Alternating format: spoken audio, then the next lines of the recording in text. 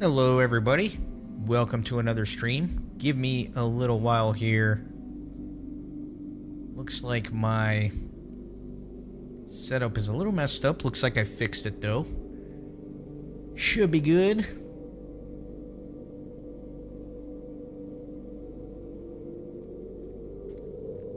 Alright, yeah, welcome back. Had a little bit of a shorter stream last night. I got super tired, but do a few hours here today. We're going to be doing some exciting things. We're going to be continuing the epic storyline, of course. And then I will want to be showing off a few other things. I actually went ahead and I bought a premium house on my main character, on Kippen. And that's going to be really exciting. Why is it going to be exciting? Well, I have the travel to premium house now. Look at that beautiful cooldown. 1 minute. So that way I can move around the world of Middle-earth a little bit more efficiently, right? Just a single minute and I can travel essentially anywhere, which is going to be great. I'm so excited about that. Let me actually set my milestone here. Excellent. And then I do have... Actually, where's my little Noldor thing? There it is. So I have the Noldor stuff that I would like to show off at some point in the stream as well. I'll probably wait until we have a few more people on stream before I do all that. So for now, I am going to continue the epics here. Now, I came to realize that I thought there were only 14 books in Volume 1. There are actually 15 books. So, for what that's worth, we're going to be playing the captain a little longer than we thought. For now, though, I have to go kill some poisoners, some jailers. I'm just going to ride on over there. Hey, J.R.R, welcome in. Yeah, you know, at this point, the bottleneck is not level 50. The bottleneck is the arbitrary decision that I made that I kind of regret, but I'm too stubborn to go back on, of finishing Volume 1. I think that's the real bottleneck now.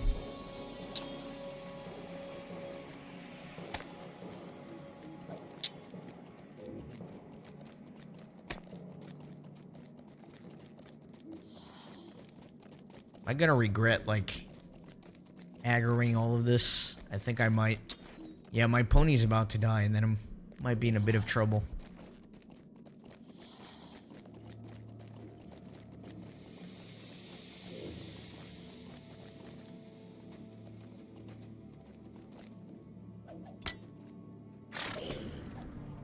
Yeah, no, I got too many on me. I'm gonna die. Oh, what a start. What a start to the stream. Oh, I'm so screwed. Look at the mini-map. It's just 10,000 enemies all around me. Yeah, well, that's a start to the stream, huh? Whoops. I'm gonna wait for an opportune moment to revive here.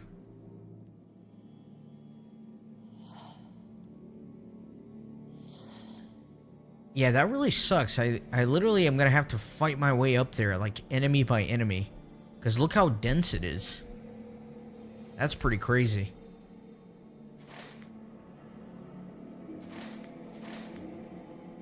Yeah. Alright, I think now is a good moment. As good as any.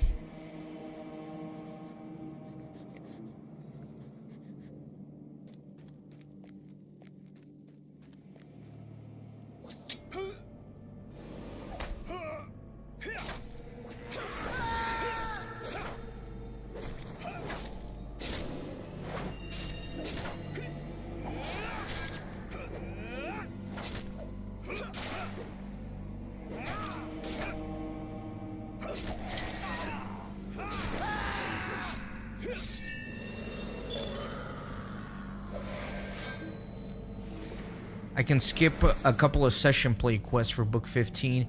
Yeah, I mean, you might have gotten here a few seconds after I said that I actually bought a premium house on my main character that's going to give me a 1 minute cooldown to be able to maneuver more freely now on this character. I wish I had done that previously, right? Before I did all these running around quests, but just having access to a global stable that will allow me to travel more efficiently, I think that'll make a big difference for these epics. I should probably summon my little guy here. I didn't want to summon him initially because I didn't want him aggroing a bunch of stuff.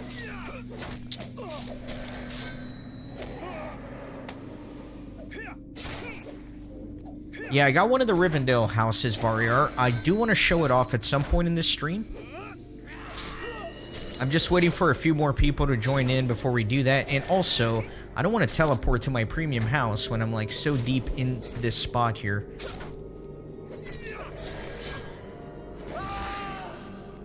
Alright, let me summon my little guy. I also did get rid of the Oathbreaker cosmetic for my Herald just because the non-ghost version, he just looks like the Renaissance gaming character guy a little bit, right? He's got like the monastery monk look to him, so I thought it would be kind of cool to keep him like this. I should probably update the thumbnail. Yeah, J.R.R, I went all out. I got the most expensive premium house in the Rivendell neighborhood. I think it's 2 Torrent Way, I think. It looks really cool because it has like a really nice view of the Rivendell Valley on it. But anyway, we'll get to that. We'll get to that. He does need a proper name. I am taking suggestions. We'll go Renaissance Gaming for now, but I will take suggestions.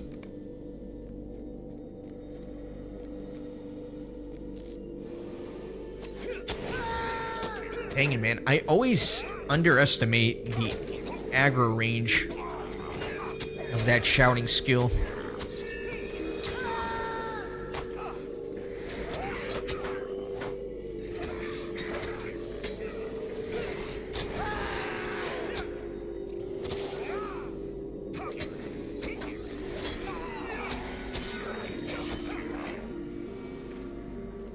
It's gonna be slow going to get to where I'm going here, but there's no way around it. This area is just so dense.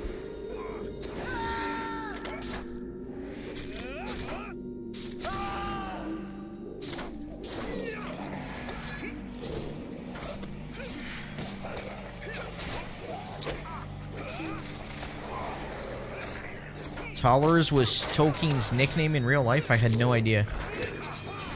I wouldn't call myself an expert, but I would say I'm above average with like my Lord of the Rings, Tolkien trivia. But that is the first time I've heard that one.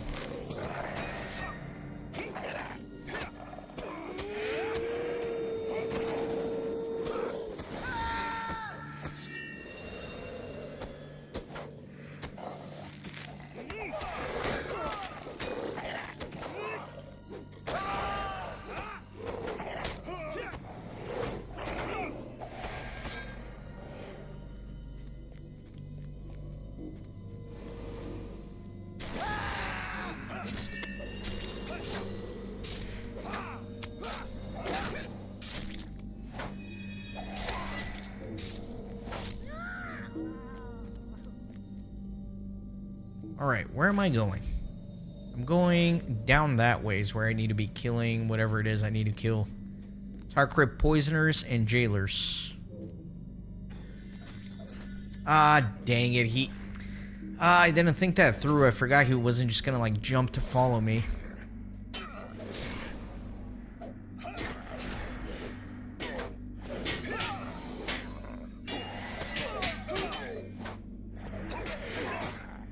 Now I'm gonna have to... Alright, that guy turned around right before, so that's good. Hopefully I can get some more of the captain pages from these guys. I'm still struggling to finish those.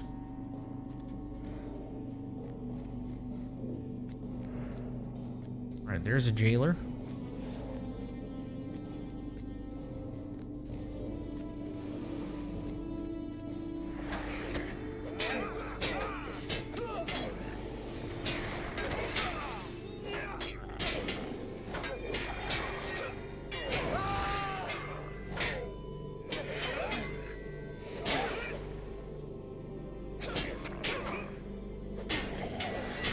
How's your weekend going, J.R.R?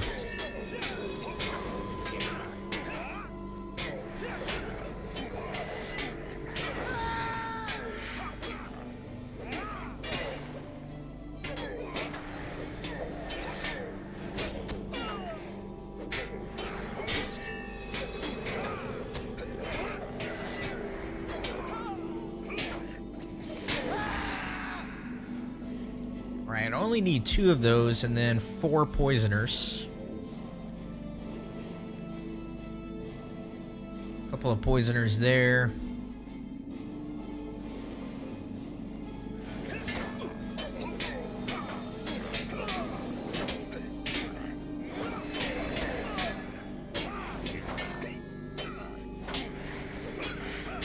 Oh, nice. You and your sister and mom for Mother's Day. That's good. Having the family together for that. That's really nice and important. Yeah, things are good over here. I'm just a little disappointed with how quickly my Saturday has gone.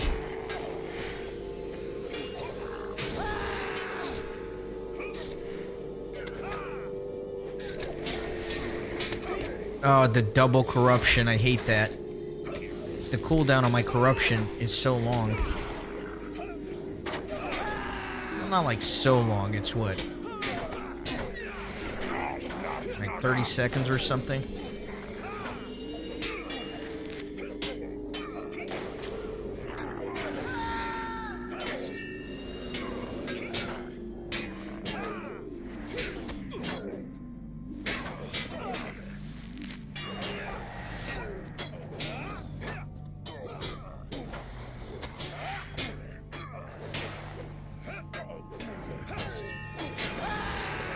Alright, now that I'm done with the jailers, I think I can just focus on these poisoners and get out of here. Let me see about aggroing both of these for some AoEs. If they'll group up for me.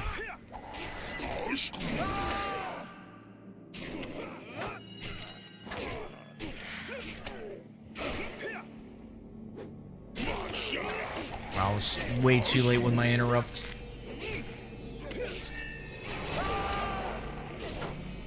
Hey, Sweden man. It certainly does seem like every class has a few shouting skills. J.R.R, I am indeed in Glamdring. Yes, I am. I'm loving this server. Ever since the merger, I love Glamdring because I noticed such a huge difference in just the activity in the server. Like, I always see players all over the place. Especially around the big hubs. Like, if you go to Bree, it's just crawling with people. Or you're, like, in some weird remote area of Middle-earth and it has a bunch of people as well. Like, I'm sure you saw, like, I'm in this remote corner of Karn Doom and we just saw another player ride by a few seconds ago.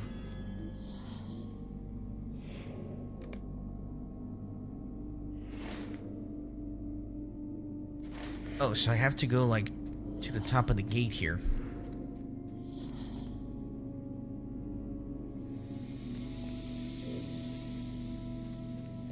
All the way up there, maybe?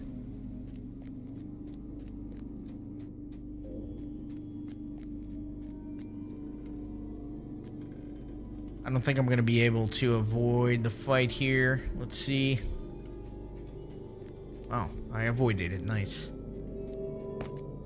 Nope. My stupid herald.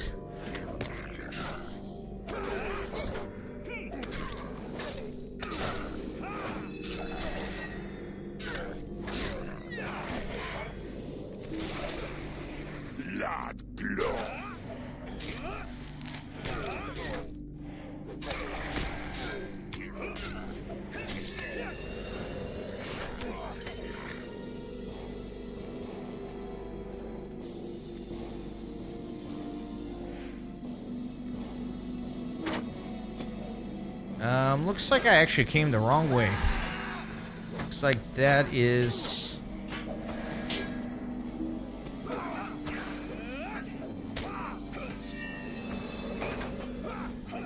Yeah, this guy, I don't really need him for anything. I'm barely damaging him.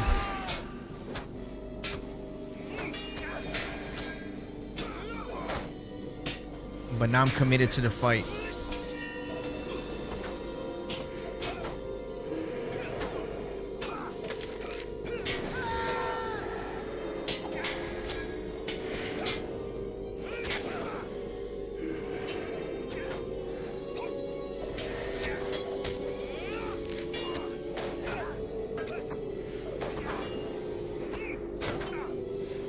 This fight is not going well.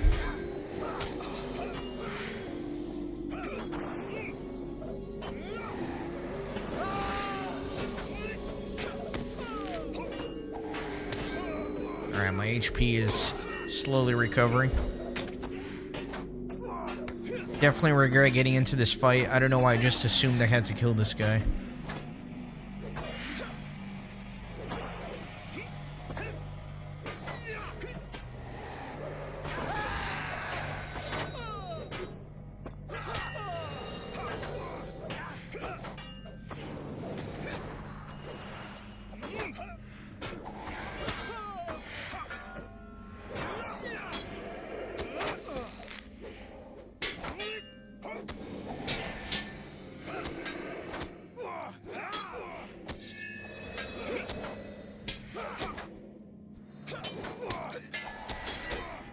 Definitely a long battle.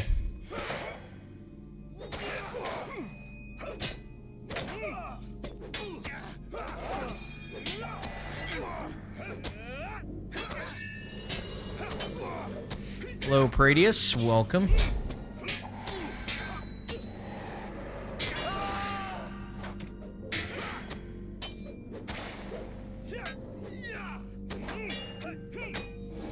Probably read this. I'm looking for a specific character here. Lozadurk. Somewhere in the gatehouse. Has 2 torches in front of it. Alright.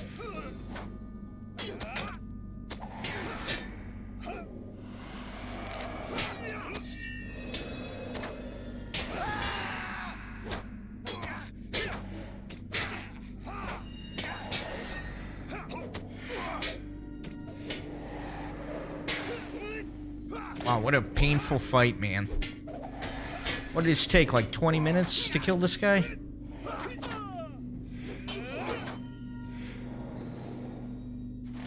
Alright, so I guess he should be, like, through there, it looks like.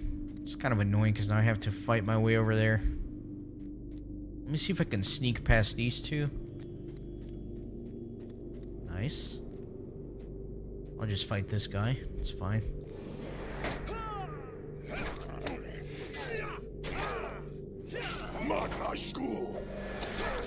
Although it looks like I'm going the wrong way again.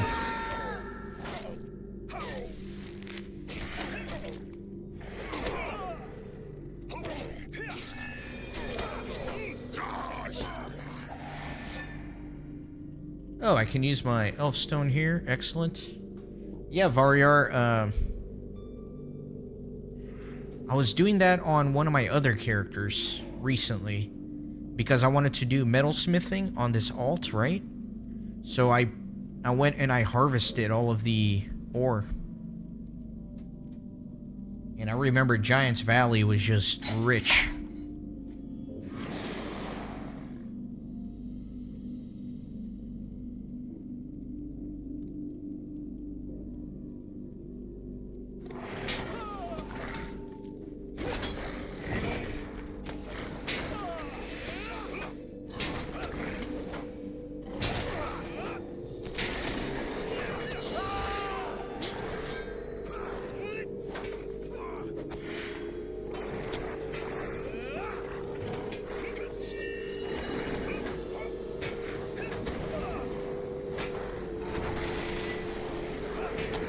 I'm just eating these Eyes of Sauron. It's easy to stop caring about them after a while.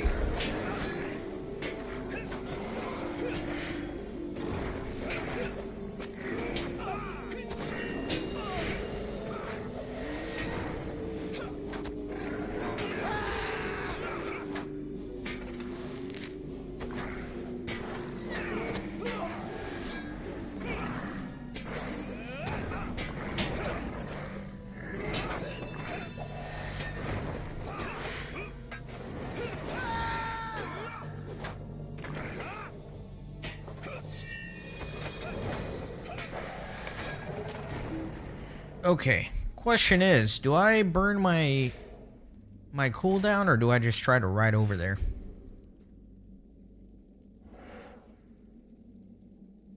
I kind of want to burn my cooldown. Screw it. At least it'll get it on the timer, right? That way it just kind of starts rolling.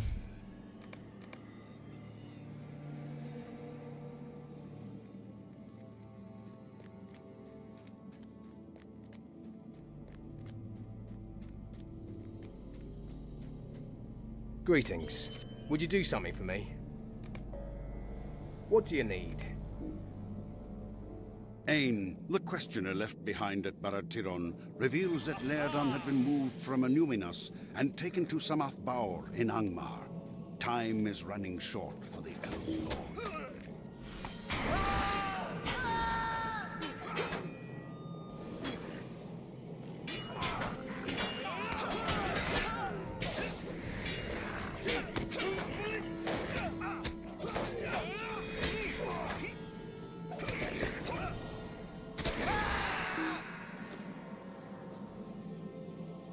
I think anytime you run over one of these corpses, you get these little creepy crawlies. So if I can, I'll try to avoid them. Although I'm getting good experience from just fighting enemies.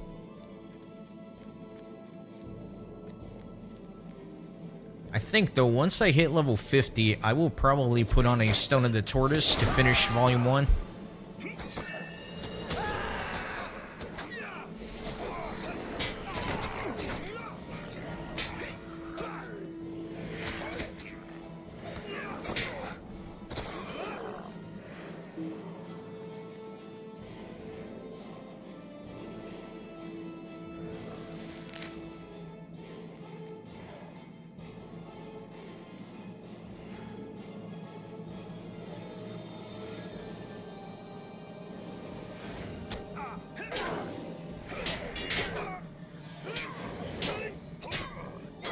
I have not rolled yet, J.R.R. I think because I kind of want to split up the streams, right? I don't want one of the streams to be like half me finishing the captain and half me starting another character. I think probably what I'll do is once I finish Volume 1, I'll do another stream on the captain where I do some challenges on him. Like, I might try to solo Urgarth and Karn Doom or something like that. And during that stream, I will roll for the next character in anticipation of the subsequent stream where I'll finally start the second one. That was a very convoluted way of explaining things, but hopefully that makes sense.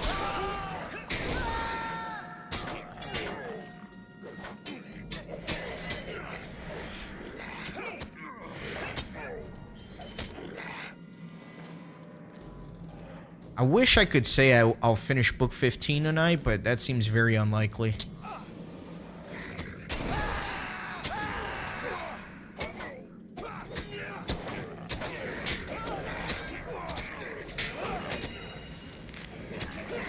I'll tell you what, Paradius. I will definitely answer your question. However, before I do, I am curious as to what people think. What do you take me for? A healer? A tank? Fighter? A rogue? Mage? What do you guys think? What is the most Renaissance gaming class?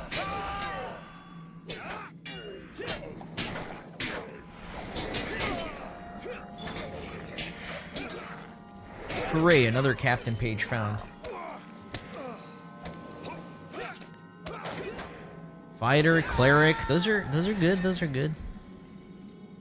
I think though you guys are limiting your knowledge of me to my Lord of the Rings Online playthrough. I think if you kind of look at the games I play more broadly, there might be a hint or two. There might be a hint or two.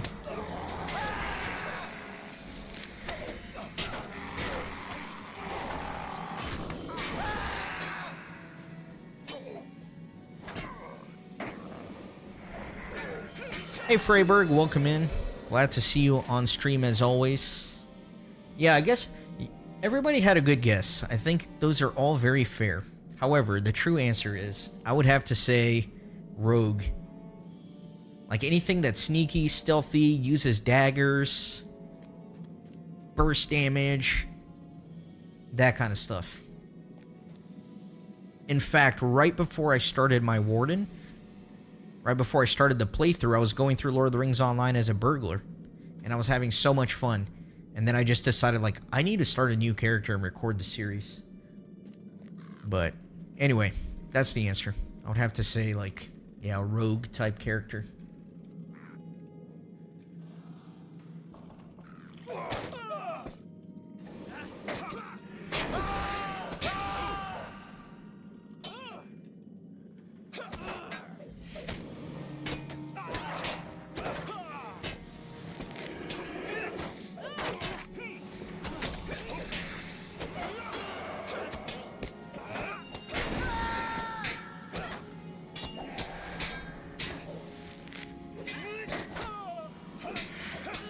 I want to say my original character. So when I first started playing the game, my original character was a minstrel.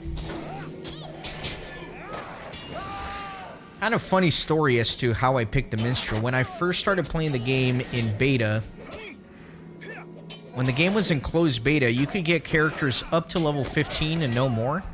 So I thought, hey, let me get all of the original classes to level 15 and see which one I like the best. So as I was doing that, I had a friend who was playing the game with me as well. And he played a minstrel. I forgot what class I was playing, but then once we both got to 15, we decided to duel each other. And he just absolutely smoked me, because if you're looking strictly at level 15 characters, like, a minstrel's gonna win a duel, because at that moment, it was like the only class that could heal itself. So he would just like heal and there was nothing I could do. And I was like, wow, this minstrel's overpowered. So I made a minstrel. That was my first character. Got him to level 50. I was doing endgame raiding with my minstrel, Helagrod, the Rift, and I loved healing in groups. I had so much fun with that. And then they started like kind of playing around with the classes. The minstrel wasn't very good for solo play at all. They tried to do like the Warcry stance that helped a little bit, but it was still primarily a healer, and it just wasn't very conducive for solo play. Took a little bit of a break from the game. Came back to it, and I thought, you know what? I think I'm going to make a new character that I can more easily solo with. I'm going to go with a burglar, because that's what I like. So then I made a burglar. Got him to like level 95 or whatever. Decided to do the series and started the warden. That's the history of my Lord of the Rings Online adventure. It's a lot of rambling.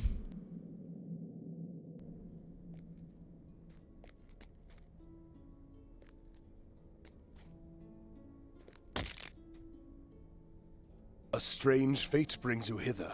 Alright, what do we got here? So these gloves are a little bit of an upgrade. The necklace is not much of an upgrade. I'll go with the gloves.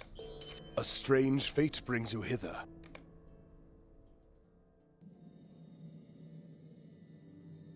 Where are the gloves? Right there.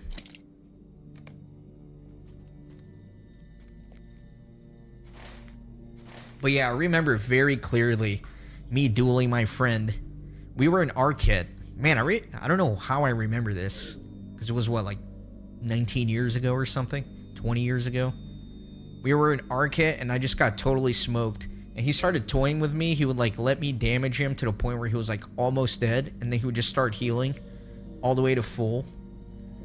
And I was like, what is this minstrel thing? It's so good. I had no idea, but What do you need? I decided I wanted it. Stay a moment. Alright, what's next here? What am I doing? I think I'm going all the way over there.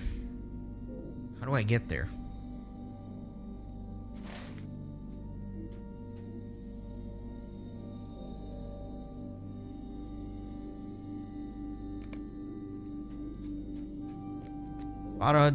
Durgul to the west.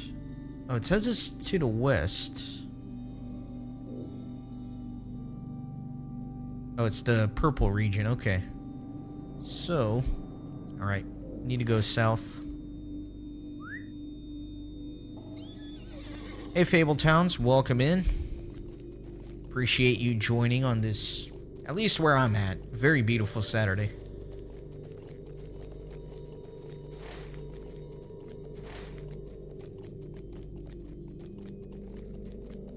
Looks like somebody might have just come through here and cleared this path.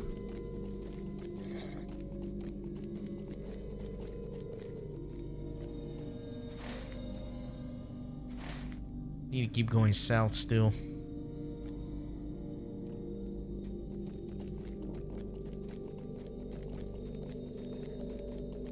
it's still like super dense with enemies. Just gonna try to get as far as I can. Hopefully I don't die again. I really don't want to like fight my way through all of this though. That would take so long.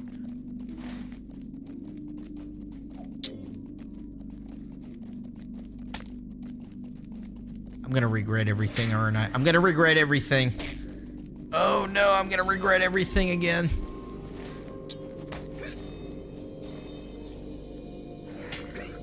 Oh boy, I hate everything. Yeah, I kind of have to fight my way through, but that's so ridiculous. Look how many enemies there are. To fight my way through this is going to take 3 hours.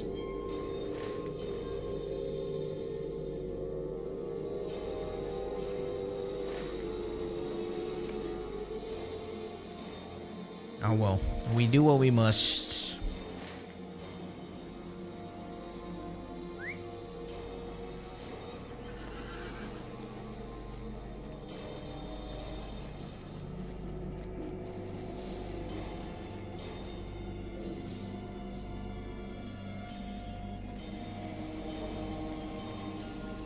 Yeah, Freyberg. Towards the beginning of the stream, I did it the first time for the first part of the quest, and I was able to get like my free once per hour revive or whatever. But obviously that's on cooldown now. And normally, like, fighting your way through is not the end of the world, but on Landscape 6 difficulty, it is the end of the world. It takes forever. Yeah, like even here, I guess I just like have to start doing it. Dang it.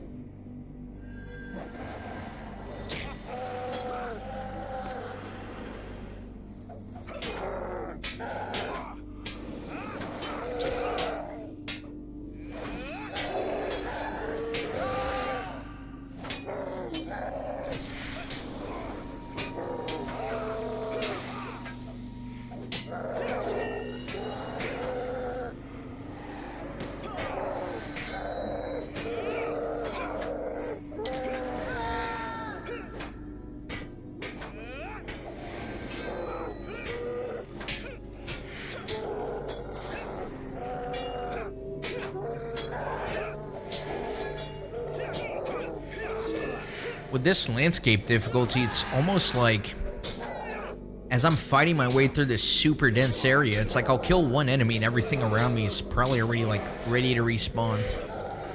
Greetings, traveler. Will you stay a moment? Hey, Camera God. Thank you so much for subscribing to the channel. I really do appreciate it. Welcome to the monastery.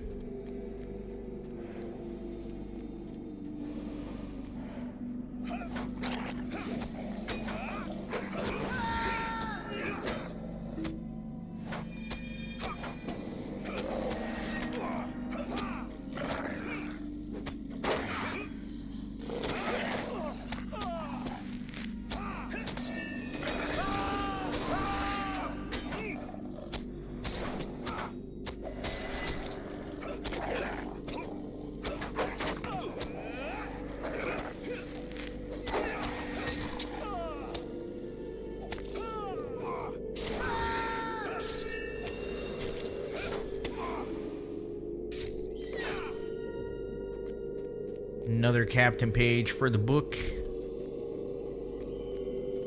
God, of course he's like... Yeah, it's gonna be a painful journey to the other side here.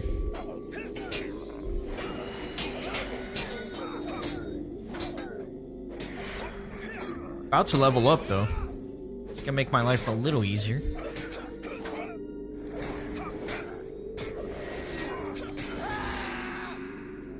Much experience. Probably like one enemy away. Yeah, I need 24 experience for the next level.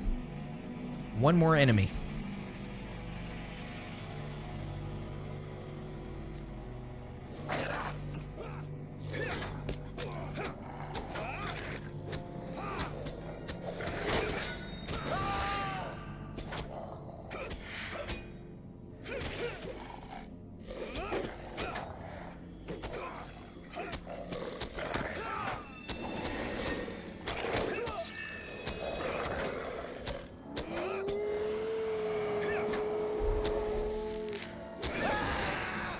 we have it, ladies and gents. Level 49, one more to go. But remember, I made the questionable decision to change my goal to not level 50, but end of Volume 1. I think I definitely could have gone to level 50 by the end of last stream if that was the only goal, but here we are.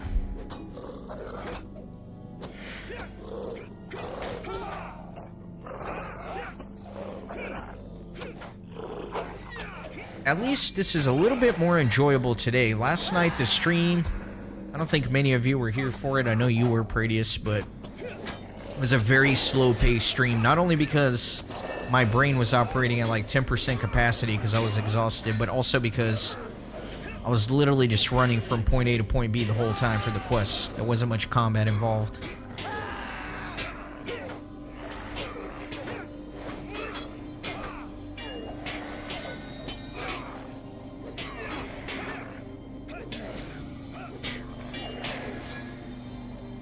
Yeah, Varrier, I think I totally agree with you. I think for the other alts, I don't think I'm going to do this. For a couple of reasons. Number one, it does take a very long time, right? And a lot of these tail-end book quests for Volume 1, you're not really experiencing your character, which is like the whole goal of me doing this. You're just like running from one location to the other. You're not really engaging with the landscape, fighting enemies, which is really what I want to be doing to get a good sense and flavor of all these different characters that I'm trying out. So I definitely agree with you, but you've been watching me for a long time, and you know that I am a very stubborn person. So once I like make my mind up on something,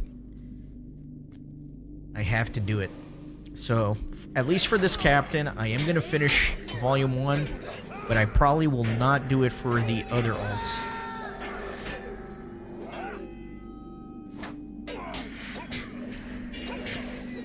I know, you guys are like super excited for me to bring up my roller and let it randomly pick my new character for me. I'm super excited about that too. We all want to see it, but it's going to be a little longer. It's going to be a little longer.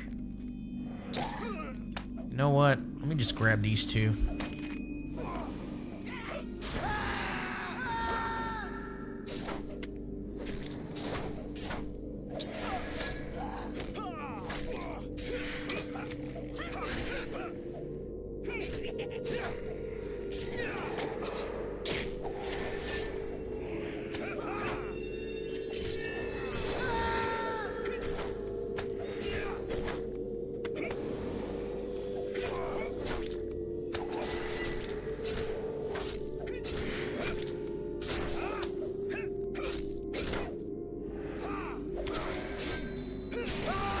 Ah, oh, dang it! I can't believe I did that!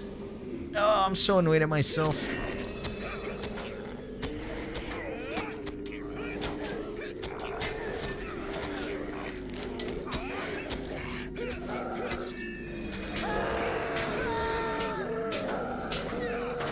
I mean, let me ask you guys this. If I'm making all these characters, is there a point to actually completing Volume 1? In terms of just like general character progression?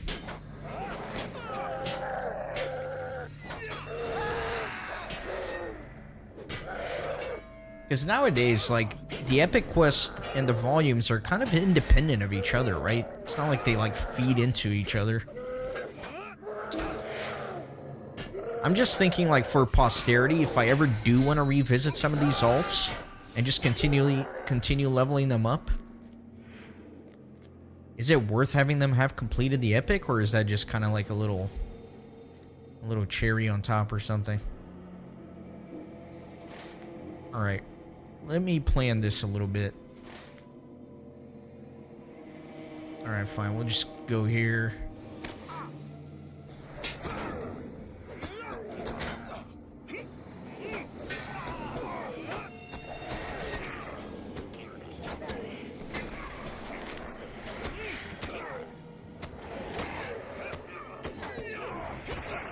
Yeah, I mean, let's say I have like a level 160 character, a maxed out character that never completed Volume 1. That doesn't really matter, does it? I guess that's what I'm trying to get at.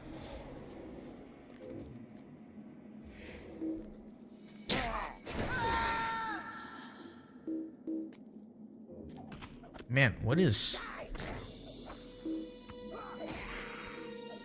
I don't know what is going on. It's like telling me I have to face the character. I was like facing him immediately. Something's a little buggy right here.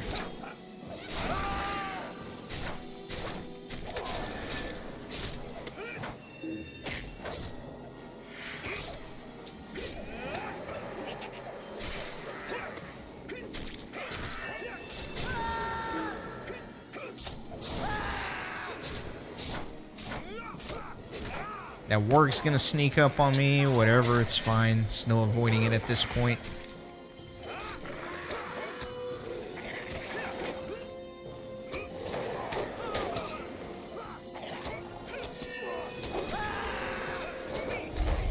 Alright, from character progression standpoint, no, so... Yeah, I guess it doesn't matter, but... I don't know, now I'm even reconsidering finishing on this guy.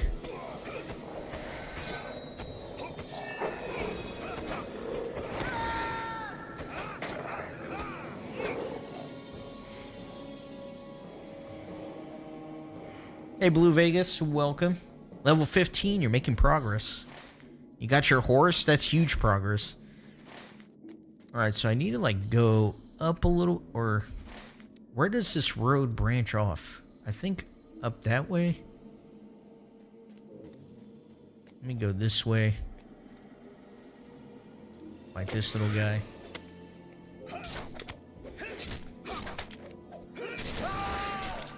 Yeah, we'll just do it for Barcombe. The bastard son of Barleyman Butterbur. He shall see the end of Volume 1.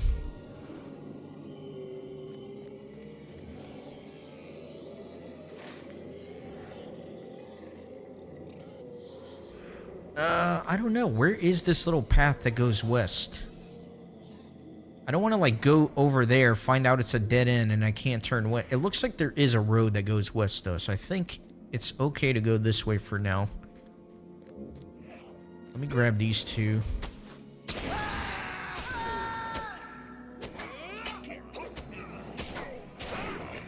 I mean, the story is fun, you're right, Varrier, if you're experiencing it, right? If you're engaging with it.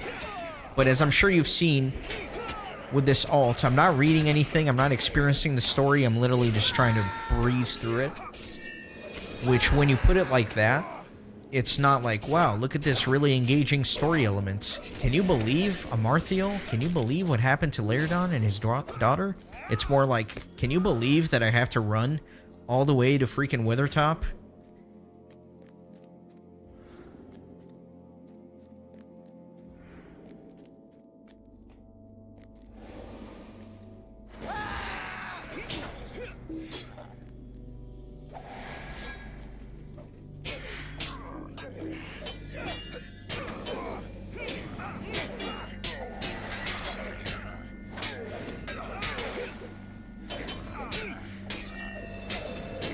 Yeah, honestly, I mean, if I'm using my main playthrough on my Warden to engage with the story, there's really no point in doing this on the alts. If I need the epic quest for something and I'm just trying to level these characters up, I could always go back and do them later, you know?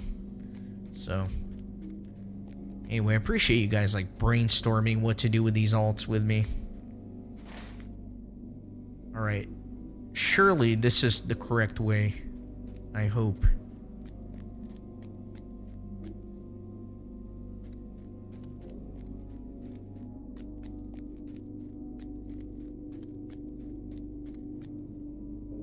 Ah, dang it. Really? That's what aggroed on me? Now I have to, like, go around and fight both of these. I don't know how my little guy got up here.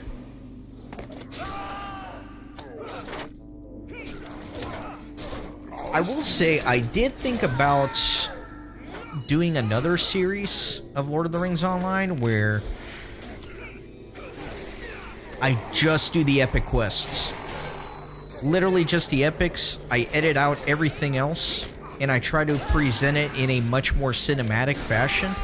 I did think about doing that at some point, but that's definitely not happening in the near future. If ever. I don't know, just an idea I've once had.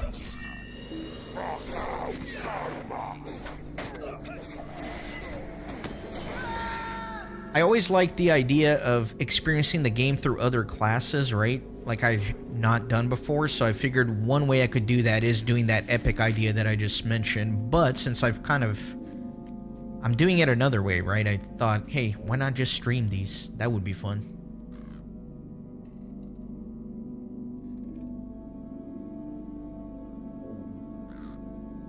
Hey, Oscar, welcome in. Yeah, maybe I should do Before the Shadow. I'm just like a little bit stubborn, as you know. And I thought I don't really want to do content on these alts that I haven't done on my main character, but maybe I just need to get over that and just do it. It's fine. Okay, I feel like I've really lost my way here, and I am not precisely going the right way. I need to find a way to go south somehow. But there doesn't seem to be a way south.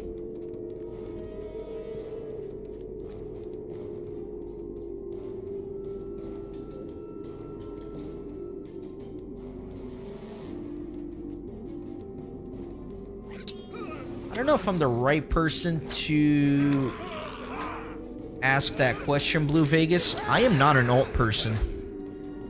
I've always been like, let me just focus on one character and do everything there is to do in the game on that one character, as opposed to making a bunch of alts. And I know the hypocrisy of that statement as I'm playing an alt as we speak, but this is something new for me.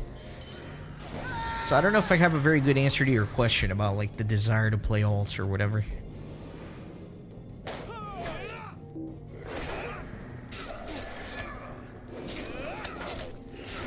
But I will admit that maybe I've been missing out, because I kind of gave a little speech on last night's stream about how, although I am having a ton of fun still on my main character and doing the main series, I have been enjoying playing through these alts a little bit more. I've been just, at least for right now, having more fun with this than the main content. My objective, RER, is collect the Watching Stone Orders, which seems to be a little south of here. Only 180 meters south. Go west through the gateway and then work my way south. Okay. I will try that. Yeah, Oscar. Again, I'm gonna let it be randomly chosen which character is up next, because I just think that's like kind of exciting and a lot of fun for it to be randomly picked. But Bjorning is definitely on like my short list of what I hope I get. I think I will have a ton of fun on the Bjorning. You mean through this gate here? This doesn't look right, because I don't think I can turn south there. In fact, I don't think I can go south at all. Actually, maybe there is a little path after the gate. Nobody say a thing. Nobody move. Here's the map. I'm trying to go here. It looks like, I don't know. There's like a little road here, but there wasn't a path south. I don't know. Let me go a little bit further.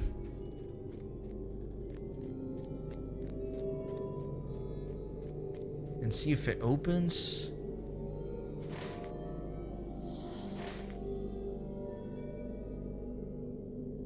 Yeah, I think, like, it looks like there's a path that way. Just don't want to have to fight this guy again. Took like 20 minutes to kill him. But I think there is nothing for it. I'm just going to have to do it.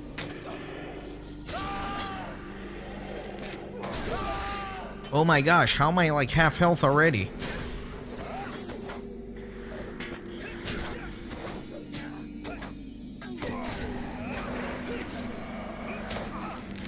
No, I need to kill the ads. I I can't just focus. Oh, this is not good. Oh, this is not good. If I die here, I'm gonna cry. It took so long to get here.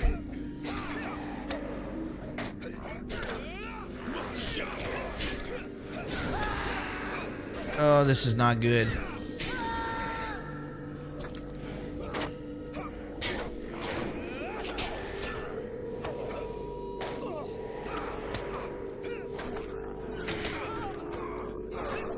Am I out of health potions? Oh, this is so bad. Oh, I can use this thing. Might help a little bit. Come on, Yellow Captain survivability. Pull through. I think we're gonna be fine. Got a little spooky there for a second.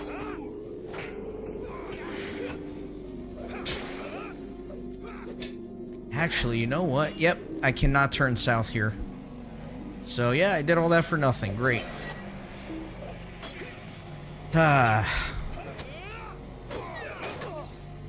This is the tragedy of getting lost in this area on tier 6 difficulty. Is you spend like 30 minutes fighting your way through the wrong way. Hey, Coco Captain, by the way. Appreciate you being here on stream.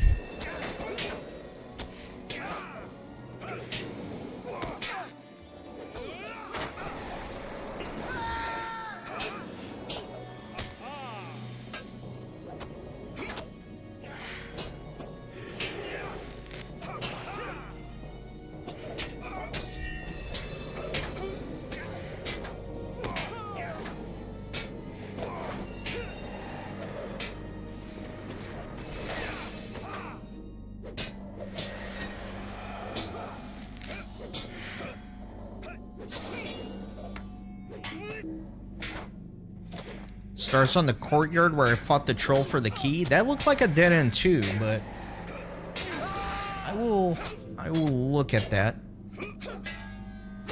Alright, I gotta admit, Coco, Moria in one session is a little unhinged. Why am I dying again? I got no heal skills. Come on. Come on, open up a heal chain. Dang it. I hate my life. Okay. Well.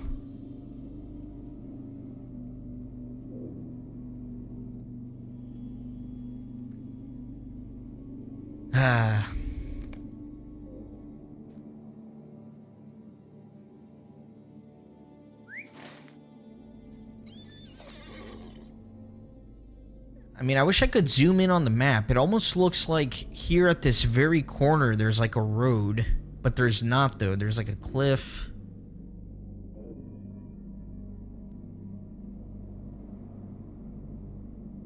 I don't know, because I just don't know how to get there.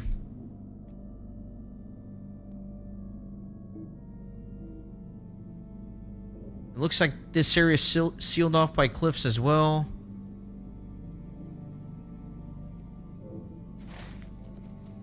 It's just a little confusing.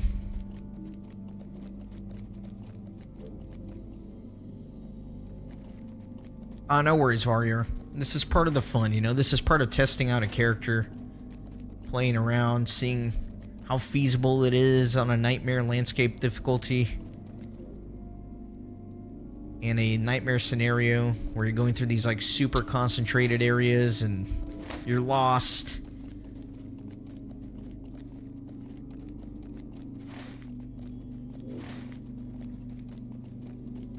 I think I'm gonna die again.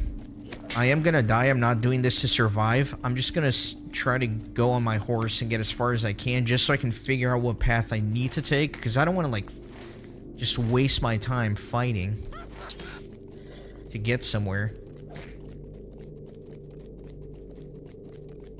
and then realize it's the wrong way.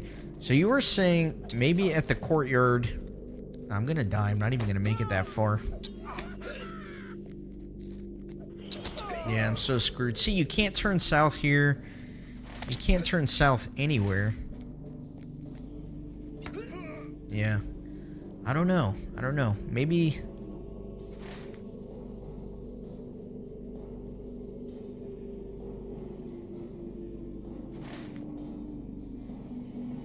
Yeah, I can't tell where to go.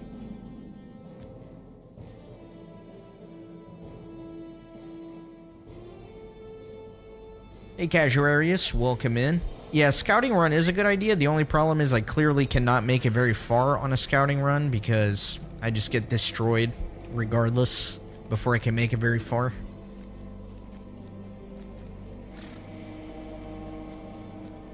Hello, Fernando. Man, you Fernandos get me confused because there's like a couple of Fernandos.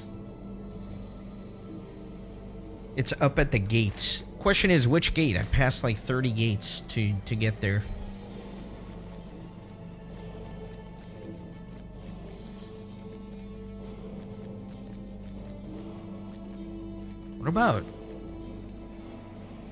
What about here? Does this let me go kind of like around, maybe? Nope, just a dead end. I fight the troll? You mean the troll that I summoned by interacting with the door, or are we talking about another troll?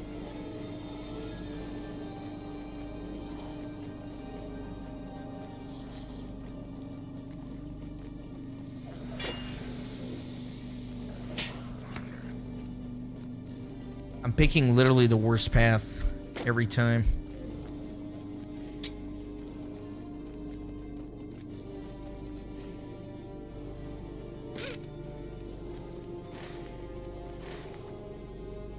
So here's the Urgarth gatekeeper. Oh, this is Urgarth down here.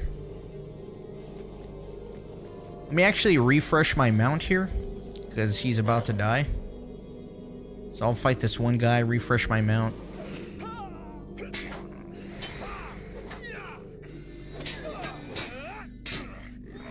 Okay, so it is that door where I fought the troll. Okay.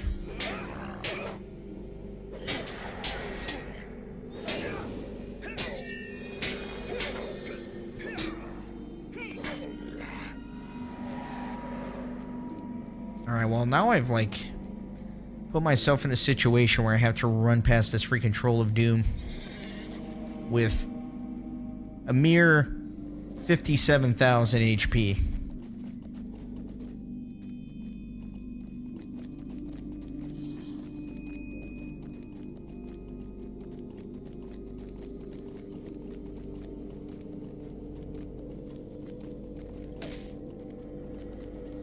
Alright, I think I will stop here. Should be able to fight these three.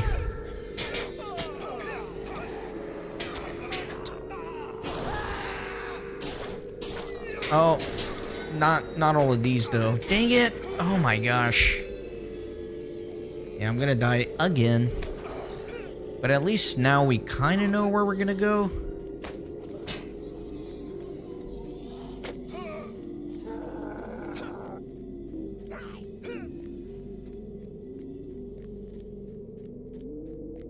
I am gonna die again, but I just kind of want to scope a little bit.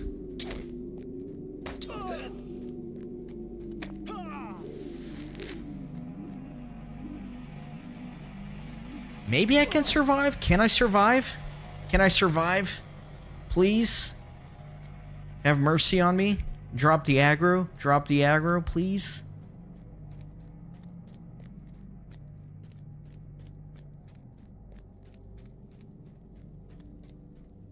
Come on, drop the aggro. I'm safe. Oh my god. I'm so lucky. I'm so happy.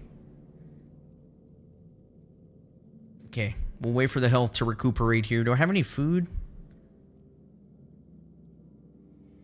Alright, we'll just eat some of that. Whatever.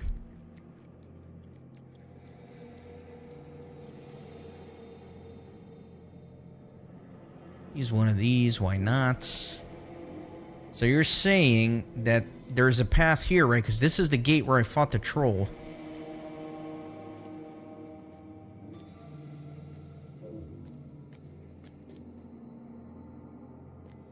I guess maybe there's a path behind this building that I'm not seeing. Let me just wait for my health.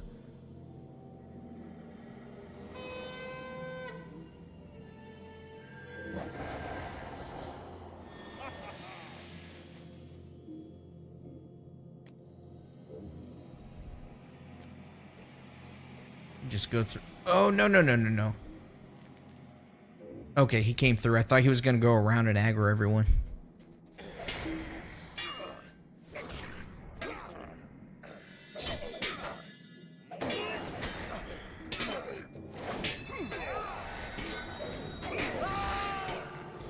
Appreciate everybody's patience with my utter incompetence. Just trying to get an epic quest done. As a reward, after we finish this quest, we'll go check out that Rivendell premium housing and also the Noldor gift package.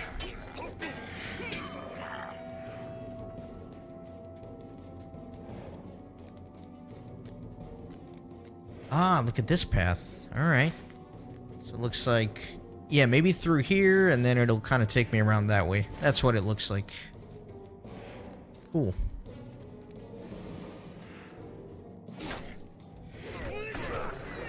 Kind of sneaky, man. This is a fellowship quest, by the way, I believe. Yeah, this is a fellowship quest.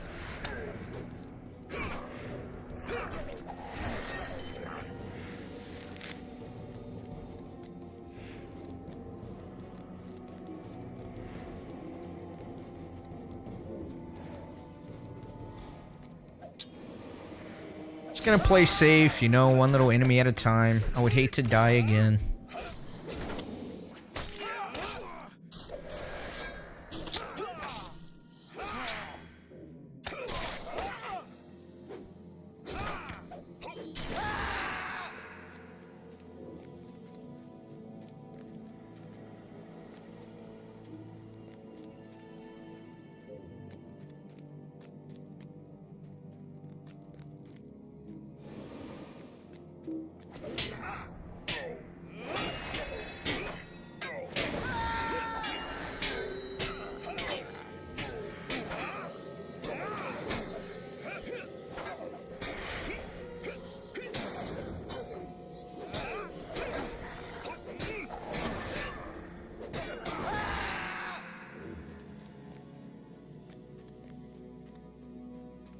Alright, at least it's not as dense up here. I can actually make movement progress, you know, without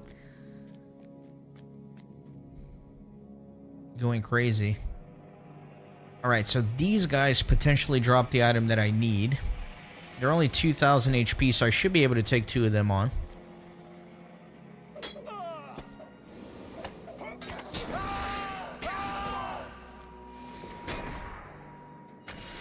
little bit of lag.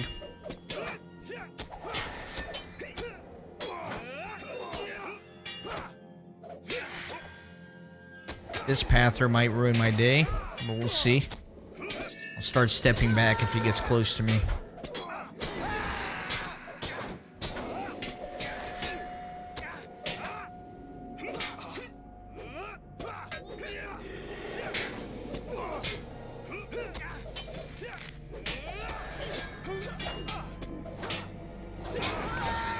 Nice, got what I needed.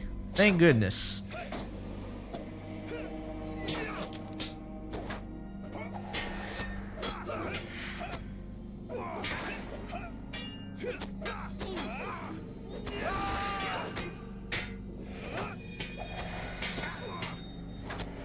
Alright, so for those of you who missed it earlier, I did go on my main character and I purchased a premium house at the new Rivendell location, which, number one's going to be really cool because I do want to get into housing a little bit more to display my trophies of war for my main series, but also I think it's really going to help with this alt thing that I'm doing because, check this out, travel to premium house, 1 minute cooldown. So that will allow me to transport my alts super efficiently through Middle-earth because I could essentially travel to my premium house and then use the stables there to go to most places in Middle-earth. So, instead of running back, I'm going to show you guys the new premium house. We'll just check it out together. I haven't really looked at it, admittedly. I just know I got the one at the address that I wanted. It's the most deluxe, the best premium house in the neighborhood. And look at this. Look at the yard space. Look at the yard space. Spectacular. For those of you wondering, this is the one I picked. I believe it is 2. The number 2 Torrent Path is the address for it. Yeah, I know I can get back to where I need to go for sure.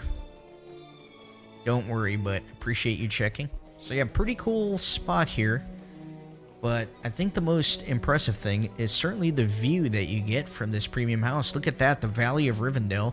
Unfortunately, there is an invisible wall here, so you can't get like too close to the ledge. That is a beautiful view of the Rivendell Valley from this house. Really nice. Misty Mountains in the back. Waterfall. More Misty Mountains. Very beautiful. Now, let's check out inside together. Definitely looks a little dark. I'll have to do a little decorating, a little lighting in here, but it is a very large house indeed. I'm just kind of now getting into the housing thing. I was so far behind on understanding housing that I really thought like just a regular non-premium housing was all that there was in the game. But with these premium houses, you can have multiple houses, which is really cool. And you have a ton of hooks, so I could potentially display every trophy, enemy trophy in the game, which I think will be cool to do. But yeah, this place is huge, as you can see. I am not good at decorating and stuff like that, so actually making this house look cool is going to be a total nightmare. Eventually, I'll do it for the main series. I don't know how I'll do it, but I'll worry about when we get to it. For now, I just kind of wanted the functionality of the stables. But yeah, this is Rivendell housing.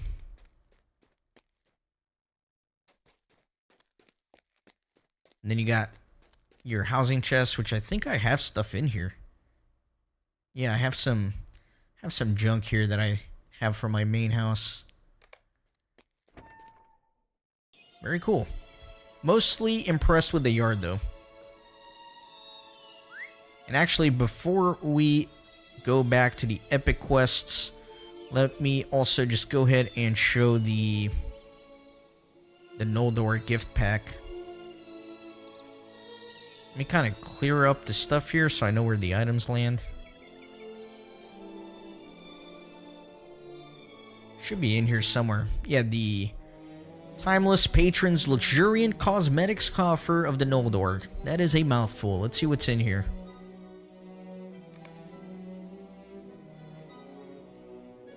Alright, so we got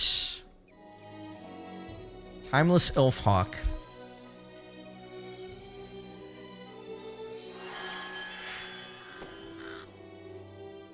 Interesting pet.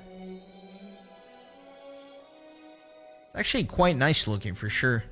It's also interesting that I can have two pets. I didn't realize I could have both of these. I also have a Timeless Steed of the Noldor. Let's see what that looks like.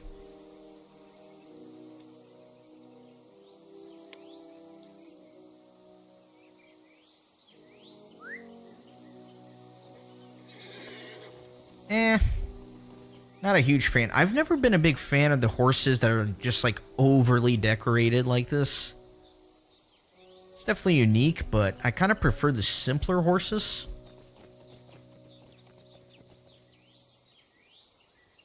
I don't know. Kind of nice though if that's your thing. What else did we get? We got a milestone style emote.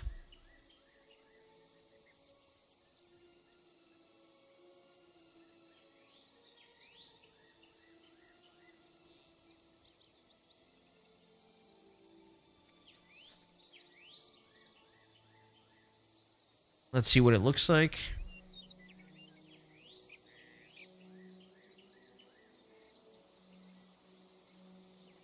Oh, wait a minute. So it says you decide to use a timeless travel style for your milestone skills. So I guess maybe the animation's different when I use my milestone skill now.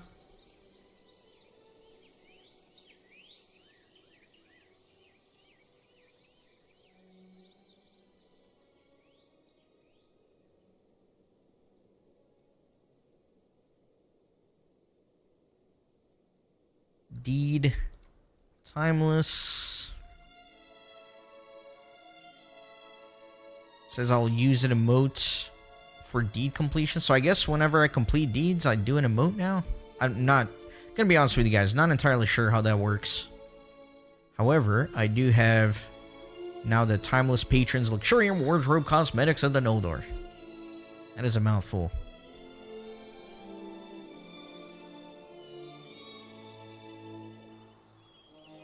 It's an interesting cloak. You get a bow, a knife. I guess if you're like a hunter or something, these cosmetics might look cool.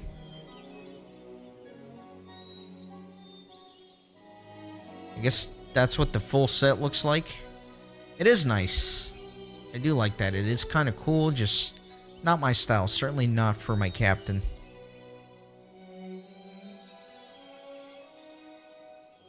I don't think you can preview the aura. How did they look dyed black? That is a good question. Didn't even realize you could do that, even though it's right in front of my face, until you pointed it out.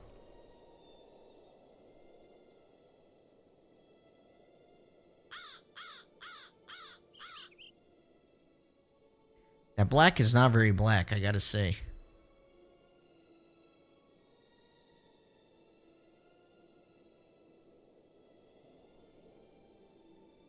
I think it looks a little bit more interesting. It gives it a little bit more contrast.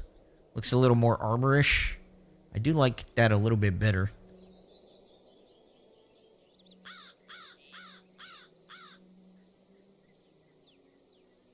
Yeah, he does look pretty trim, right? Like European style, you know? Very fitted clothes here. Hey, Blue Vegas. I am a VIP for the game, and VIPs get more inventory space.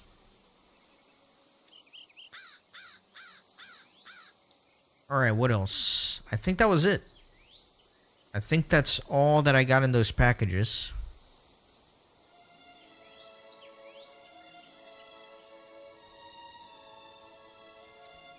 But now all my inventory space is eaten up. I always feel bad about getting like these unique cosmetics, but it's like, I don't really like them. I don't want to keep them. It's just eating up all this inventory space, so I'm like, what do I do with them? Do I just destroy them? Like, I wish I could store... I know there's like the cosmetic vault or whatever, but it's like, you get what, like 3 slots or something, and then you gotta like upgrade with LOTRO points if you want more. Let's see. Let me just open these 19th anniversary gift things.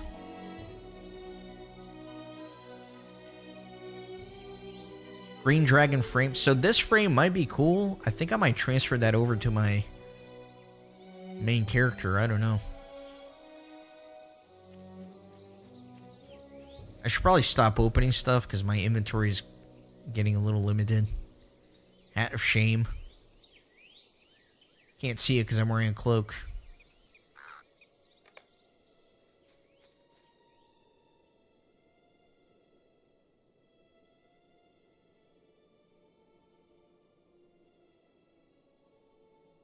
Yeah, bring it back with another character. Yeah, because these are bound to account, right? So I could potentially just make a character, open it, and then send it over. So I could just like put this in my shared storage. Yeah, so I'll just destroy these. It just always feels dirty doing that, you know? It's like, I don't know.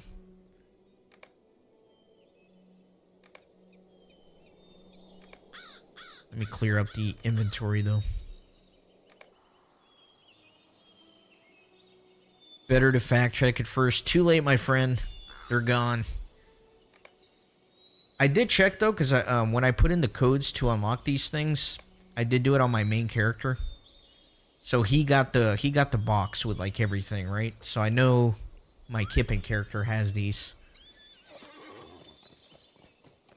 Okay, so from here, I guess the only thing about getting the house up here is it's a little bit further away from the stables.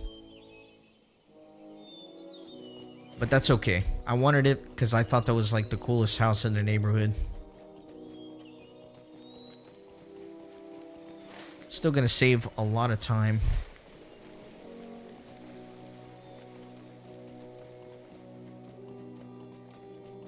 It's like my milestone's almost down, but...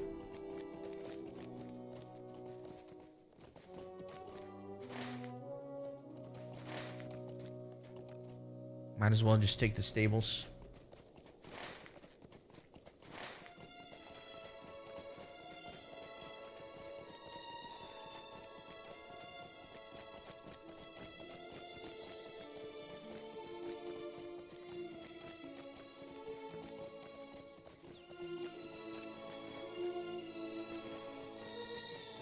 Now there's not a landscape difficulty guy here, is there? Because I would love to turn in the tasks thing.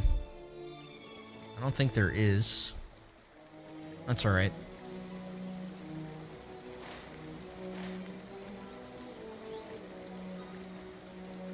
Yeah, the stables are a little far, but that's okay. Oh, wait a minute.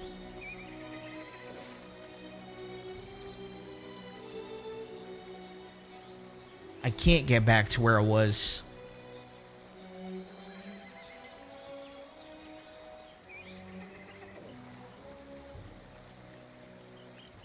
I'm an idiot.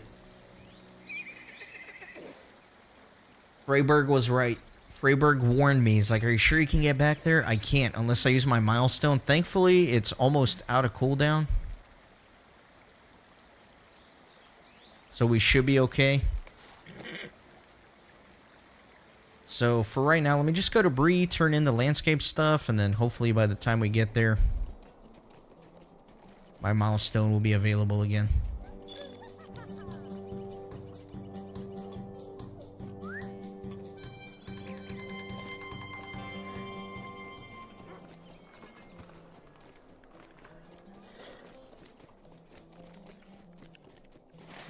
Yeah, I could have...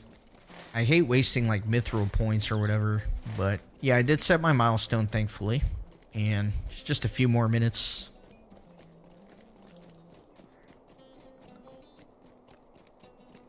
I don't know why, but when I teleported out of that region, I thought I could ride over there with stables, but there's no stable up there.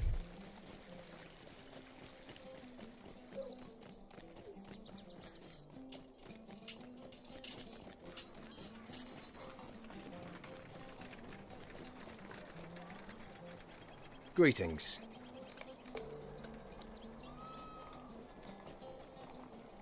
How can I be of service?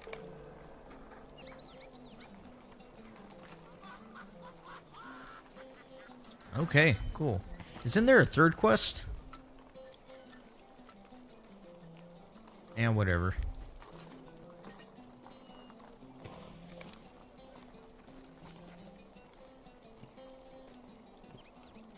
Alright. And then maybe, I guess, once I use this milestone, we could potentially see if I did get, like, a weird emote to teleport. But while I'm waiting on this cooldown, I think it's a good opportunity for me to take a quick bathroom break. I'll probably be back before the timer has even expired. Give me just a quick second.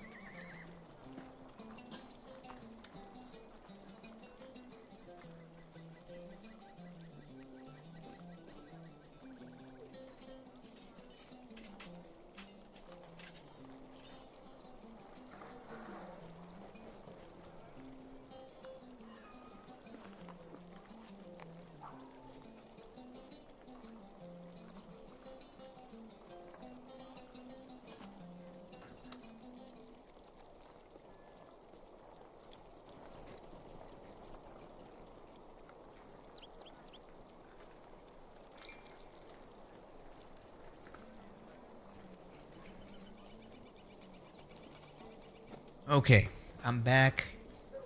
Don't forget to barter rep items here.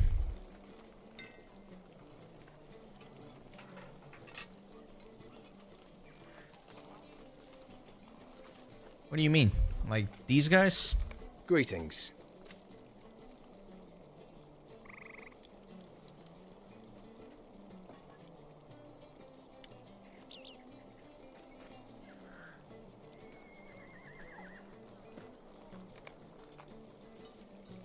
Alright, let us go back.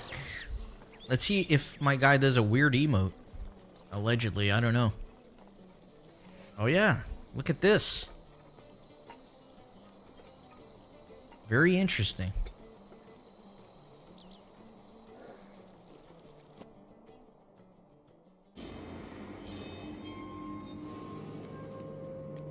I'm curious to see what the one with the deeds look like once I complete a deed.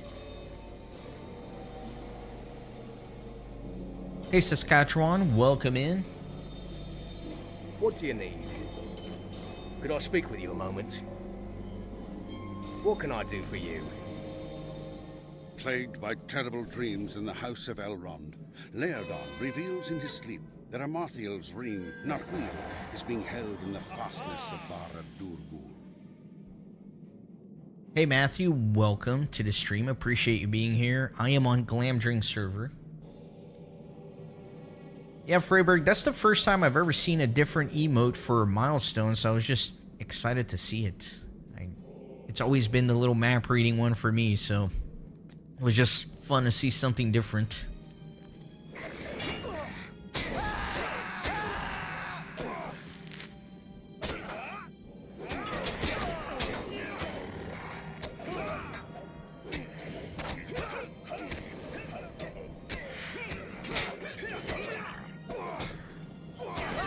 Also, I will say the milestone animation, it works well for elves and high elves, right? But I don't know if it really fits like a man or a dwarf or a hobbit.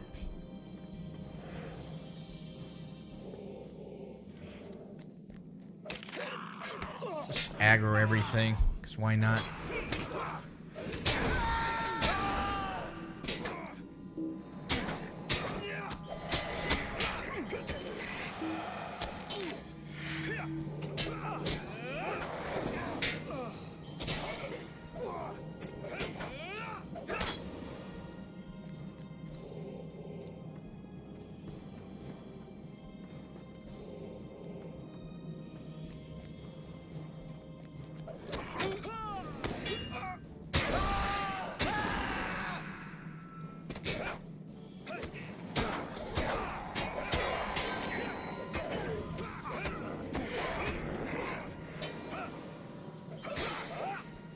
Casuarius, the initial goal for these alts was to get them to 50 and then start a new alt. For the captain, I made what I've come to realize is a regretful decision that I'm going to finish all of Volume 1 on him. Once I get to level 50, I'll put on a Stone of the Tortoise, though. Volume 1 has 15 books. I'm finishing up Book 12 right now. So, I guess the brief answer to your question is, yes, I will keep playing him just a little bit past 50. Not too much. Just a little bit.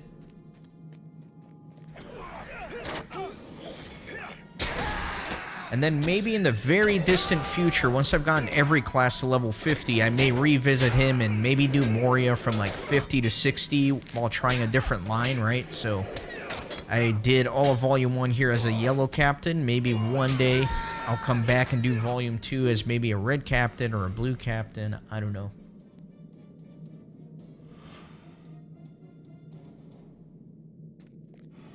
No, Saskatchewan, I haven't done legendary items yet, and admittedly, the main reason is I just don't want to deal with the headache of a legendary item on these alts right now. I just don't want to have to like research what traceries I need and figure out what a good build is for what I'm doing. I just don't want that headache.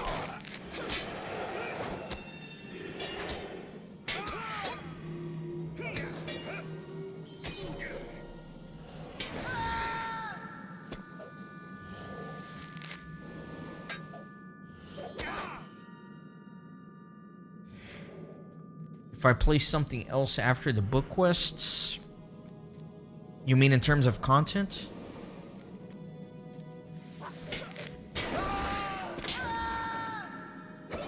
I think in terms of content, the only other thing I'll probably do on the captain is try to solo Urgarth and Karn Doom. Oh, you mean class.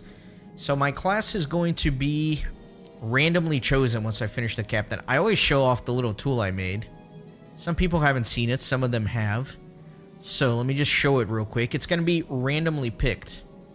So yeah, here's my little tool. I would just hit pick class, and then it'll randomly pick my next class for me. In this case, it would have been Lore Master, but it won't be. We'll actually roll when the time is right.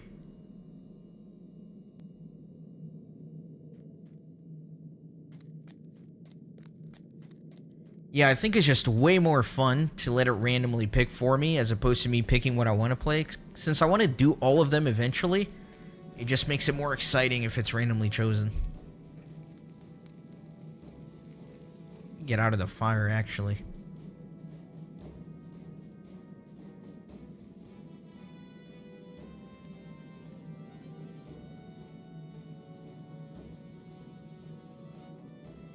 Yeah, a lot of the legendary weapon guides are understandably and obviously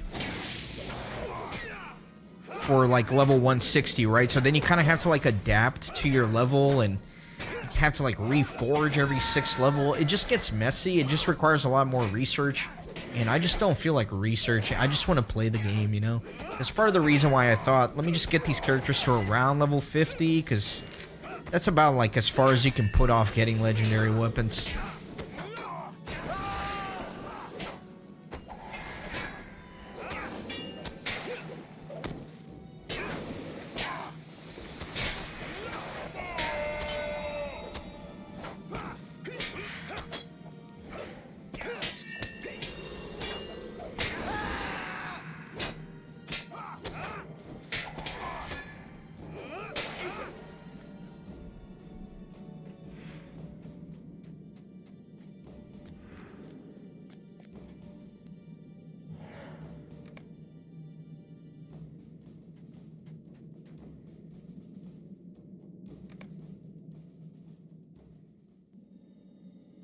What can I do for you?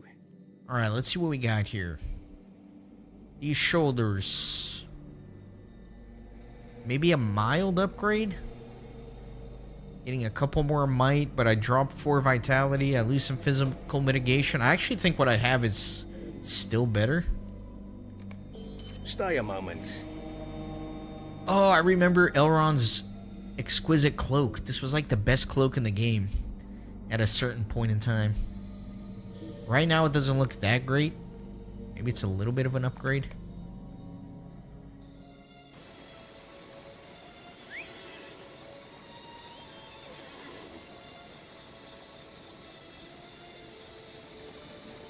Yeah, Freyberg, totally agree. I do not want to mess with legendary items on these alts whatsoever.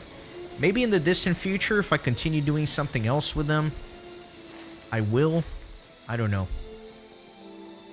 Also, since I am part of the LOTRO creator program, as part of that, I did get a gift of the Valor pack or whatever that will automatically level me up to 150. So I was thinking that for at least one of the alts, maybe one of them that I really liked, I might use that just to level them up. I don't know.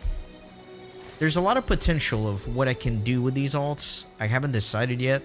I'll figure it out. First things first, I just need to get all of them to level 50, each class. And going even deeper down, first step on that is finishing Volume 1 on Barcombe, the bastard son of Barlaam Bardabur.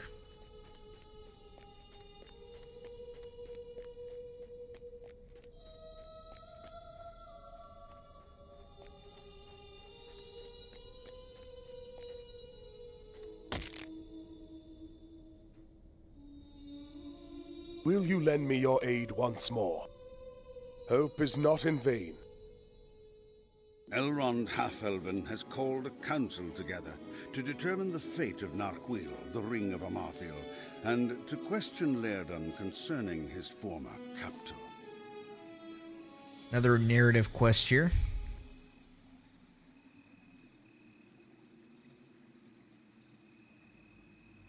Yeah, easy peasy, says Koch One.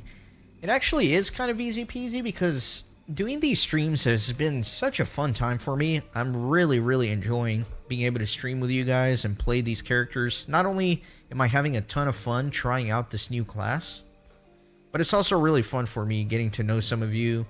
The usuals that come in here and chat, it's a lot of fun. I keep mentioning this. The problem is actually that I'm having too much fun and it's pulling me away from other things.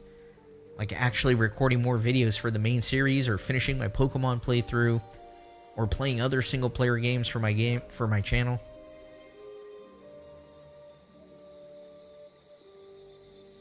But I will say that's not a bad problem to have. If your worst problem is that you're having too much fun with something, that's not a bad position to be in.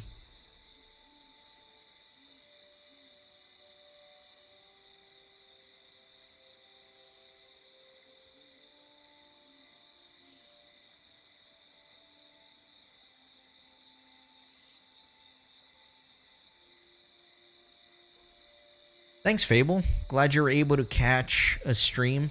Yeah, unfortunately with my streams, I'm very inconsistent. Like, it's never scheduled. There's no set time. Most of them have been on Saturdays. In the morning, in the afternoon. Sometimes I've gotten very addicted and I've done like a Friday night, a Saturday, and a Sunday stream. It just really depends. In general, your best chance to catch me live is going to be on a Saturday.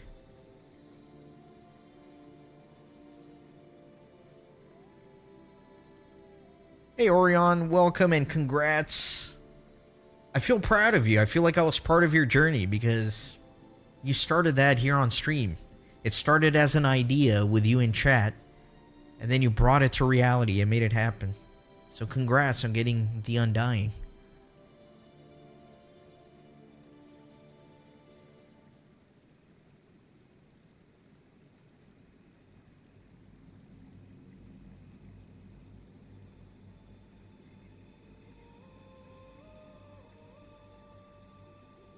That is one of my regrets, is not getting that on my main character.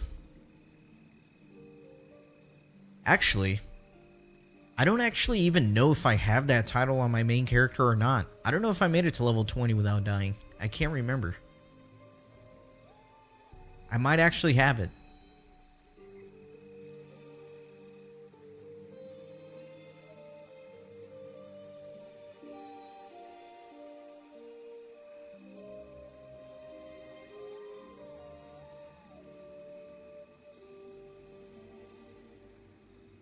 Bye, J.R.R. Thanks for stopping by. Glad you made it home safe from your flight last time. And have a great Mother's Day tomorrow with your sister and your mom.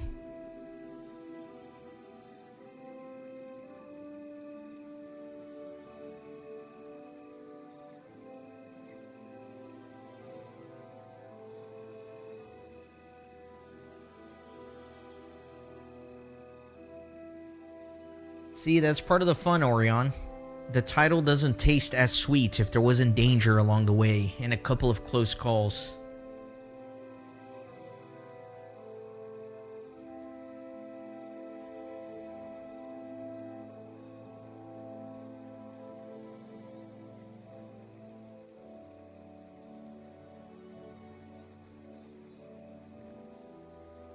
It is kind of ironic that most people miss out on the Undying deed.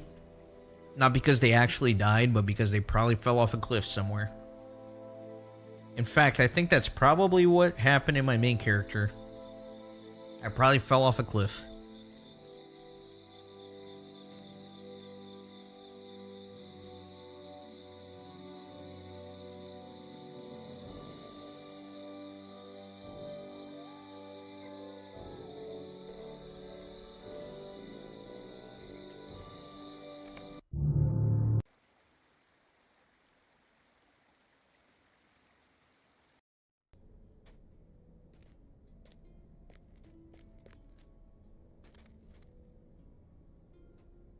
Hope is not in vain. Alright, let's see. Let me actually do a quick little math here. So I'll get 3 might, lose 3 vitality. I'll get some agility. Evade rating will improve. I'll lose a little bit of critical rating. I don't know. I think this is a very tiny upgrade, I want to say.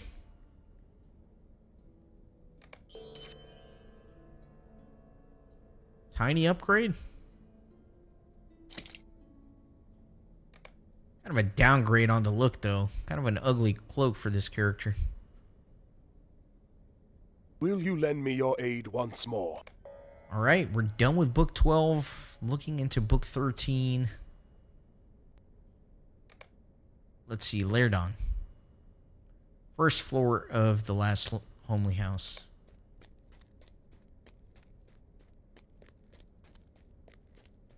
I do want a weapon upgrade for sure. I feel like my weapon is lagging behind. I think at level 50 I can probably craft myself new set.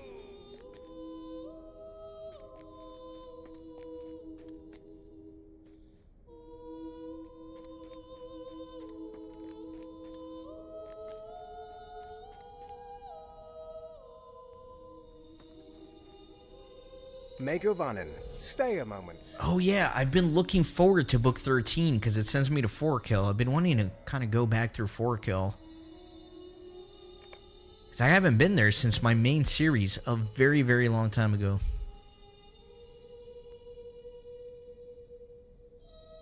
Okay, so... yeah, I need to go to Forkill.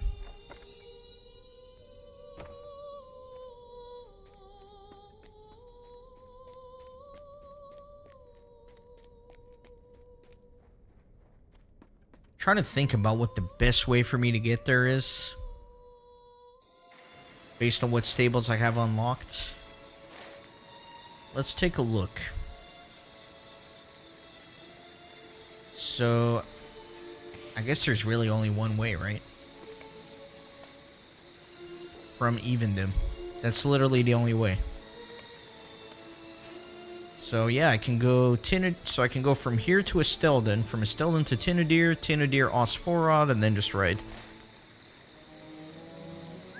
That is the path. The path and the way.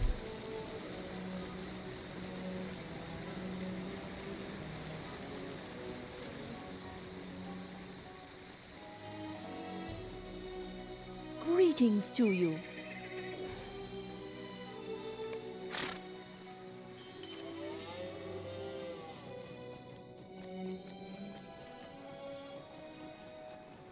Actually, I think you can go straight to Osforod from Estelden. Maybe? Not Estelden, I mean, Tinadir. What do you need?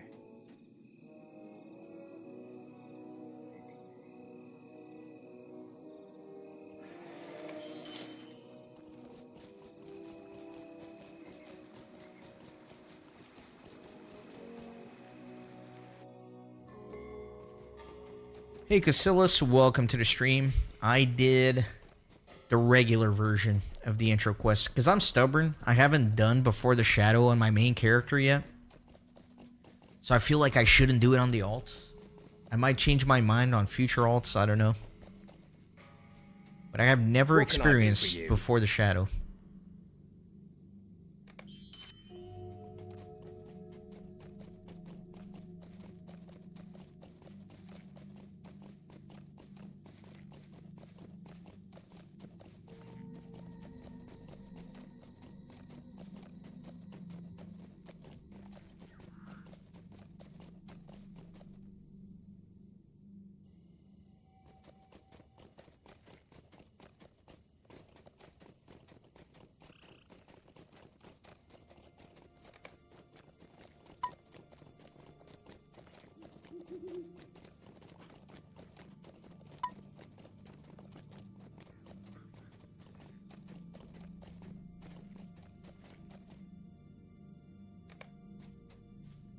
What do you need?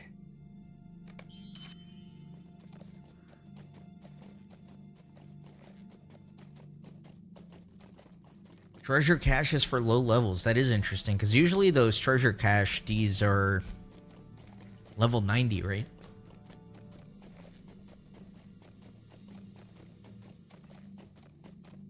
Yeah, Orion, I remember you telling me that you kind of went around the world, you know, doing all the starter areas.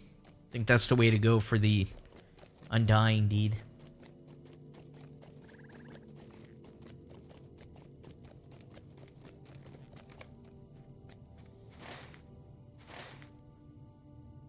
Coco, I'm sorry to have to ask.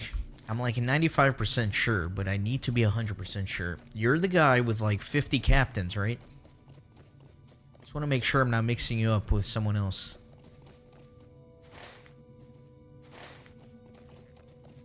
You are. Okay, that's what I thought. I just wanted to triple check, you know?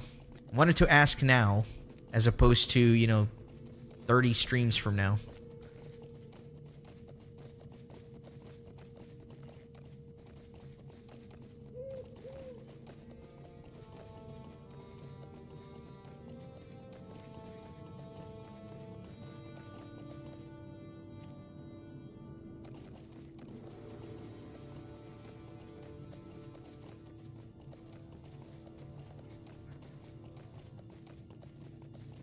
The Worgen Chetwood, the one with the collar?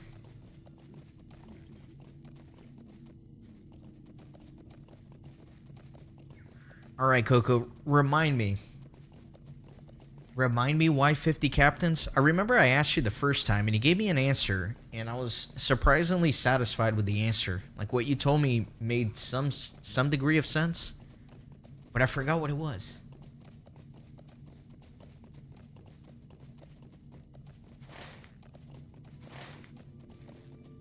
I was like, I can't think of a single reason why anybody would need 50 captains. And then you gave me an answer, and I was like, all right, actually, that kind of makes sense.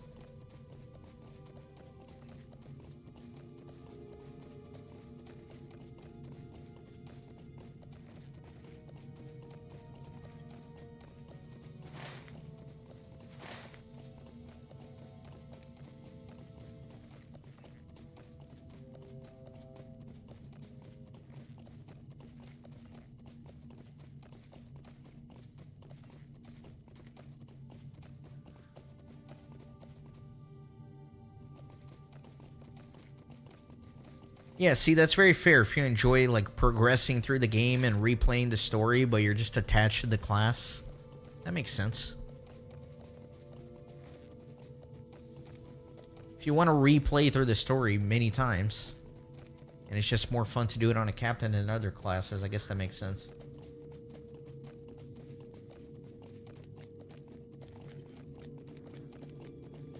Oh, man.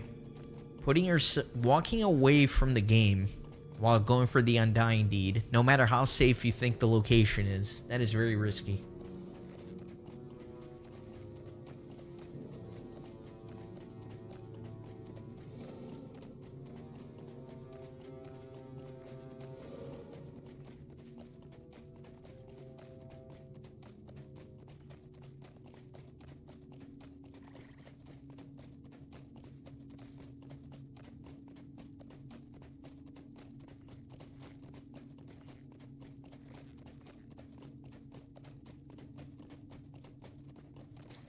Oh no, rip the S key. That's a super important key too, you know? Like, why can't it be your Z key that's dying? Why does it have to be the S key? It's an important one.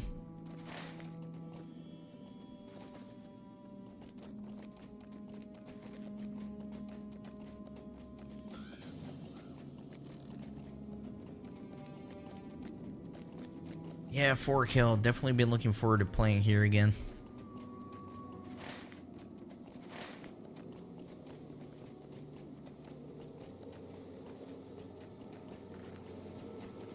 It's just a very unique map, right? It's so different than some of the other locations that you go through in this game, so it's a little bit refreshing.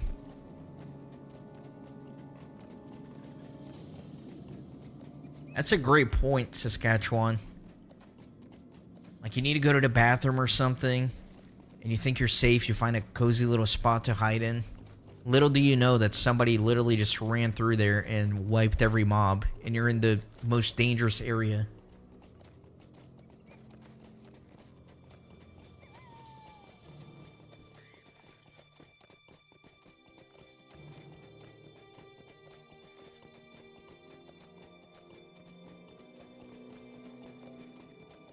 Yeah, the lore of 4Kill is really cool as well.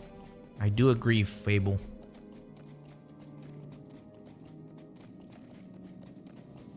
With the ship of the King of Gondor. what's his name? Averdui. It's a really cool story, and that's actually based on actual Tolkien lore. It's not LOTRO made up.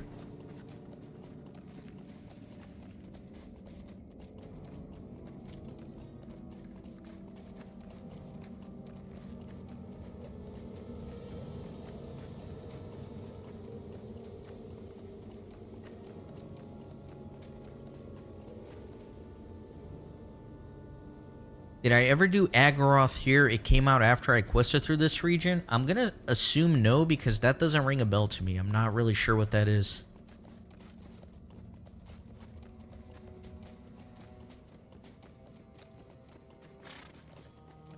I am pleased to be made known to you.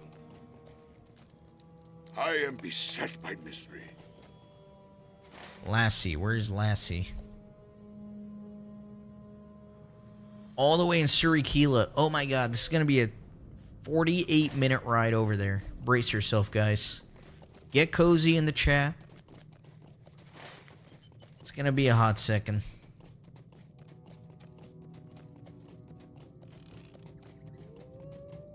I'm curious now. Tell me a little bit more about Agaroth.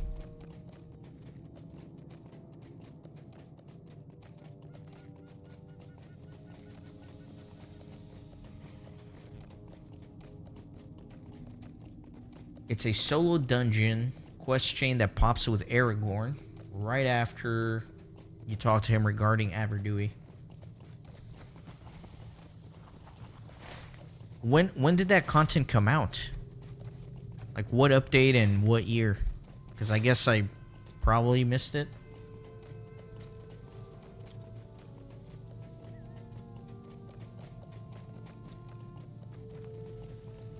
No, I should. Oh, with Before the Shadow. Okay. Yeah, that makes sense. Okay, I got you. Because right before I started Mordor, right? Like, I went back to some of the regions to do the quest that I missed along the way.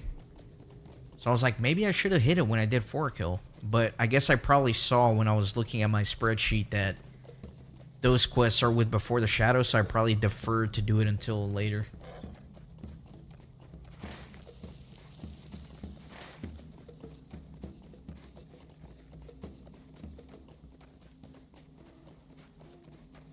Oh, fully voiced. I love that. That's my favorite, when they voice some of the lore. What I've really enjoyed about Mordor is the lost lore, like, deeds and the quests, right? I think it's so cool that you just run around and you find those pages as you're playing through the region, and it's voice acted, and it gives you a little bit more depth about the region that you're in. That is something I wish, I know I've said this before, but I wish the developers would kind of go back and do that for every region in the game. Just add some pages for you to find, put a deed to it, a voice act it. I think that would be super worth it.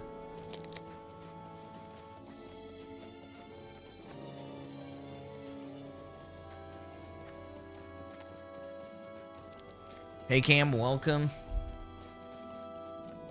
Hope you're having a lovely Saturday.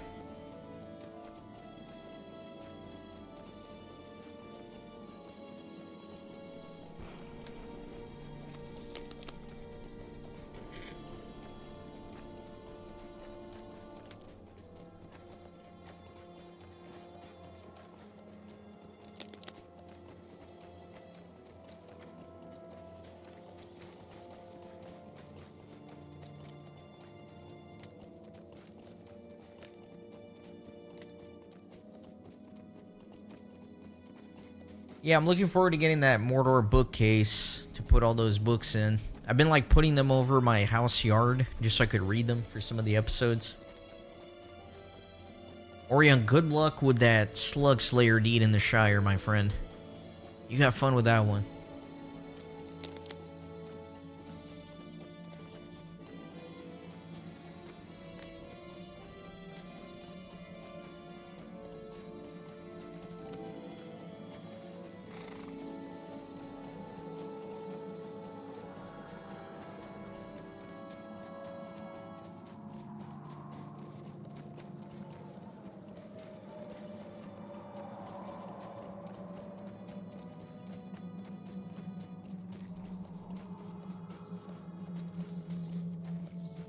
know what? I should probably put this on my hotkey here.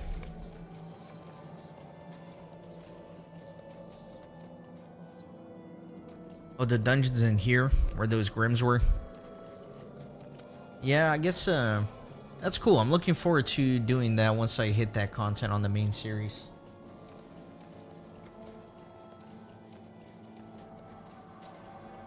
See, that's the thing. Me doing these streams, it takes away from me actually progressing my main character towards some content that I haven't done before.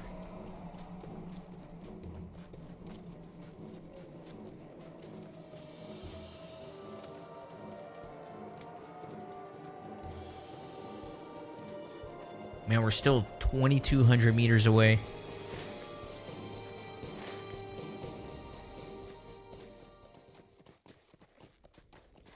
Let me definitely unlock this intermediate stable here.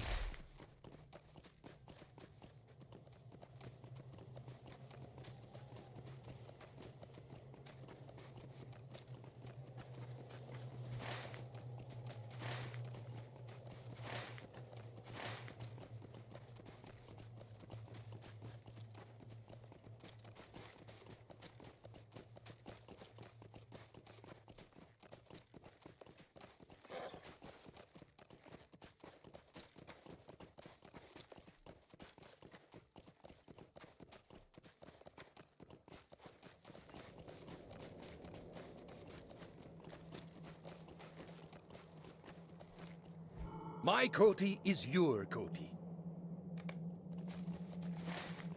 Okay.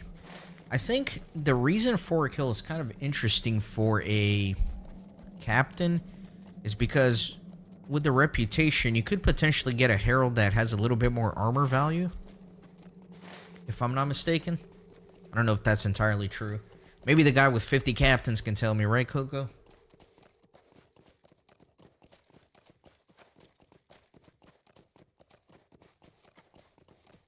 Dang, Orion, you are years behind my playlist if you just got to Rivendell. New solo instance in the Foundations of Stone. That's interesting. I love that. I love when they add content to these older regions just for the sake of revisiting them.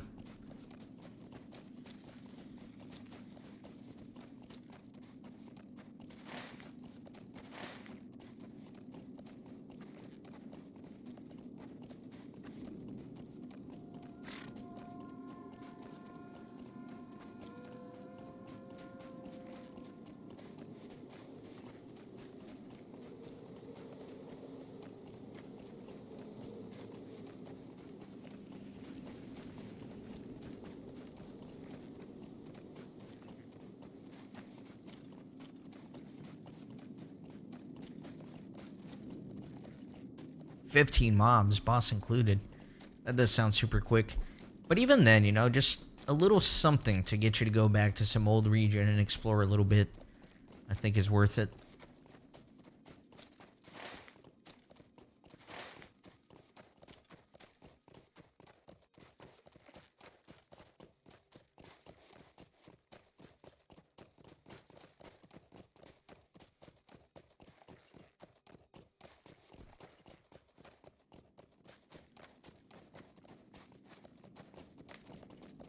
Make sure I'm not going off the path too much here. Yeah, see, that didn't look right going all the way down there.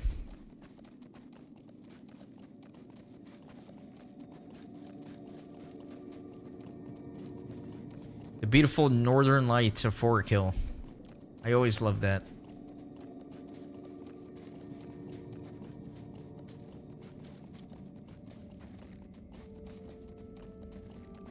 I also really like the music here in Forkill.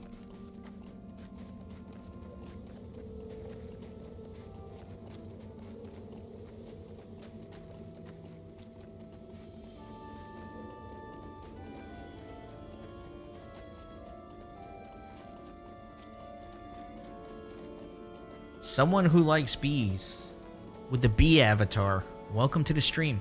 Appreciate you being here. Glad you're enjoying the Pokemon. Yeah, that's that was a really fun series to record. I still need to finish Pokemon Crystal.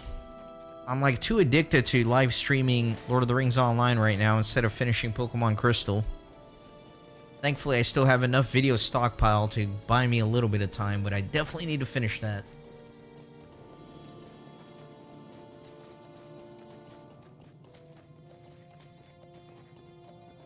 Is your favorite Pokemon Beedrill by any chance? Just, you know, random guess here.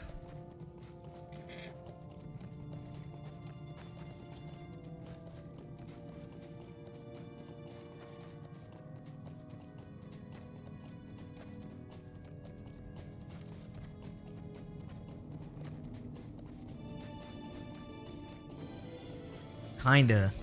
Alright, I'm a little surprised it wasn't a definite yes. Just, you know, given the name and the avatar you got.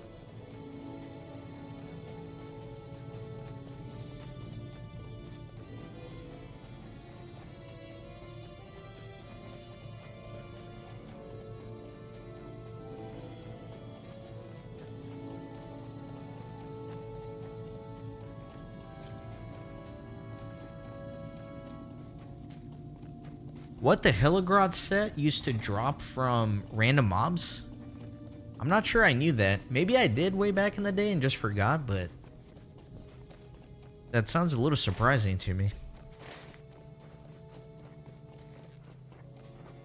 What news do you bring, traveler? Rybis, thank you so much for subscribing to the channel. Thank you so much. Welcome to the Renaissance Gaming Monastery.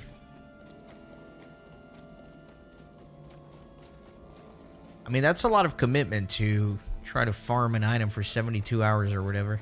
But you can't be mad, you know? You kind of have to know what you're getting into. If you're farming like a super rare item, you gotta know the risks involved.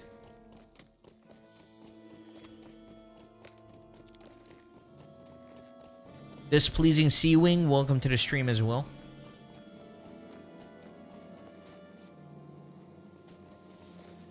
I don't know, you guys with these Gen 3 Pokemons, I don't know any of the Gen 3 stuff. I just know... I know all the Gen 1 Pokemon, of course. The Gen 2, I know most of them, but I'm still, like, not too familiar with all of them.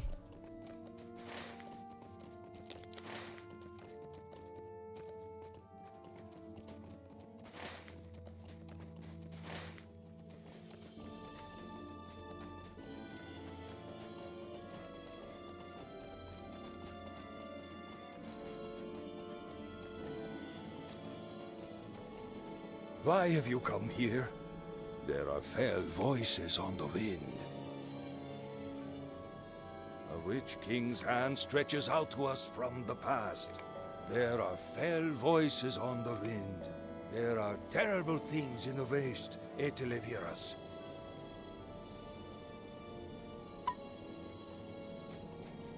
Alright, so a 3-part quest here.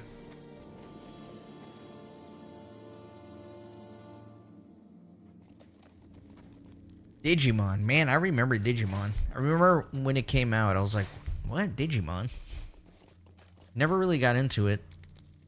From whence came you in this cold winter?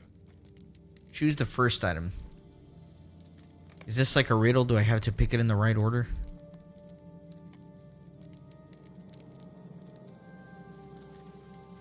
Warmth is of great importance, so fire is a boon. Even more important is water.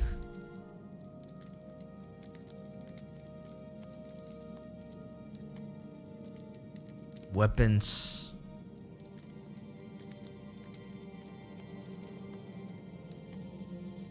He says that above all, you need clothes. So I'm assuming like clothing is going to be the first one. Even more important is water.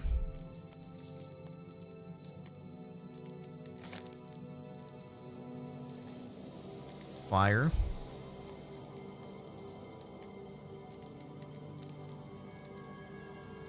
And then I think food and then weapon.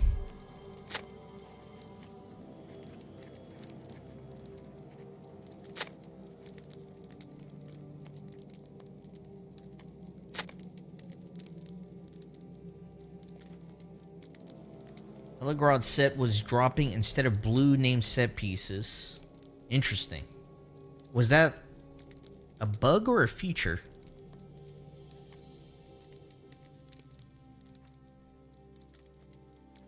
Digimon World. Yeah, I really know close to nothing about Digimon, except I can kind of like visualize the main little Digimon in my mind.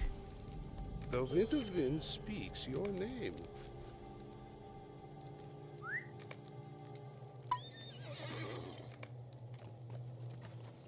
Alright, let me get the favor of the other two.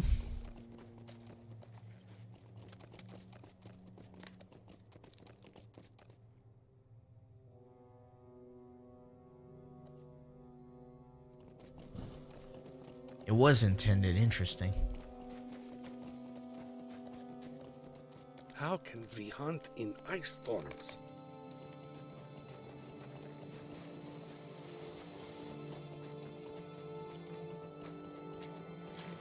I forgot this water kills you because it's so... Oh, it really kills you. Oh my gosh. 26 health. It is no longer safe to travel by night. Okay, definitely don't get in the water. I thought I could like swim for at least 20 seconds or something before it killed me.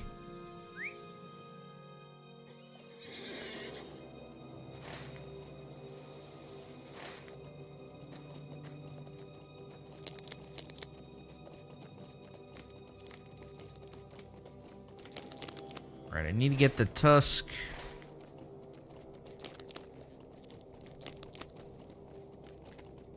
Doesn't seem like it's on the frozen lake. Seems like it goes around a little bit.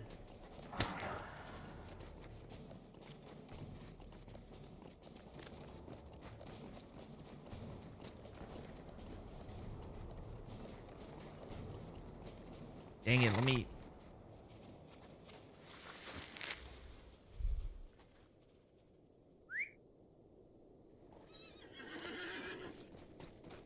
Dangerous environments out here.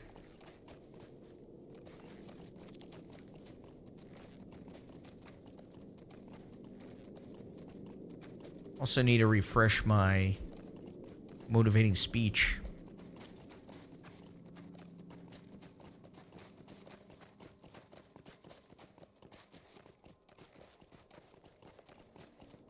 Yeah, the poor horse. I just got it soaked in water and I'm just making it ride through.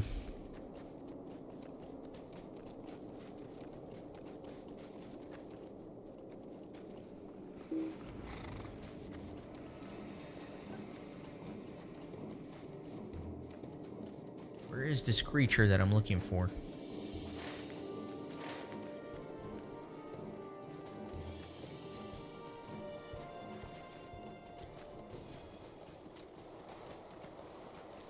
Oh, is it this thing?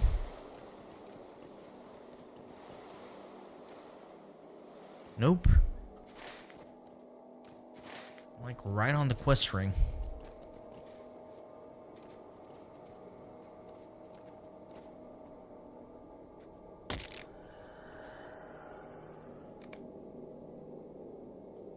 Last seen among the worms.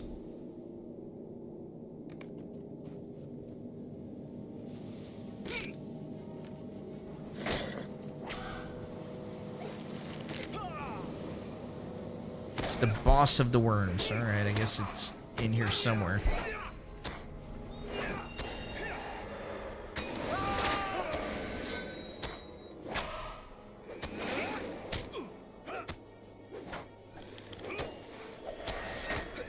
The walking one.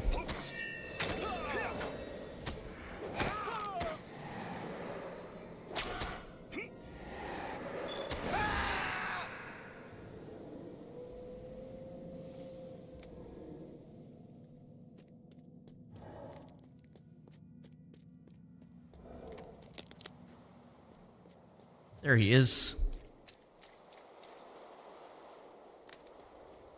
Hey, the real Synchro, welcome to the stream. Hope you're having a lovely Saturday. Thanks for stopping by. I'm gonna like zigzag my way through these worms here so I don't aggro anything more than I have to.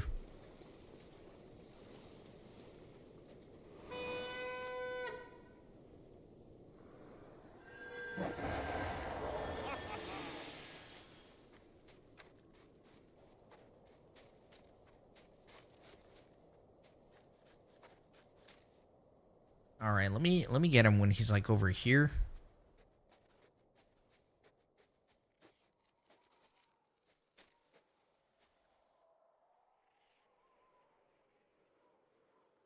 Looks safe enough.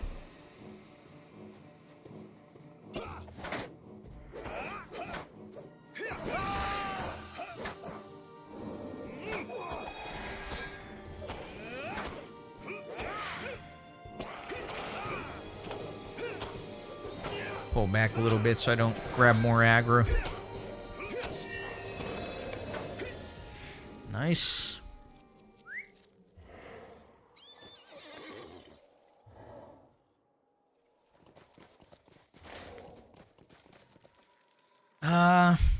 You know what? It's probably easier if I go back, turn in the quest, swift travel, and then go that way. That is probably better.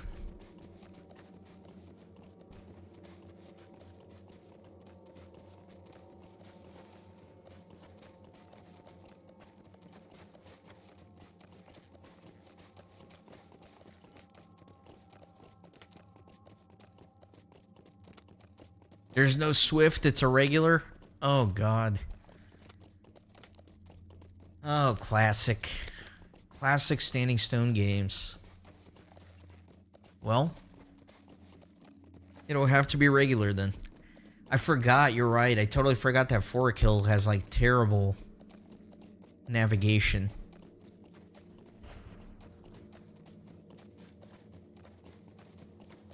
Ostforod has a swift? Okay. Good to know. The shadows in Angmar have been stirred against us. So, I could probably do Ostforod, To the Lumiveki. right?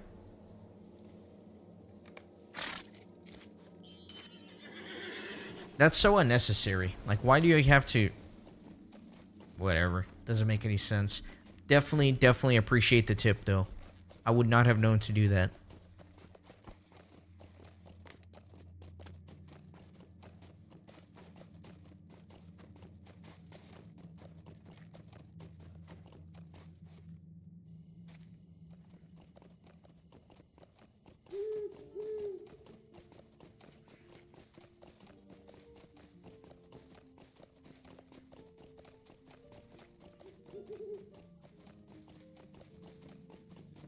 These are some hot tips that you're dropping.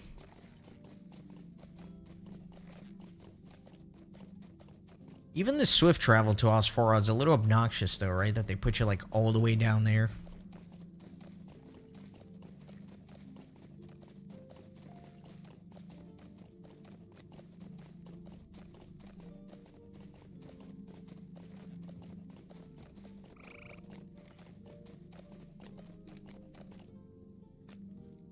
What can I do for you? Oh no!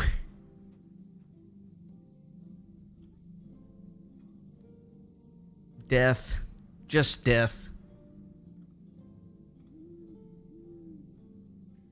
It's a reputation travel.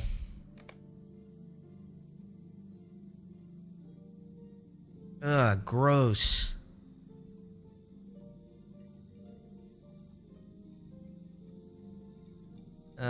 I think it's probably faster if I swift travel back to Surikila and take the slow pony from there. Which I can't. Ah!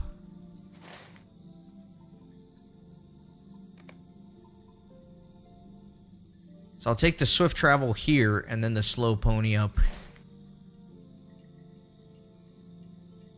They're killing me, man. They're killing me.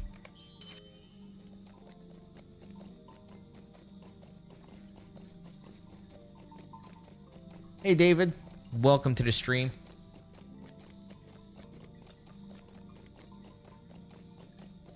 Yeah, I think I'm just gonna swift up here and then just take the slow pony, I guess.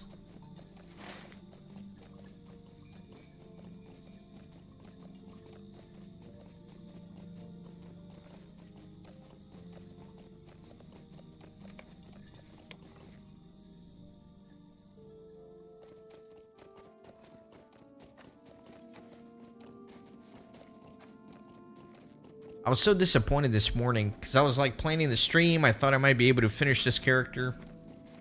And then I saw it's actually 15 books instead of 14. I thought it was 14 this whole time. Yeah, that's totally fair, Coco. Because generally, as you know from my main series, I'm a completionist too, so... Day, is it not? Like, the rep is usually never a factor.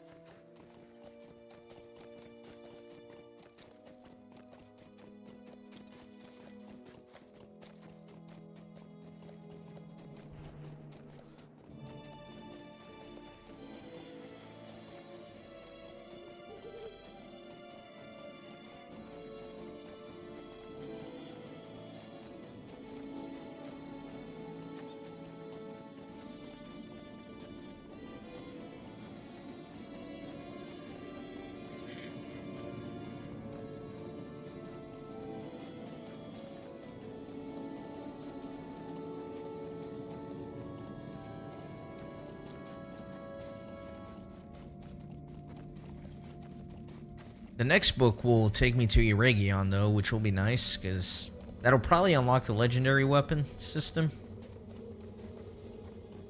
I probably won't be utilizing it, though, on this character. At least not for now.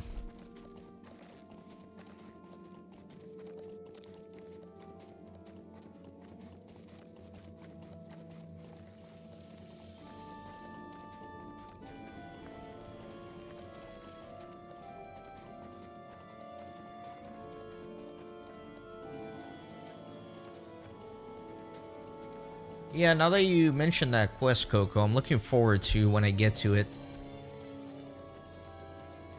Just kind of sucks it's going to fall out of order in the series, but can't help it if it wasn't there when I ran through 4Kill.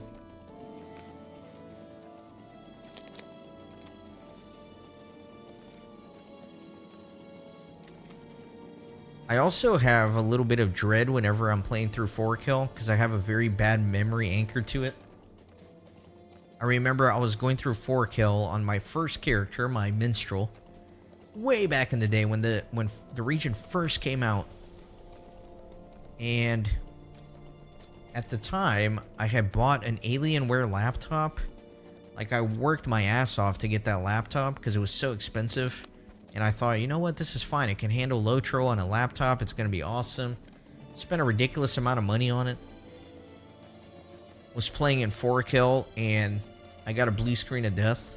And that commenced a giant saga where that laptop essentially just crapped out on me. It literally melted. I kid you not, the design was faulty on that model, and the laptop literally melted. And I remember spending hours on the phone with customer support trying to like get a warranty or refund or just anything. So very bad memory attached to 4Kill.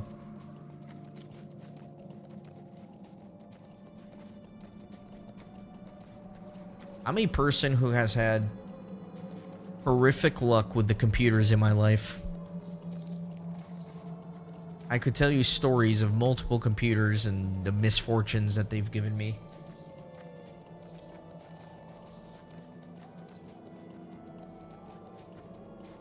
Unlocks an Easter egg. That's even more fun. I love stuff like that.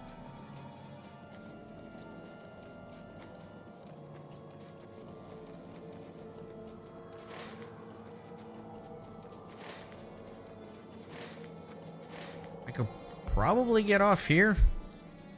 And probably cut a corner.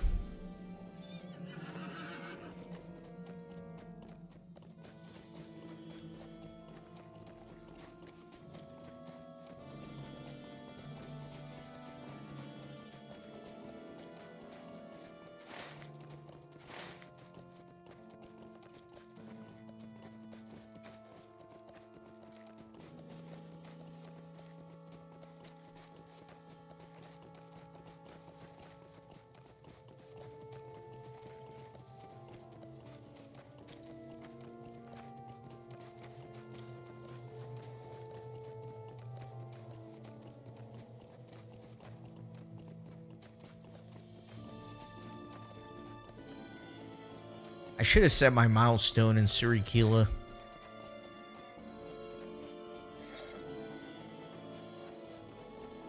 Still about 5 minutes cooldown on it, so it probably won't matter this time around, but if I'm going to be doing the entire book 13 here, I probably should.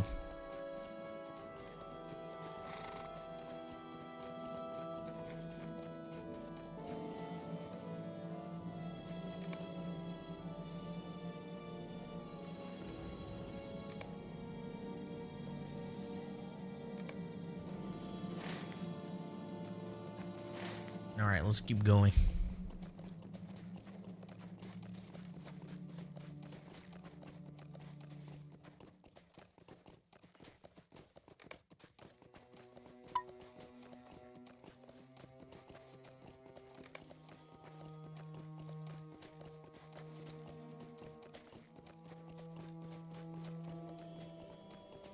Dang, I really wanted to finish this character tonight, but it's not gonna happen.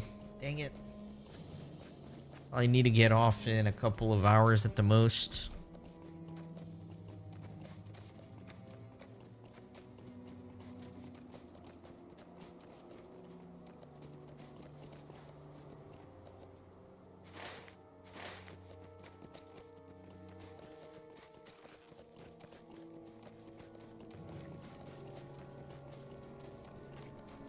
Welcome back, bees.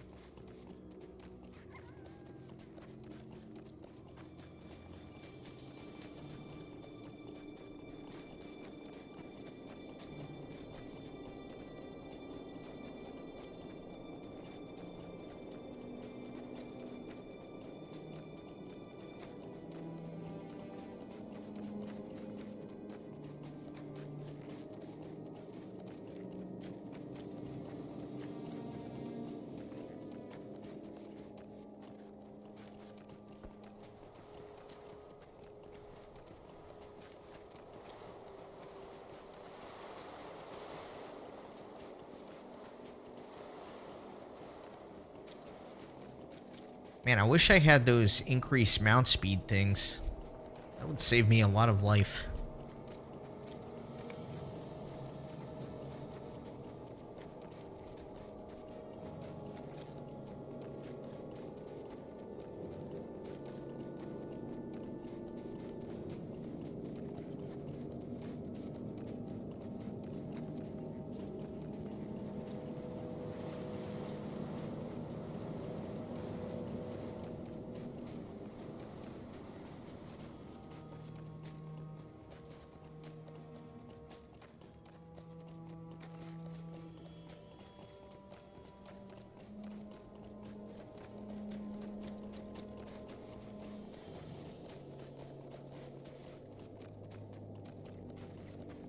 Actually, you know what? I haven't, like, put points into anything in a while. What am I doing in my life? A little bit more healing. I could always use that. What else do I need? Strength in numbers doesn't really help me because I don't really play in a fellowship.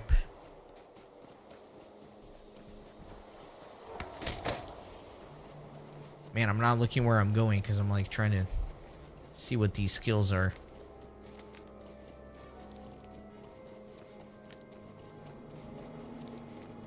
On every harmful skill targeted at you, -1 second last stand cooldown. That's kind of interesting.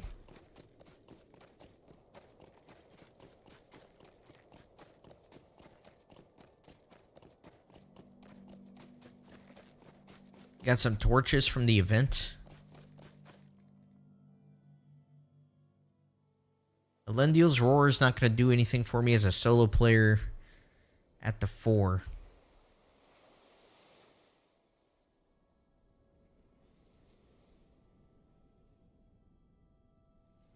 This is interesting. So on any damage, you negate 50% damage for 10 seconds.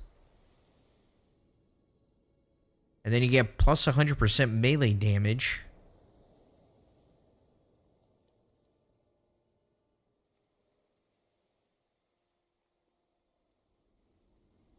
It's a little bit confusing mechanic. But that sounds interesting at the 4. Let me apply. I'll have to kind of understand how this skill works a little bit better. But essentially, you become tankier for 10 seconds, and then once that expires, you do more damage.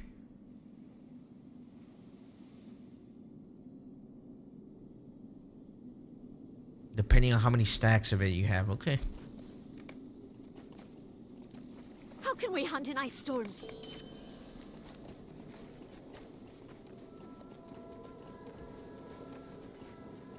It's Super Saiyan. I like the sound of that.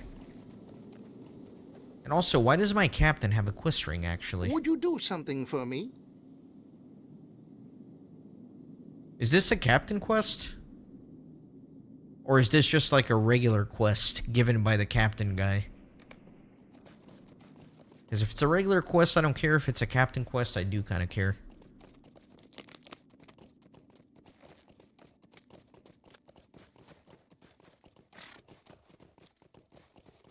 Oh, the Lost Fellowship. That's right. Fun quest chain, for sure.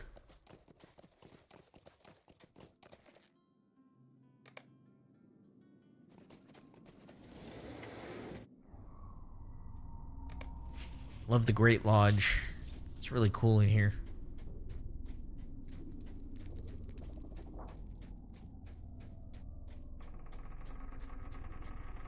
From whence came you in this cold winter? We must speak a Televiras. Iryener, the chieftain of Surikile, desires to aid the free peoples of the south in their hunt for Narhuil, the Ring of Amarthir. But he fears the threats of Mordrambor. The winter wind speaks your name.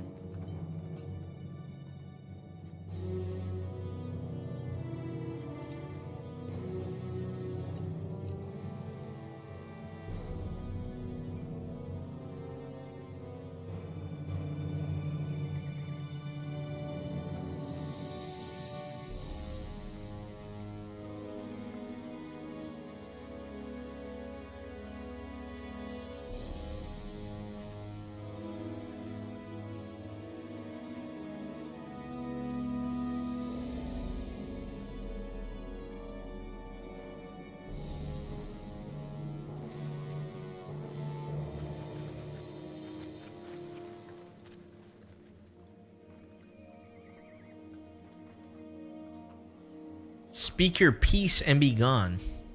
Nice typo there.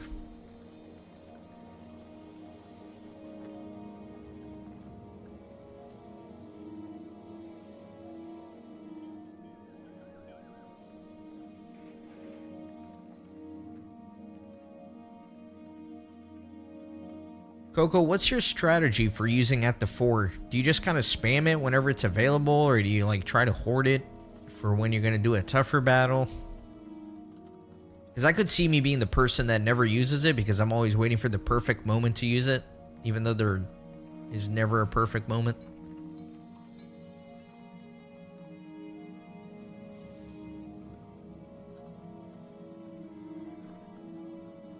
Boss fight skill, that makes sense.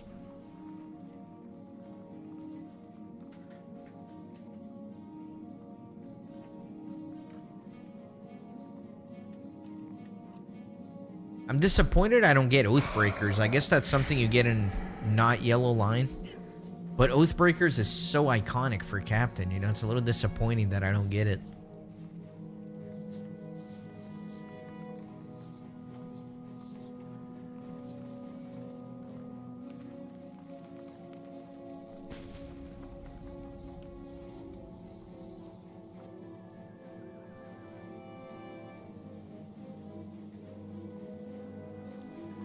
Yeah, truly tragic that I can't use Oathbreakers.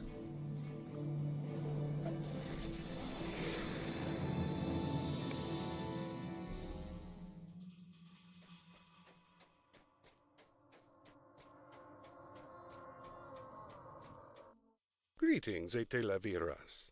Alright, let's see. Again, I don't know if this is worth it. It's a little bit more armor. That doesn't matter too much. 2 more might. But then it's giving like will and power. Like, why? Why would a heavy armor user need will and power? Will you hear my words?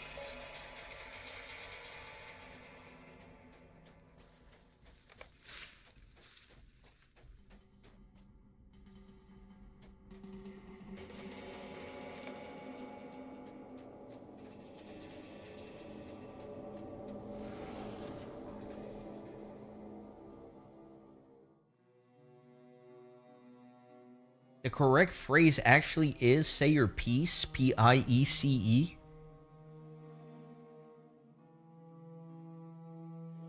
Wow. My mind is blown right now.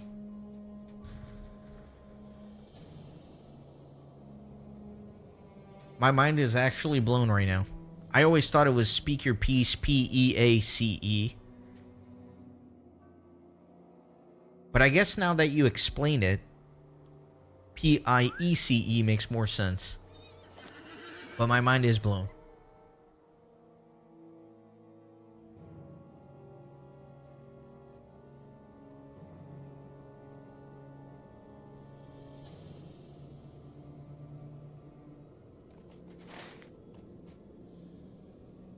Well, oh no! Oh no, not this. I remember this ride very distinctly. Like going around. Oh no. Kind of want to die a little bit. Well, there's nothing for it. We must do this.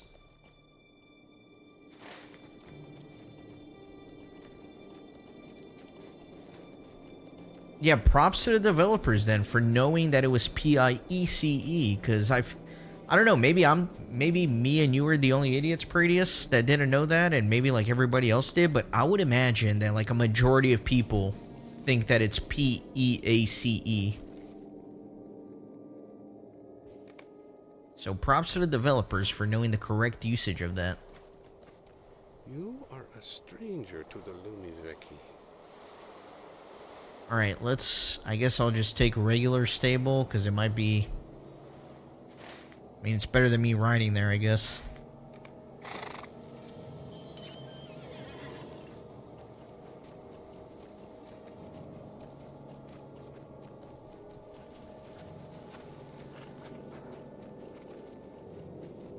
Alright, while this ride is going on, I think I'm gonna go heat up some dinner. So I'll be right back while this pony is going. Yeah, that's true, Pradius. Like, my vocabulary has improved from just playing these games. For sure. I also have just generally learned a lot about the world from playing MMOs. I think the classic example that I always go back to is smelting bronze involves copper and tin ore. Classic from RuneScape. Anyway, I will be right back. I meal prep, so my dinner is frozen, so it's gonna take a few minutes in the microwave.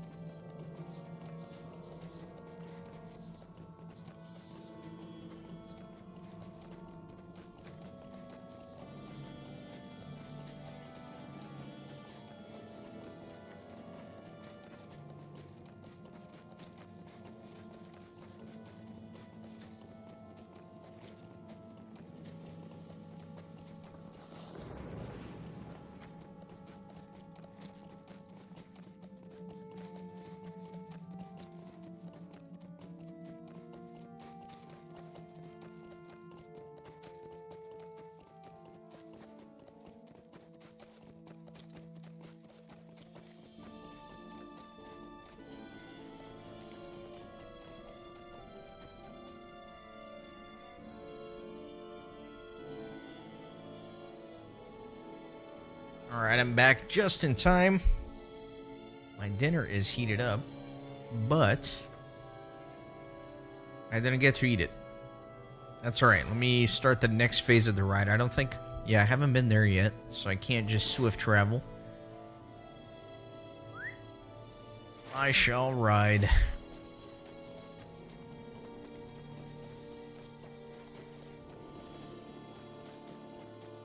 I mean, if anything, this just really serves as a reinforcement about how I am not going to be doing this again on the other alts.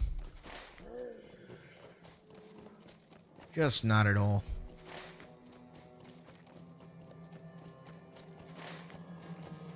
Not worth.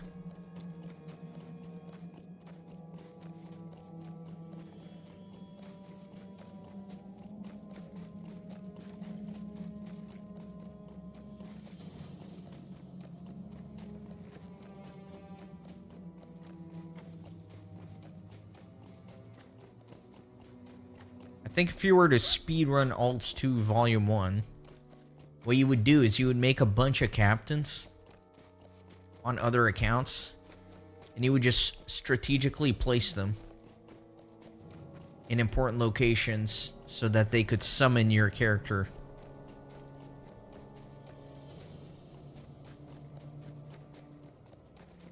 Hey MJ, welcome in. It is a very cool zone. The questing here, I honestly can't remember too much what it's like. If you're just doing the epics, obviously it's not great, right? You're just like running around. But if you're actually doing the quests and all the hubs, it might be a little bit more linear and a little bit more condensed. I do remember having fun with this 4K season when I did it on my main playthrough for my warden.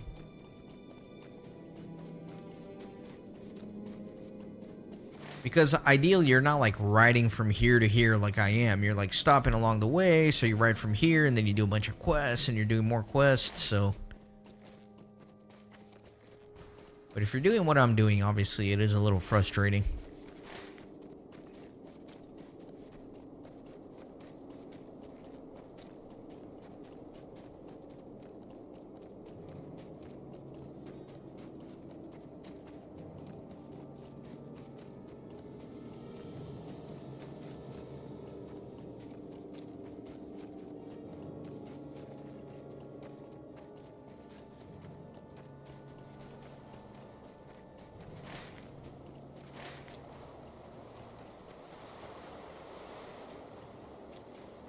Dang, I have my dinner next to me. It smells good. I want to eat it. But I kind of want to wait until I'm auto-riding somewhere.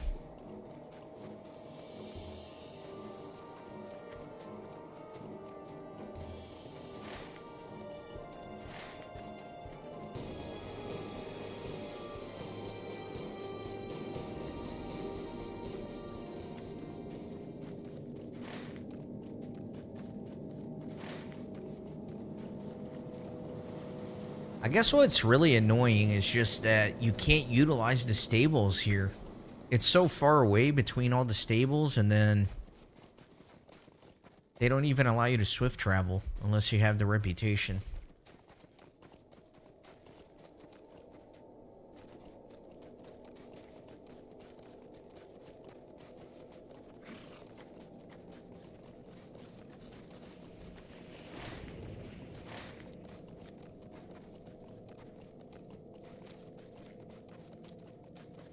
I want to say there's like a roving threat Oliphant around here somewhere.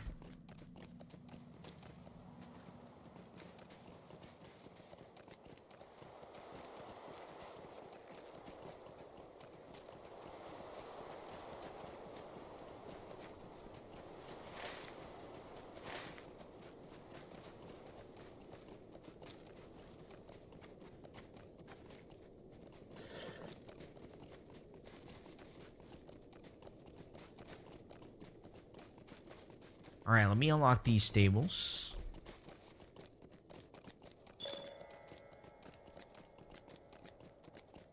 What do you need? See? No swift travel. So annoying. Thankfully, though, once I finish this quest, I do have my swift travel here to Surikilid that's off cooldown.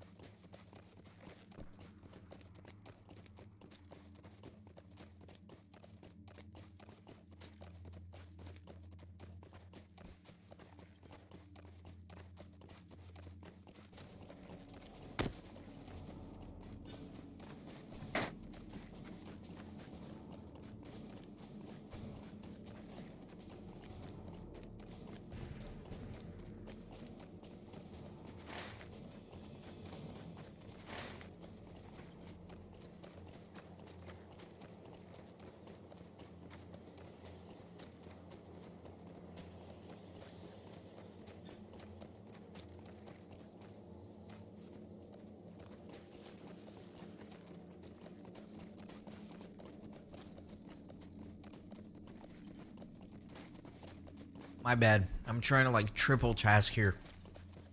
I'm trying to right over there. I'm trying to eat. And I'm trying not to talk into the microphone while I have food in my mouth.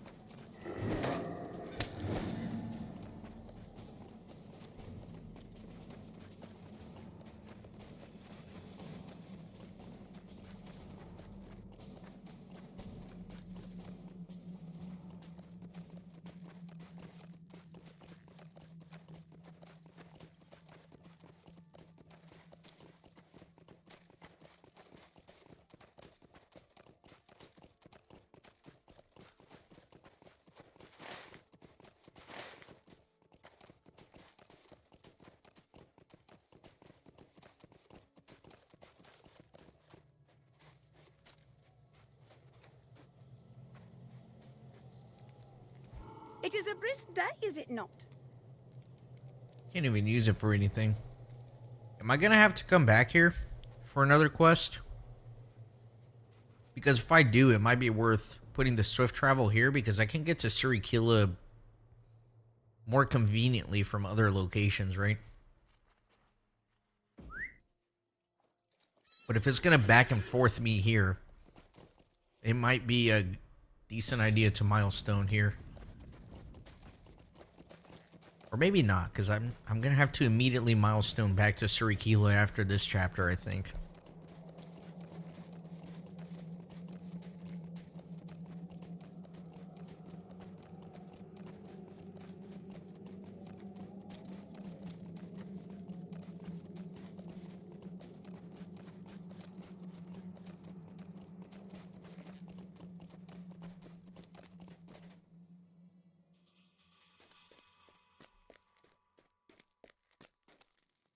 You are a stranger to the Lumiveki.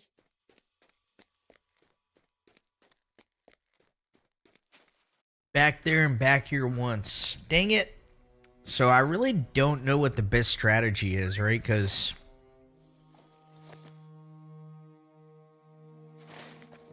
yeah, I don't know.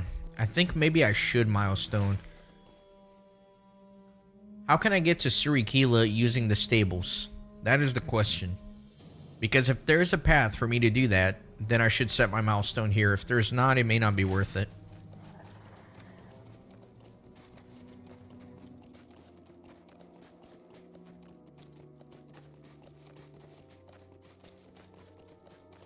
I'm a little reluctant to rely on the stables to get to Surikila just because I think, by the looks of it, it probably is going to require reputation.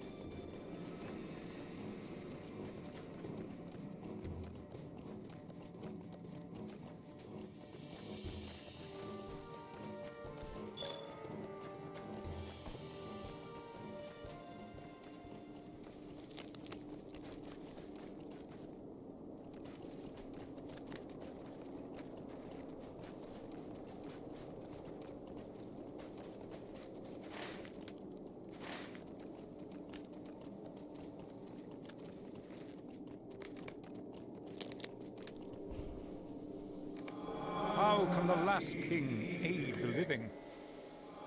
How can the last king aid the living?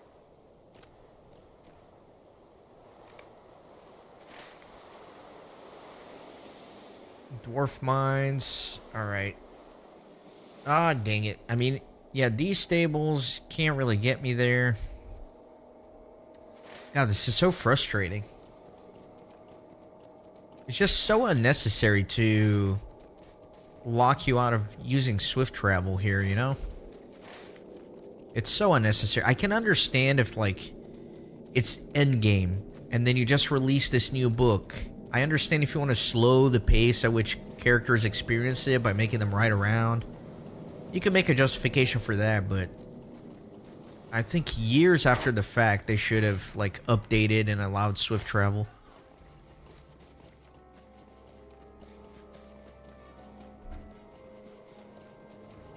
Man, somebody's, like, causing a ruckus out in the hall in my apartment building. Apologize if you guys hear that.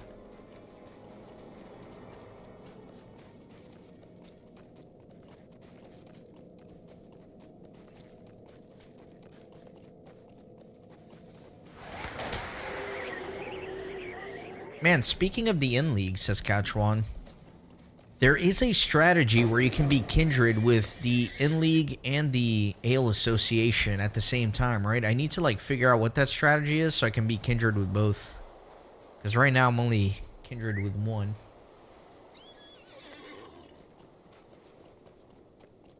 On my main character, that is.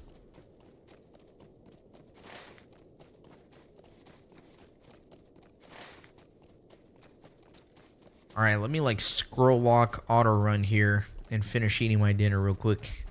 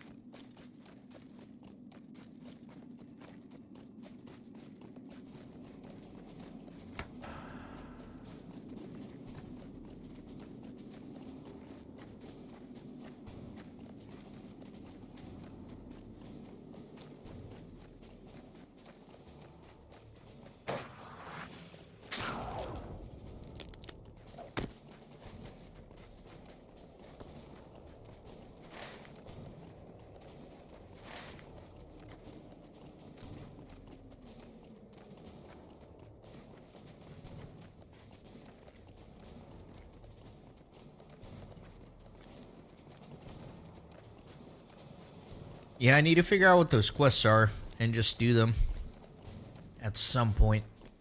It just never lines up though, right? Because it's like I'm in the middle of recording content for a season. Like I'm in the middle of Mordor. I'm not going to like take a break during an anniversary event and just randomly go do in-league quests or whatever.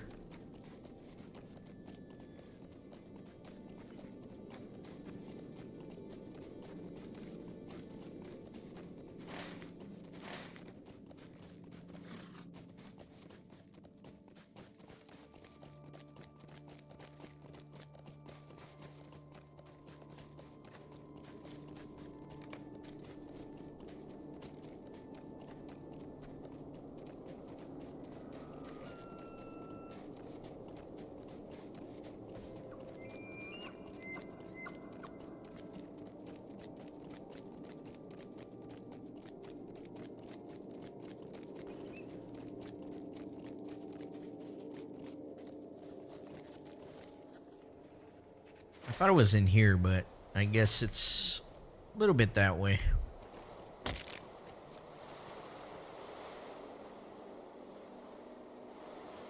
Yeah, I know it's possible, and I like researched it before. There's like an efficient way to do it.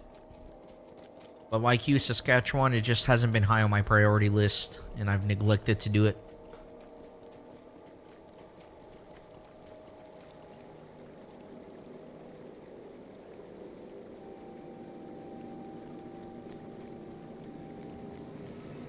Alright, fine. I'll just fight these two.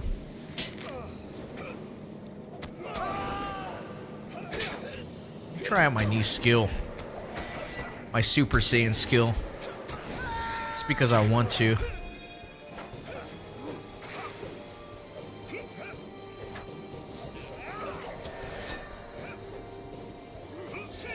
Alright, looks like it popped off.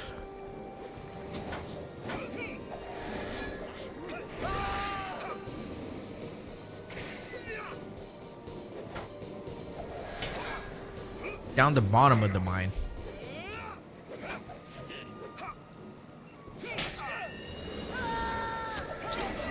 Why am I like barely doing damage to these guys?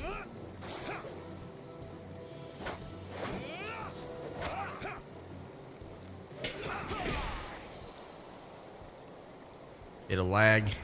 A lot of lag.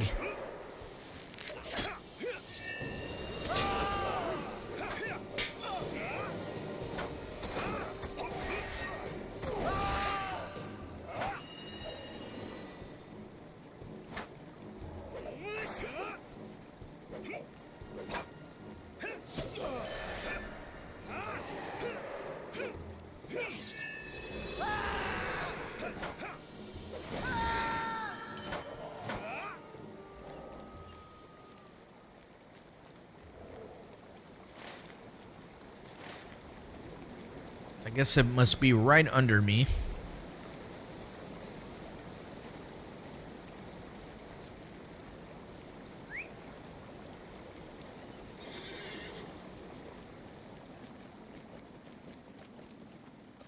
Scared to get in that water though.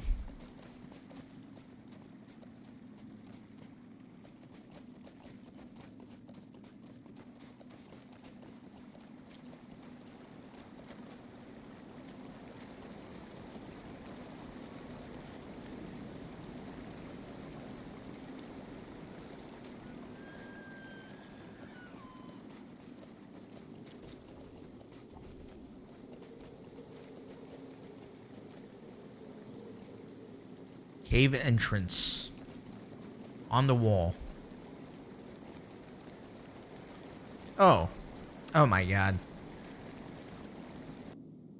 What a fool. Bees, I don't know if I can answer that, just because right now I don't necessarily have plans, just because, man, if I tell you that just the pure struggle I've had to get Gen 2 recorded, which I'm not even done recording. It's just been like a multi-year marathon for me. I've had so many problems along the way that at least at this moment, I don't know if I have it in me to plan and record a Gen 3. And as you probably know as a Pokemon fan, Gen 3 is probably one of the most disgusting ones in terms of like getting the full Pokedex. Like, you literally have to play, like, 8 freaking games. Like, in the GameCube and, like, a bunch of different versions of Pokemon to get the full Pokedex. So, it would require a tremendous effort and planning to do that. So, that being said, I don't immediately have any plans to do Gen 3. Although, I could see me getting the craving to do it at some point in the future. Kind of like Gen 2. Like, I did Pokemon Red, I did Gen 1, and I didn't really intend on doing Gen 2 at any point. And then people really liked the Gen 1 playthrough, got a ton of views, and then I got excited, and one day I just said, you know what, I'm going to start recording Gen 2, and I just went for it. So maybe. Anyway, I'm like, why can't I multitask? Why can't I just fight while I'm telling that story?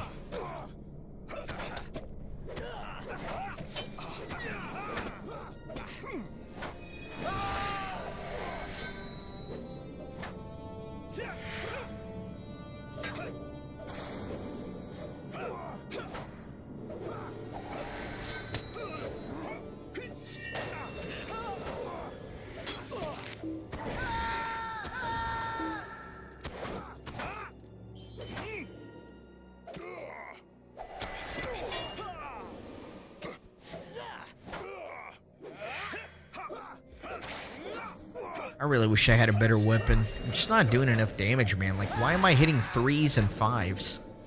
It's depressing.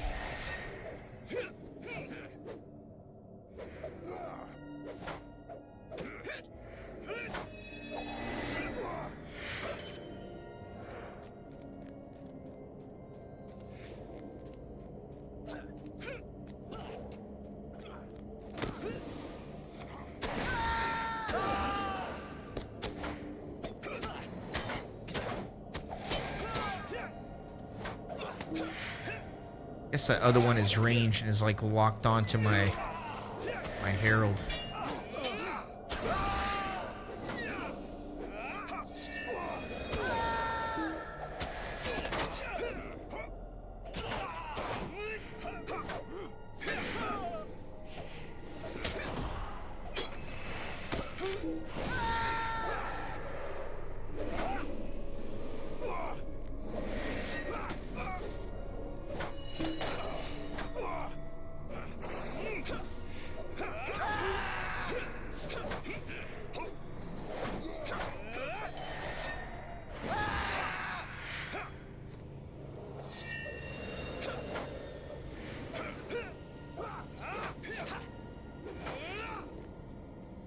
Alright. Doesn't look like I should drop down there.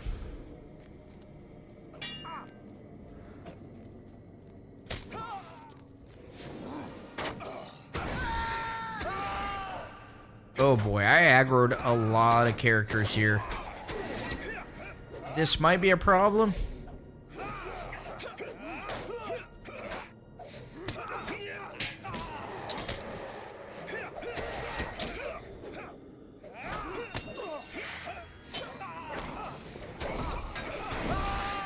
This might be a good opportunity to try my new Super Saiyan skill.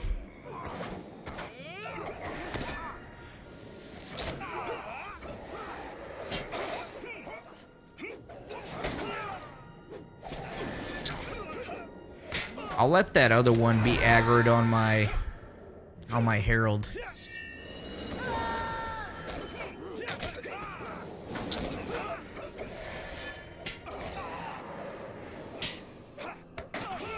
Nah, he's aggroed on me now.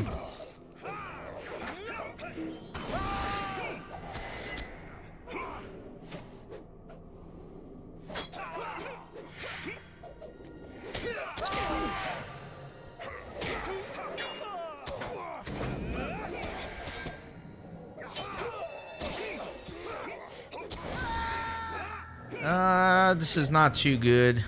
Not feeling great about this.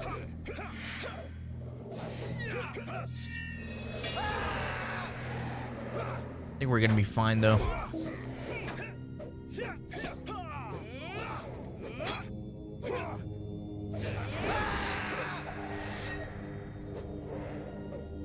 Yeah, we're fine.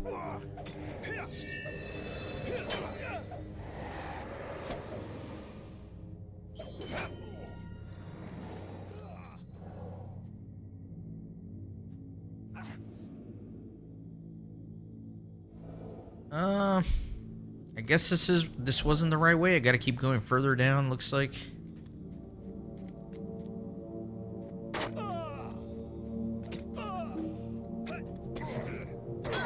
Try not to have to like fight too much.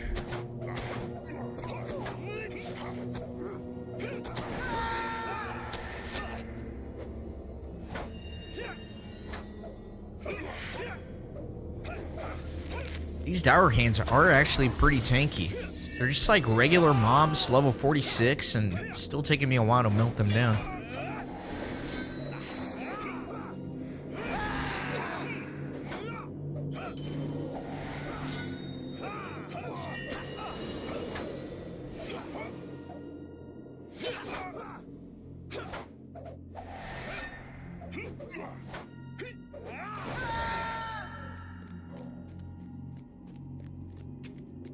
No, I didn't have to come here. Dang it. This fight's for no reason.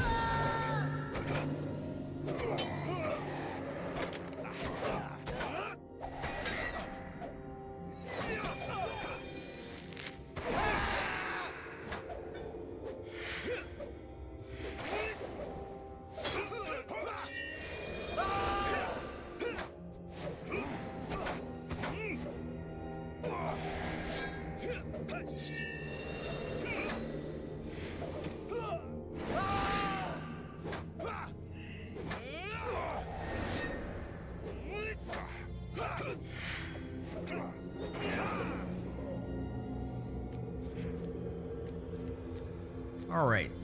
Do I fall down here? I'm kind of tempted to just fall down here. That was a gamble. We'll see if it paid off. Oh no, my herald. I'm worried about my herald.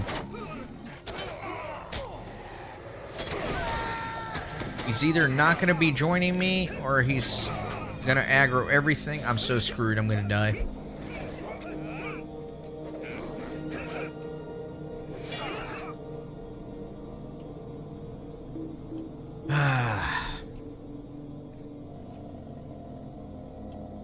Trying to decide what to do here, because if I revive, I'm gonna aggro everybody.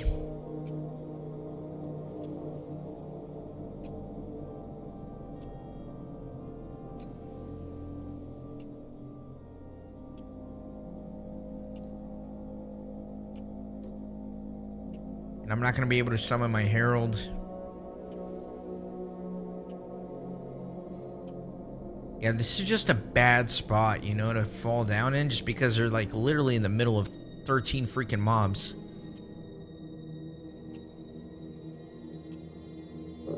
I have to try.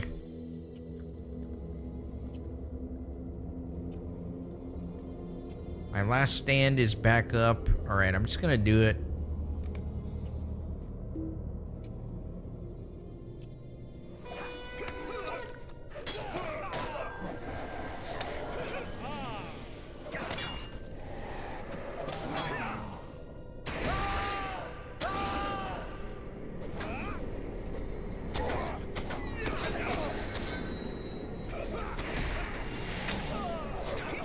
Do the Super Saiyan thing.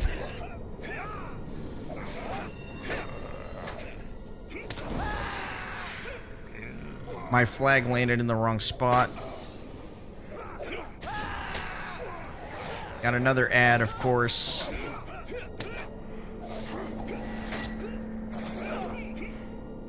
I think we're in decent shape here. I think the Super Saiyan skill helps out. Oh, there's a guy back there firing at me. Let me break his line of sight so he comes over.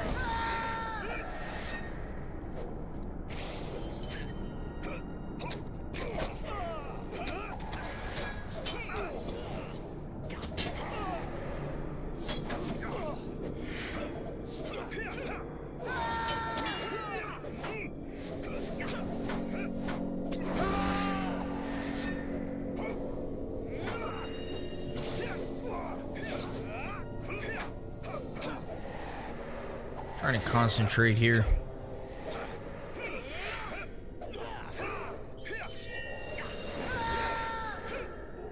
Alright.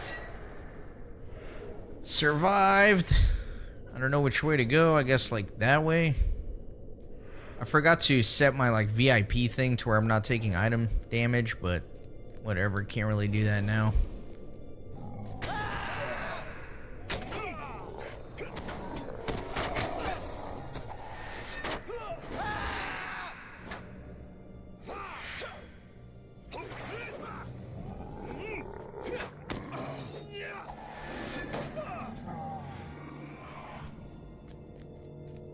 I'm assuming I'm going, like, relatively the right way.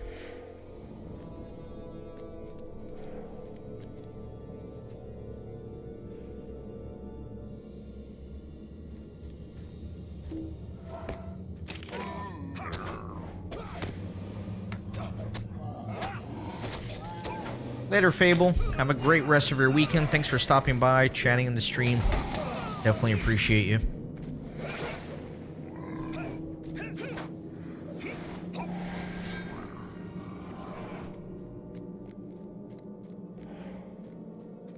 Right, maybe this way.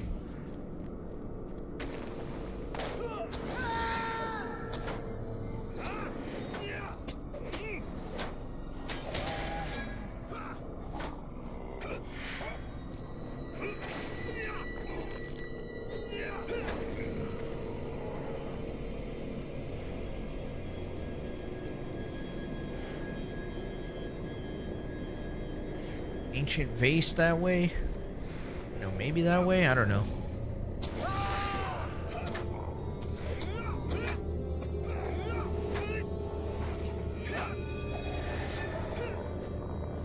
Yeah, I do so much more damage to these Peko guys than the Dour Hands. The Dour Hands must just have a lot of armor class. Greetings, traveler. Will you stay a moment? Hey Pedro, thanks for subscribing to the channel. I really do appreciate you. Welcome to the Renaissance Gaming Monastery.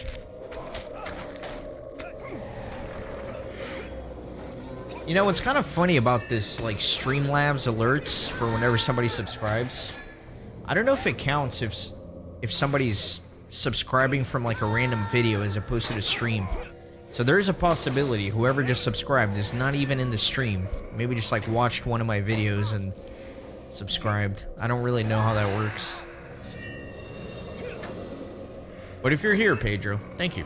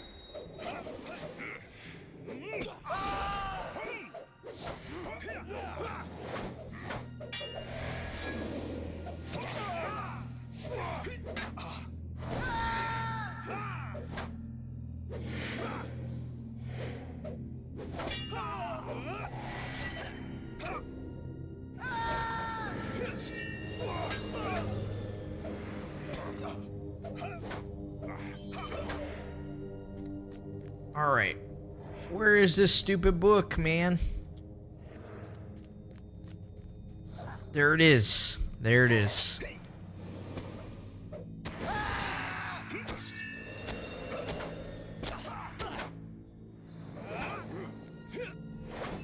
I might as well just do all three here.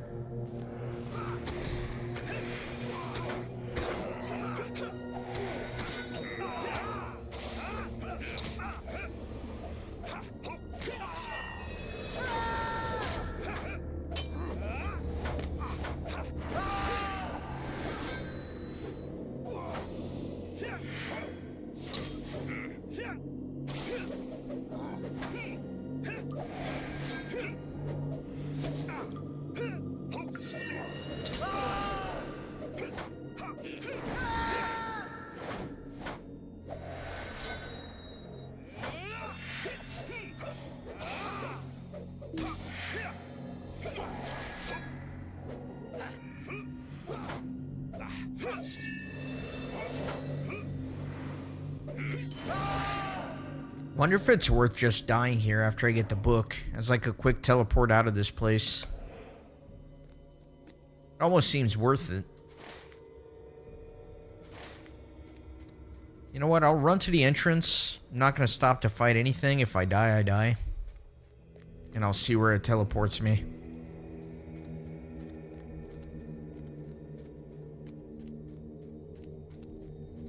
I don't even know how to get back to the entrance.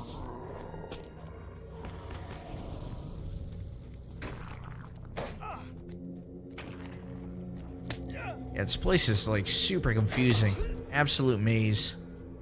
I think I'm just gonna die teleport.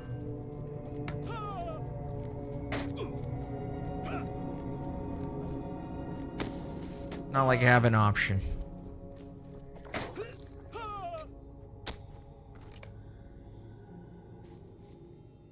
Let's see how bad the damage is.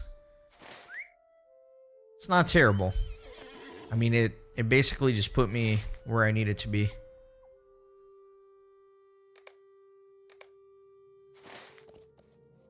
Alright, so he's back in Surikila, which I'm just gonna use my return to Forca. But actually, let me dismount for this, for my brand new little emote thing.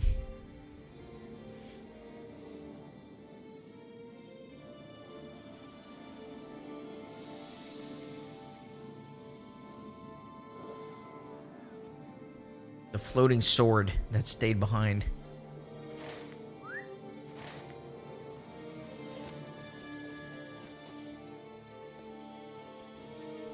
What do you need? Ah.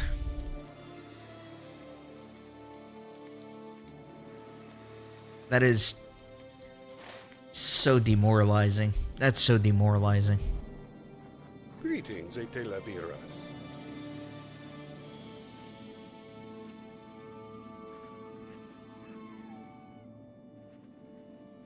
Actually, Zigglgund? No, not Zigglgund. Corollary. I can't go. I can.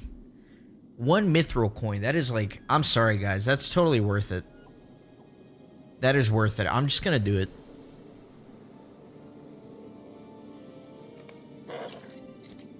That's gonna literally save me like 15 minutes or something.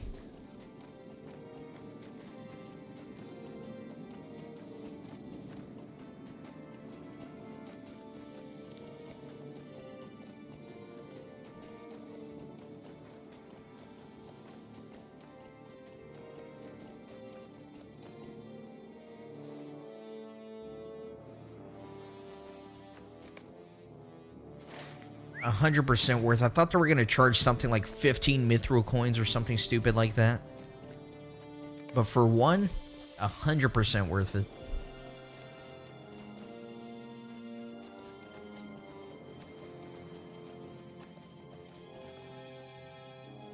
Actually, like, how much does it cost to travel to objective now? Because if I was going to spend 1 coin to get there, if it's 1 coin to go directly to the objective, maybe I should have just done that.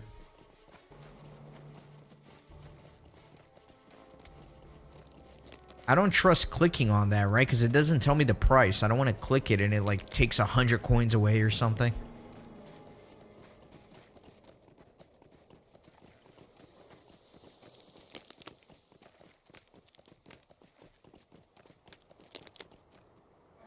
Why hast thou come?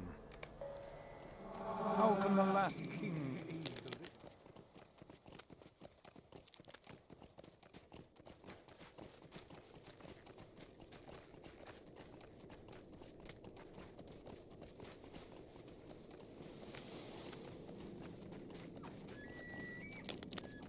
They only charge more in the most recent area, like 5. So is it otherwise just 1?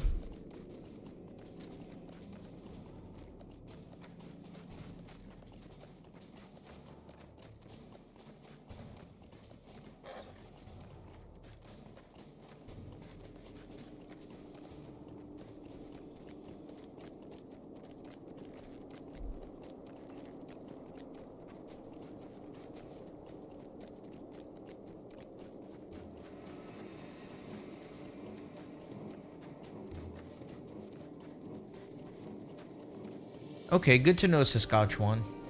In Eriador and Moria, it's only 1. I didn't have mithril coins before, but as part of the LOTRO creator team, this month they gave us some mithril coins to show off the new Rivendell housing, which I did, by the way, earlier this stream. So I've actually never like really utilized mithril coins, so I kind of forgot that you can travel with them.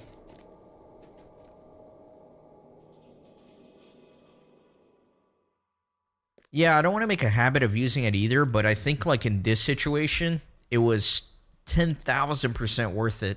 That's like a 15-minute ride from one end to the other. Help to you? We must speak, Etelavia.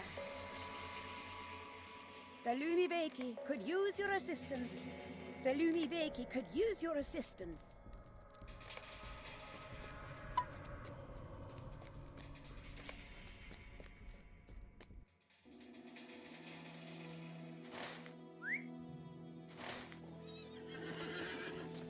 Defeat Ice Whites and Ice Giants.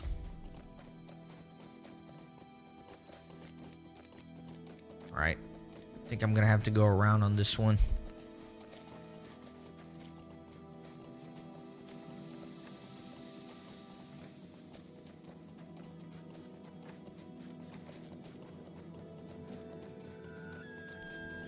Can I go around? I don't think I can. Trying to figure out how to climb up there. I guess around the other way.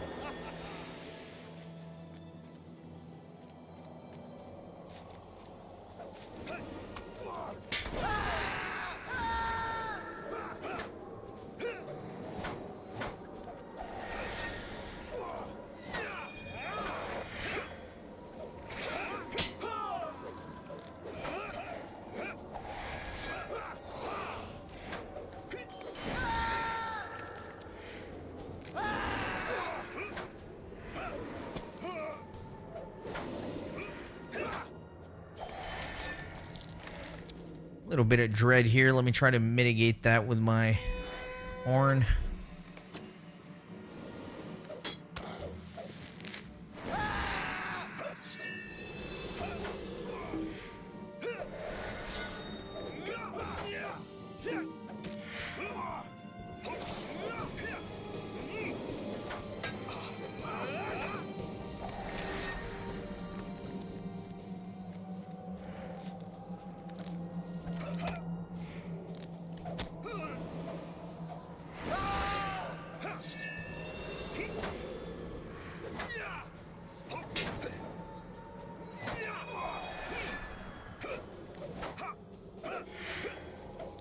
Yeah, this map does feel like you're literally at the end of the world, which is kind of cool. I think that's part of the appeal of Forakill is you really feel like you're really out there, the craziest corner of Middle Earth.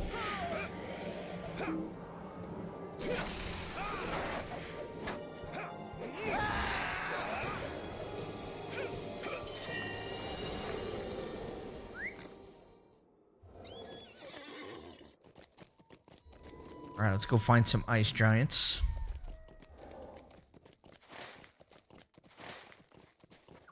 Really need to go repair. As convenient as the little VIP stuff is, it is a little annoying that you have to refresh it manually every 2 weeks. Or however long it is.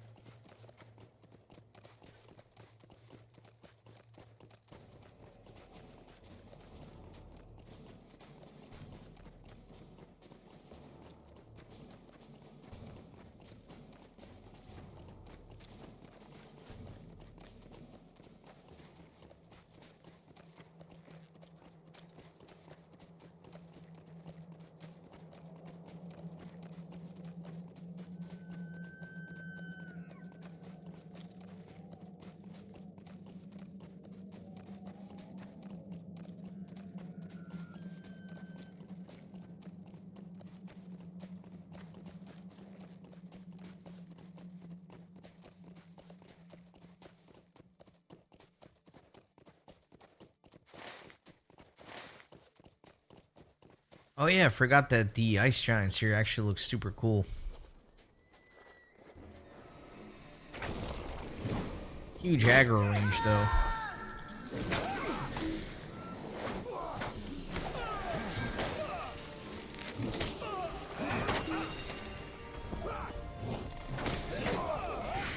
And they do huge freaking damage.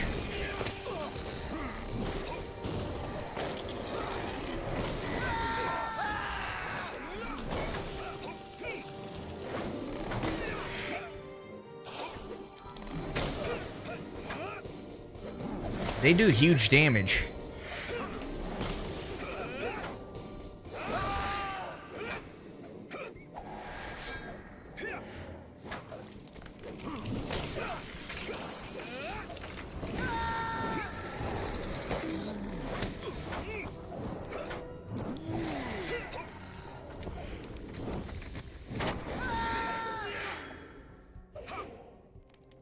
like that I stunned him with the boulder in his hand.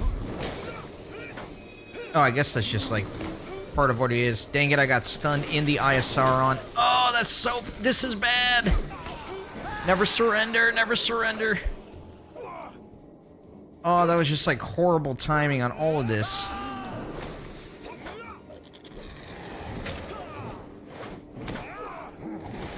Oh, not good, not good. And I missed out on killing that guy by 41 HP. Dang it, Coco. I saw your message after the fact, after I died, and now my boots... Now I'm barefoot in the snow. This is just great. Yeah, I wasn't looking at chat because...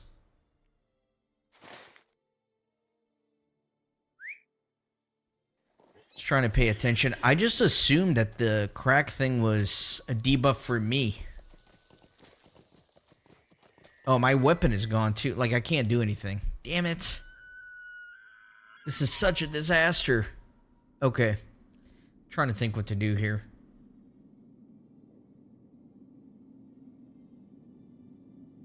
God, because there's no easy way back here.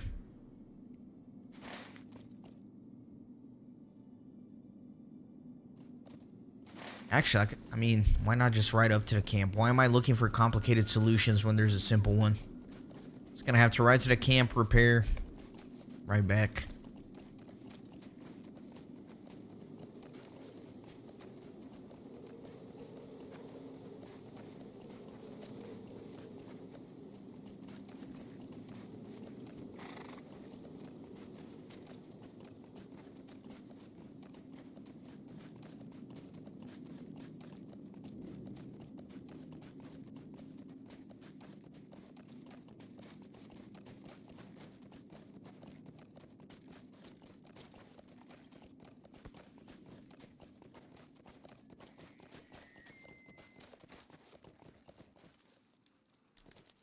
The ice and wind are worse than ever this season.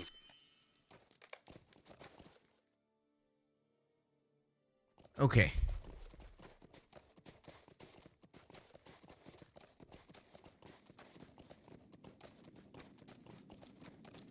Melts them for half their morale. Okay. Yeah, I'm an idiot. I mean, I just assumed that it was gonna hurt me. But I guess I should have read. I was finding them kind of challenging for... Yeah, they were whooping my ass.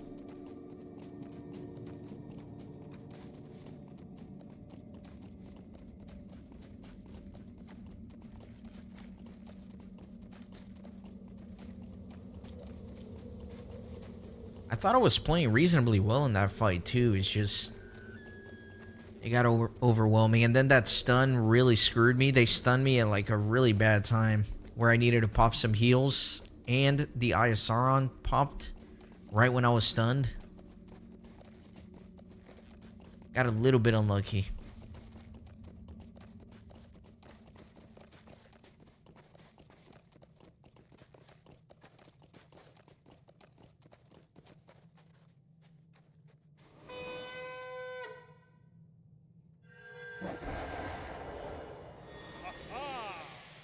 Alright, let's try it on the hot air vent this time.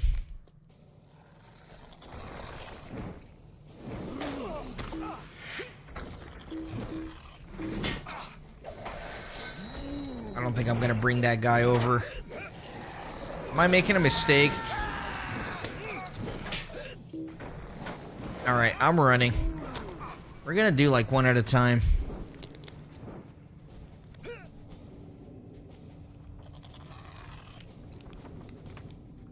Actually, I don't know if I even can do one at a time. Because they both aggro, like, right away.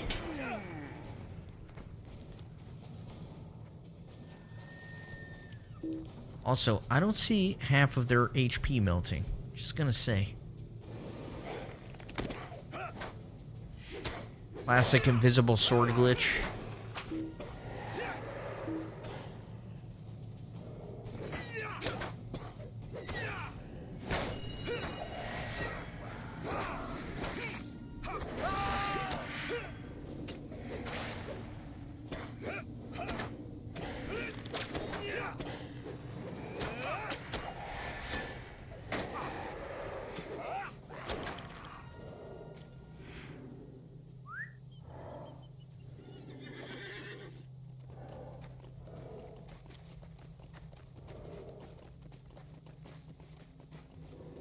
Alright, this guy is just singular. Lost track of my mouse there for a second. Of course, right as I'm about to fight him.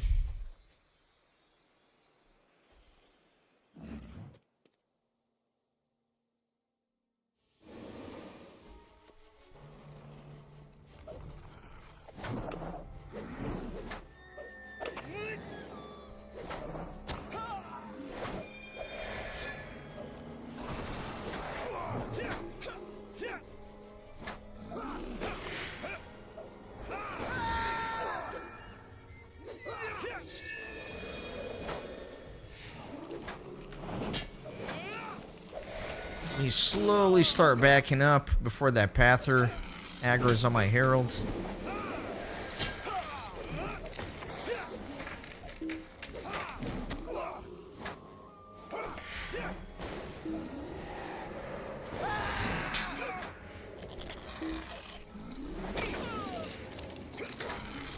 Why am I dying, man? Why am I dying? These guys do so much freaking damage.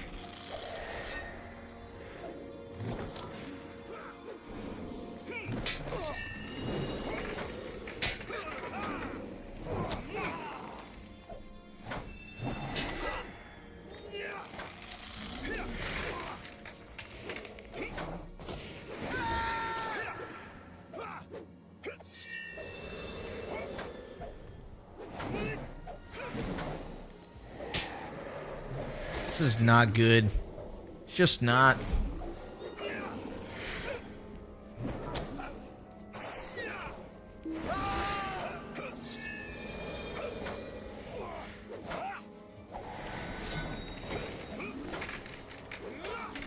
No, Rockworm, get away from me.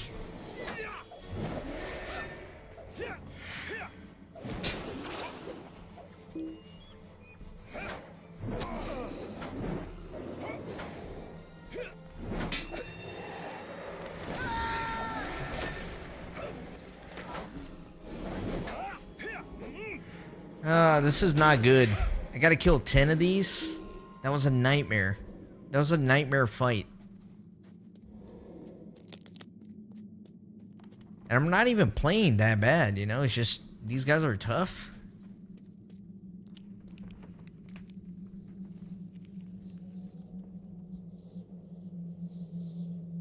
Yeah, they get... Yeah, let me go with that. Let me just get that Pather.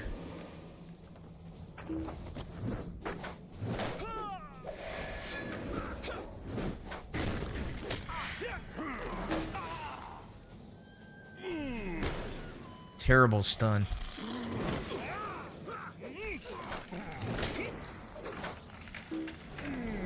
Trying to drag him here in the circle. He doesn't want to follow me all the way in. I can't tell if he's like in or out. Yeah, he is weakened, it looks like. I don't know what that's doing. I hope it's doing something.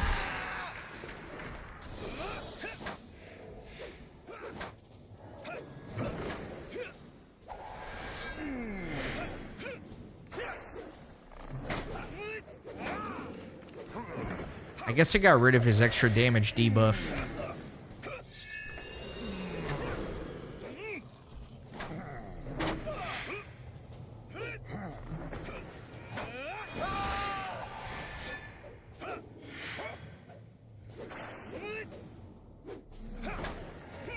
That went a lot smoother. Maybe because he's a thrower as opposed to a warrior.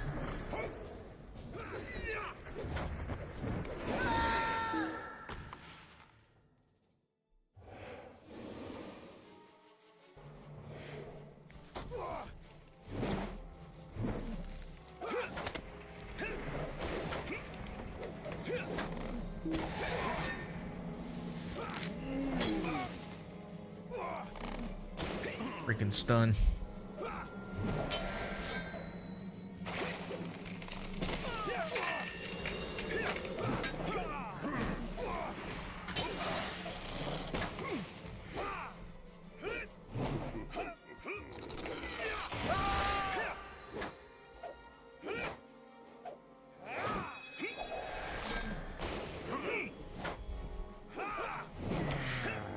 going much better on the vents and one at a time, for sure.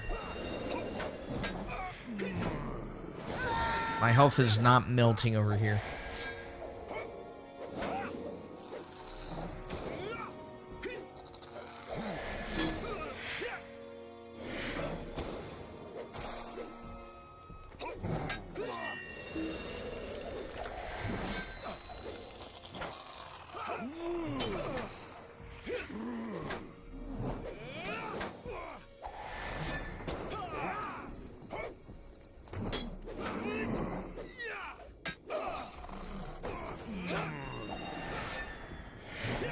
Still, these are some long fights.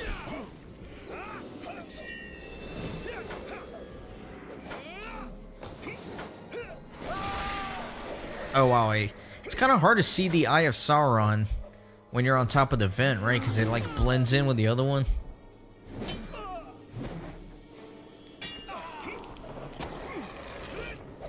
Yeah, see, I think it dropped. Yeah, man, that is tricky to see.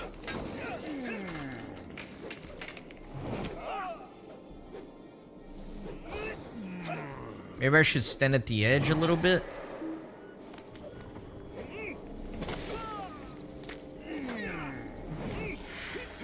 That way the square doesn't perfectly overlap. Yeah, like this.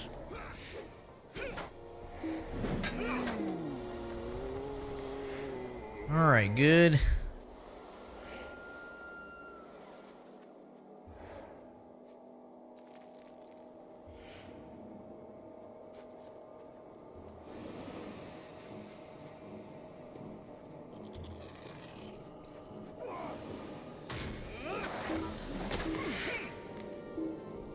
Bring him in here.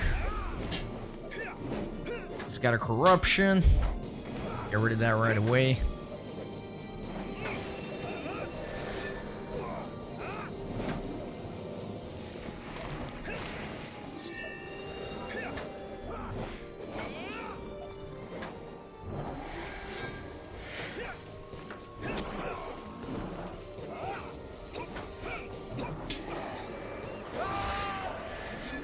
Yeah, Coco, I think it's the little debuff that the 1.25 times damage debuff. It seems to go away whenever they're up here.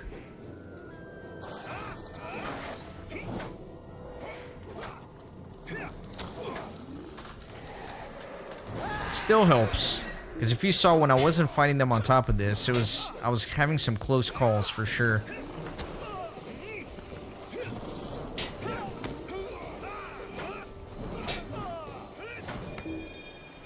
Oh no! Dang it.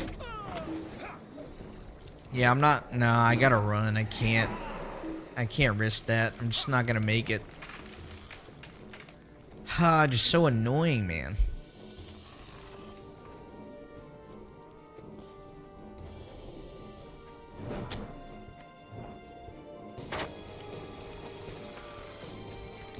Should I try to finish him here?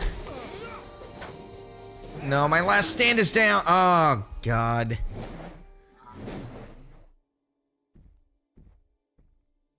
I thought once I had re-isolated him, I could have finished him off, but...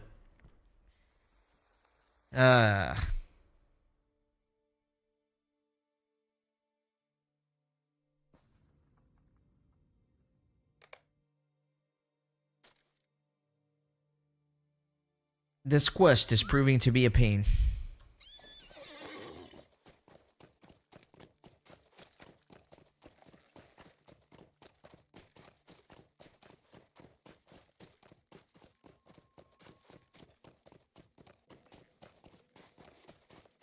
Sorry guys, I know I died like way too many times.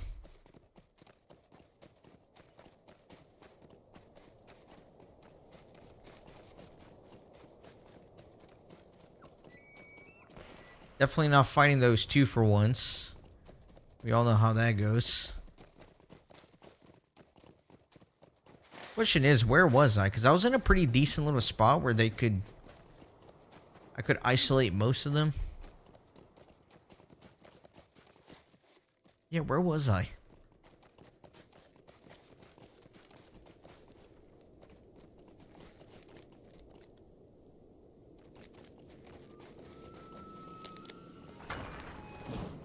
Man, yeah, it's the aggro range is huge on these guys, which really sucks.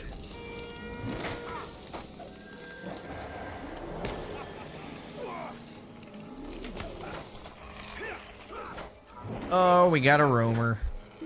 Of course we have a roamer. And this is like a ranged guy, so I can't really... Oh my god. I'm so annoyed right now. So obnoxious, man.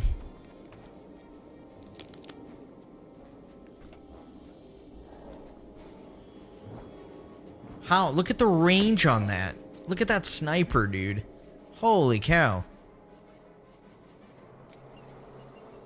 My poor little Harold running for his life. Look at him.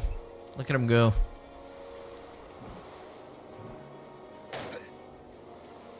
Those snipes are absolutely insane.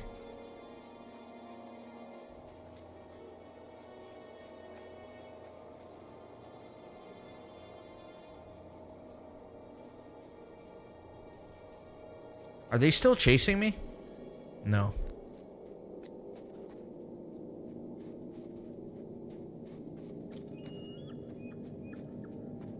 Oh, this quest. Let me also remove my sword and re-equip it just to see if it fixes the glitch. Looks like it did.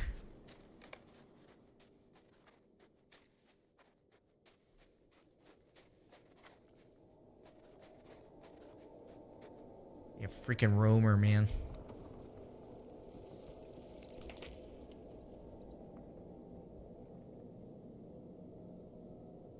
You know what? Why don't I use some of these things? Like the damage and the attack. The morale. What else? My god, man. I'm starting to get salty. I apologize, guys. I recognize that I'm being a little salty. Just trying to, like, see what's in my inventory, and I'm getting attacked.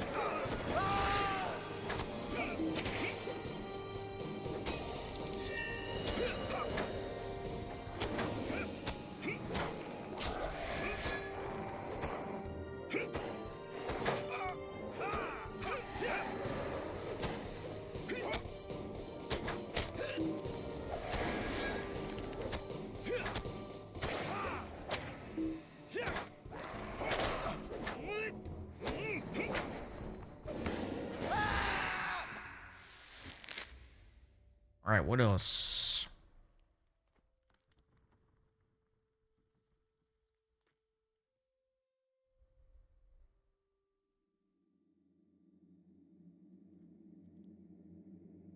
Or vitality? Sure, why not?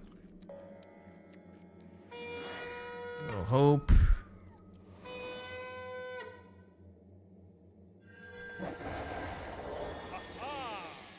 Let me lure this guy before the roamer comes in.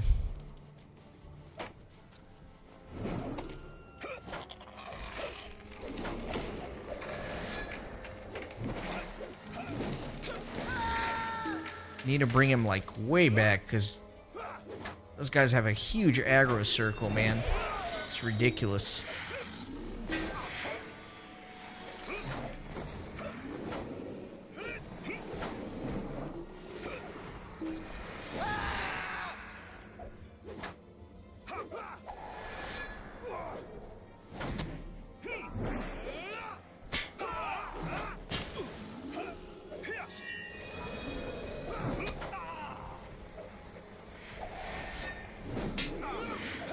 Yeah, better salty than sour Sauron. That's fair. Oh my god, I'm getting like just absolutely killed by these guys. Look at my freaking health, man.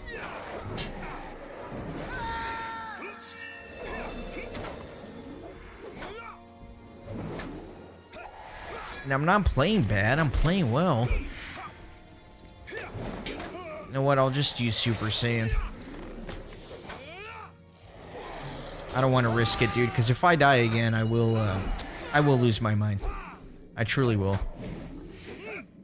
Better to keep my sanity than a 3-minute cooldown. I also like how I refer to that skill as Super Saiyan now, courtesy of Coco. I already forgot what it's actually called.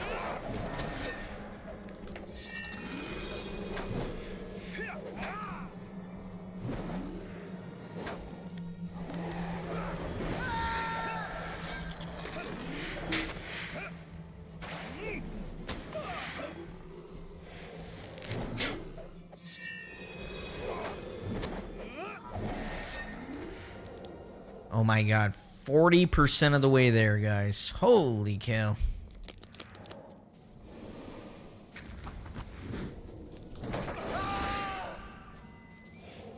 Let me see if I can slowly bring him over. I find these guys so hard to manipulate their spot. See, it's like, I don't know, it's just hard to get them to move.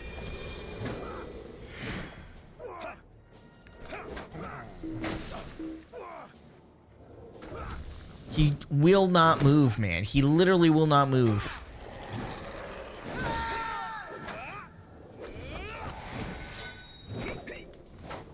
Golly.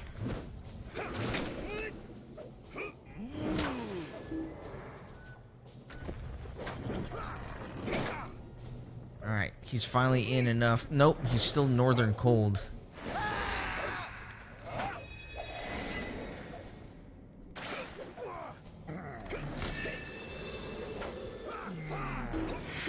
I mean, I guess it doesn't matter for these guys. The throwers are definitely easier than the warriors if you have them isolated.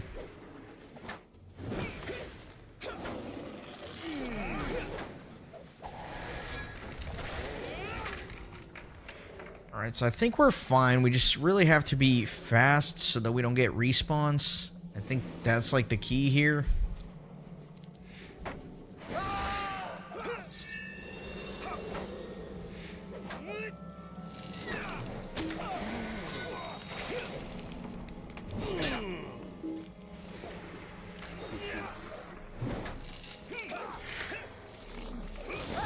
Totally missed the flag placement there.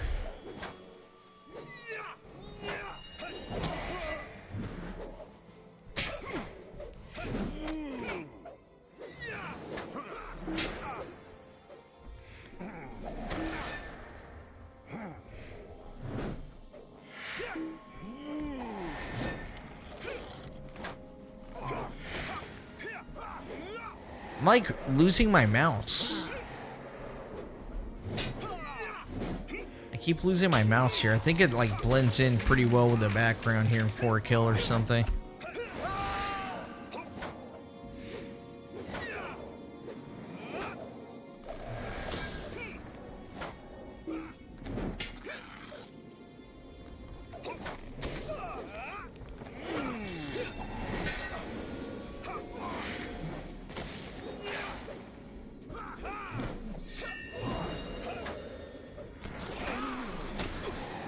So hard to see that ISR on. I'm stunned. I'm gonna miss that interrupt.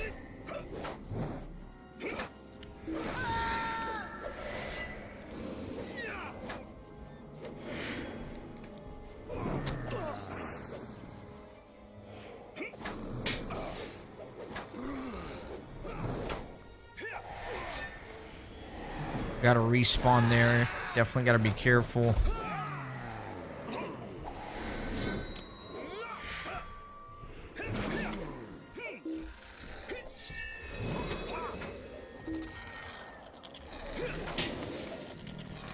Alright, so I'm a little scared that if I fight on the vent, that roamer is going to respawn mid-fight, because I think that's what happened last time. So I'm going to fight this guy outside of the vent.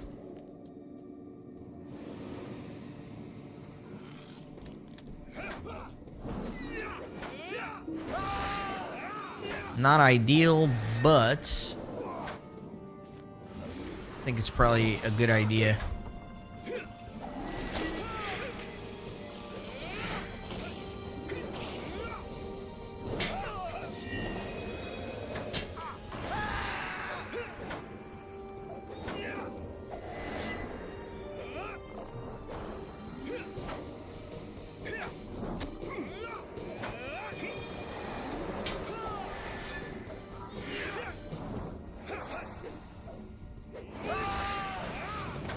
Oh my god!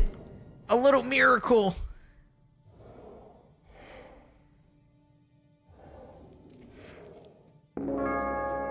We have a little miracle.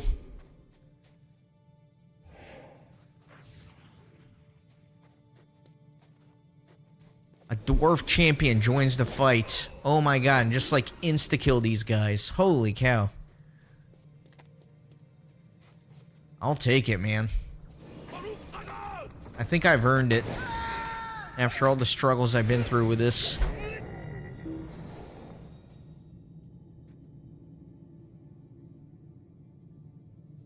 Is this one of you guys or just a random traveler? 64 seems a little over leveled to just randomly be here.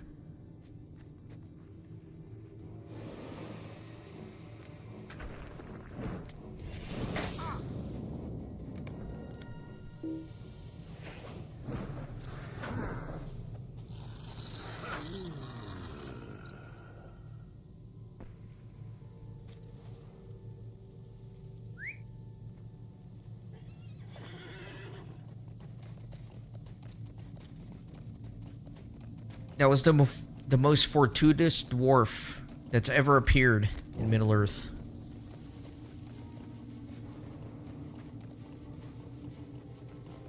It's funny how he like two-shots those.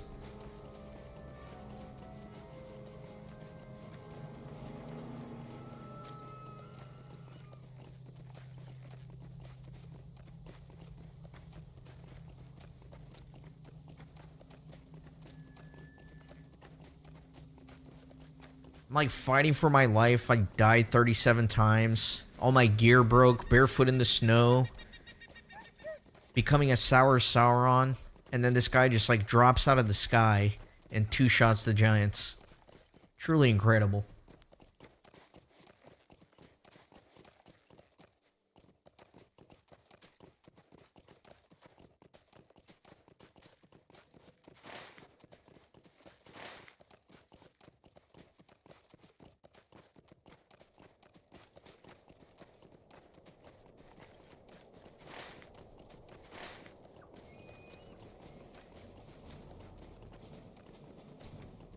Oh, that was you, Coco?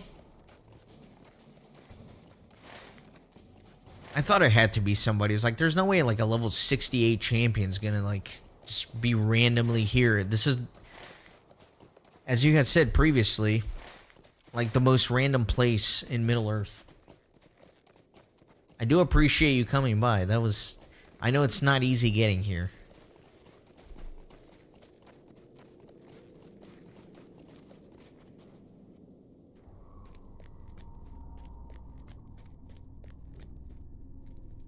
From whence came you in this cold winter? The winter wind speaks your name. From whence came you in this cold winter? That was nice, turning in 3 of those. Greetings, Atelavieras.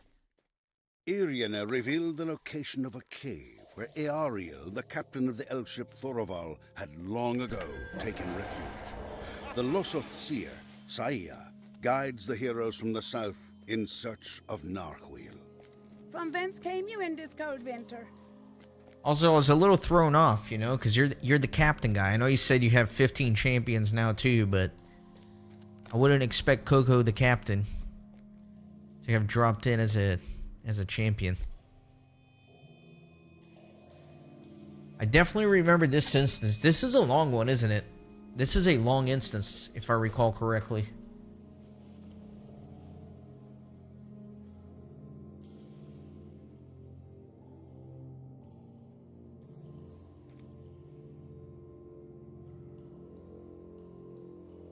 Those giants did explode, you are right.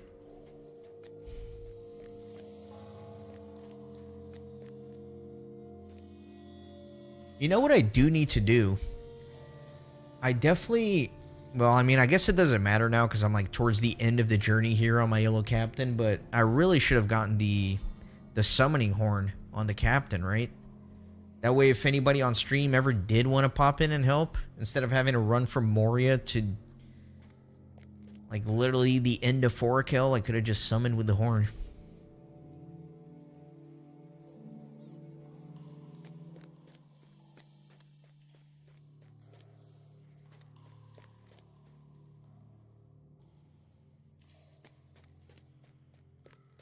Alright, what am I doing? Wasn't paying attention to the dialogue. No, I can't backtrack. Has to be this way.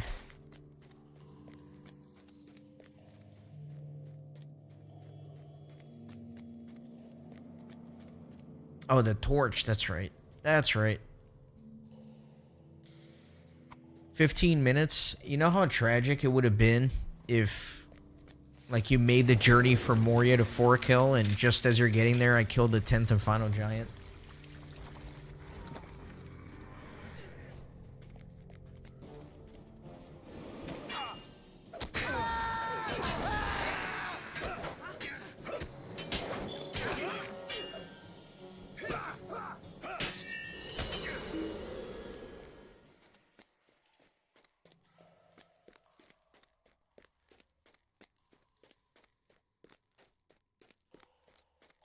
There was something comical about a random dwarf just appearing.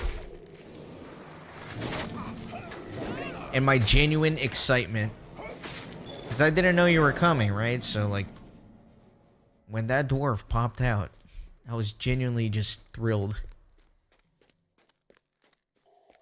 The reaction was totally organic.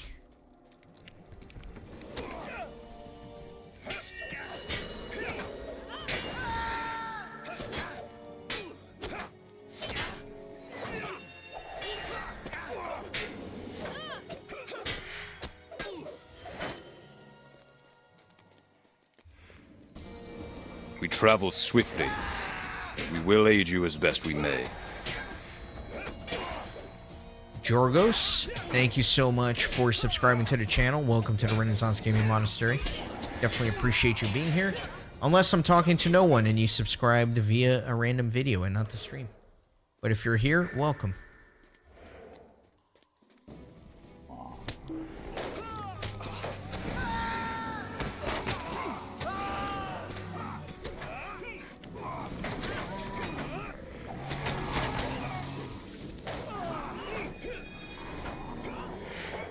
See, I don't know how I feel about that, Coco. I definitely appreciate the help and that you took the journey, but also a little bit offended that you saw me being like 5 giants in, and then you're like, yeah, there's no way he's gonna finish all 10 in the next 25 minutes. It's definitely worth the journey. But who am I to feel offended? You were 1000% correct.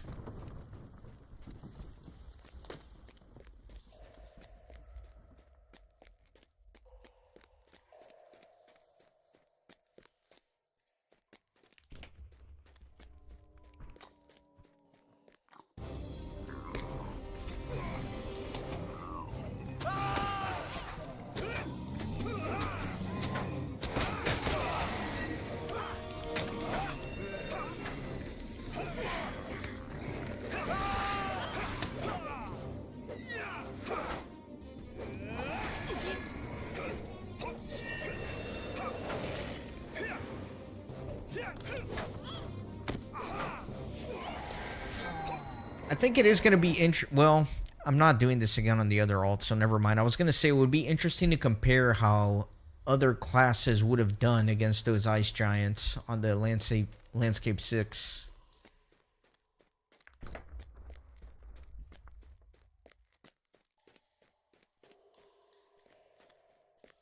Looks like I need a torch, maybe?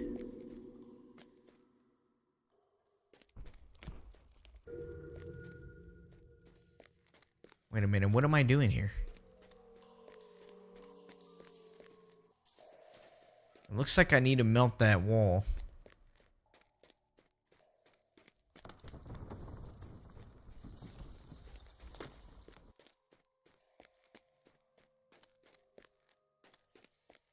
You definitely do know your stables. You're always helping me out with that.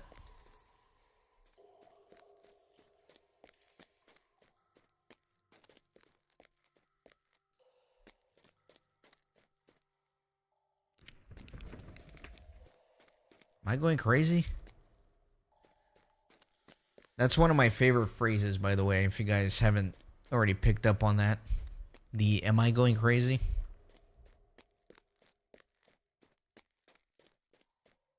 Oh, there's Oh, I guess, like, she was just trolling me. She was just standing there. She had to, like, trigger the cutscene before the torch appeared.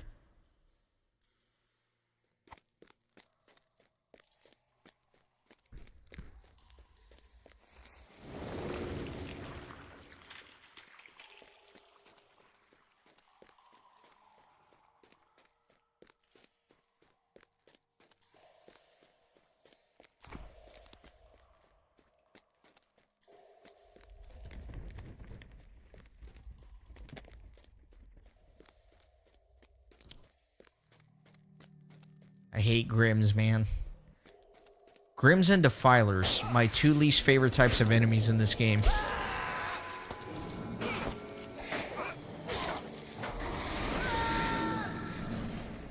I really can't decide which ones are worse.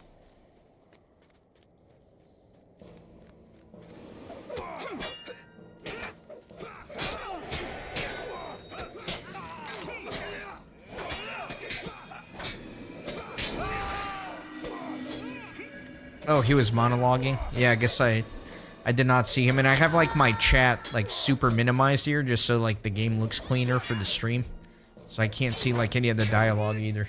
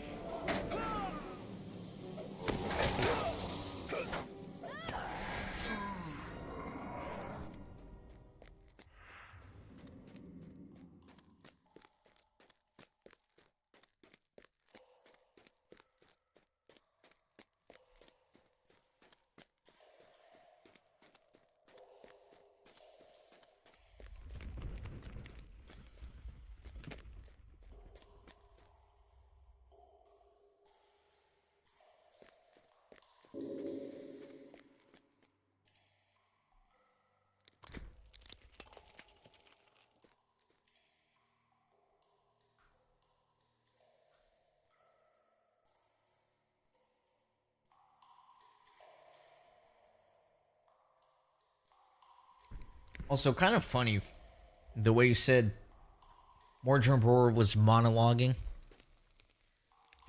Like, it was so important to him, right? Like, he had this whole monologue prepared for when pesky Barcombe came to interrupt his plans. It's like he's practicing in the mirror, his little monologue. And finally, he gets to deliver it, and I'm just, like, running around, like, trying to figure out what's going on. Don't even realize he's talking at me.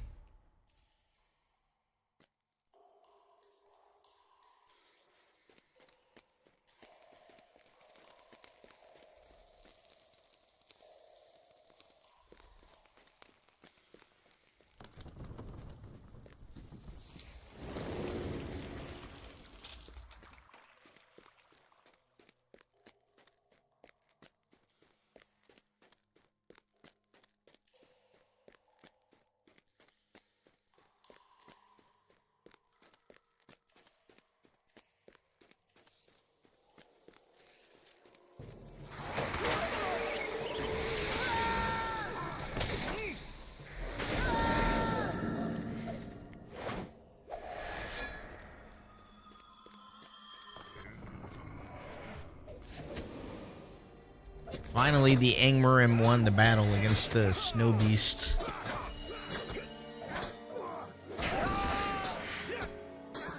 Yeah, I'm definitely playing like an obnoxious adventurer. Just like barreling through stuff, not giving anyone the respect.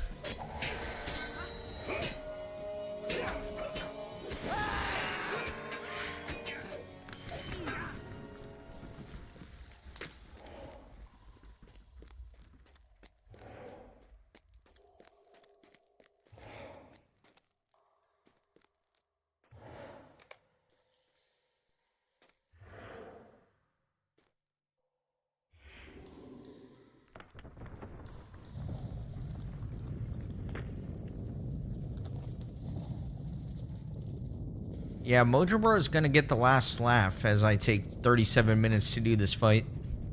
Although with the little gem thing, and with the landscape difficulty off, I don't think it's gonna be that bad.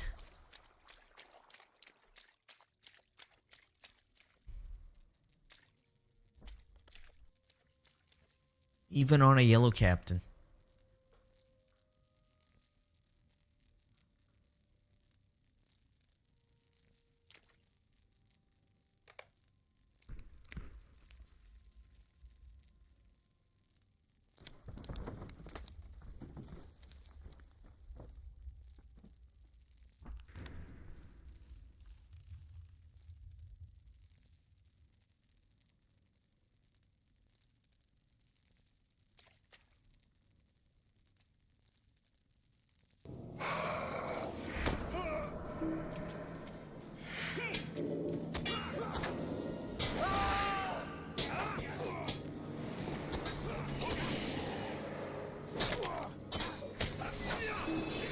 Not the Grims. Not the Grims.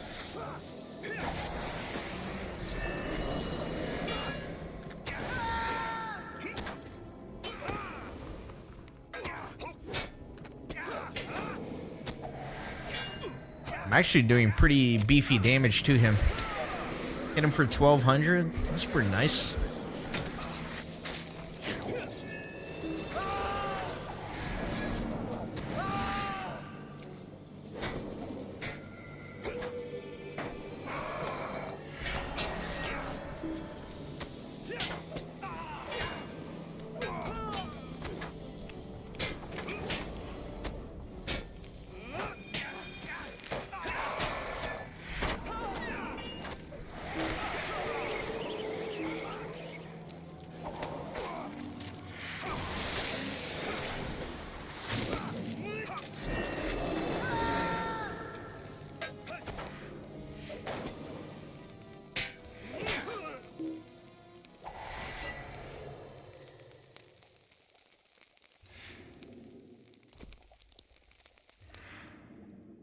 This is actually not the long fight that I was thinking of. I think the one at the end of book 14, right? Where you fight the dragon thing in Modrum Roar.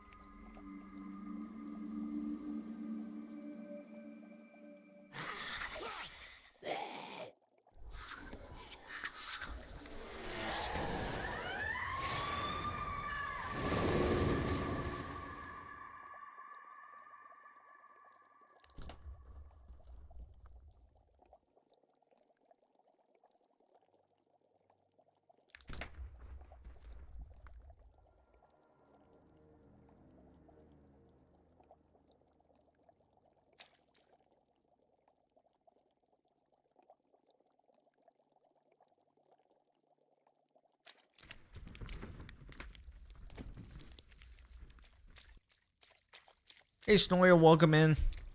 Yeah, this is pretty far into the epic storyline for Volume 1.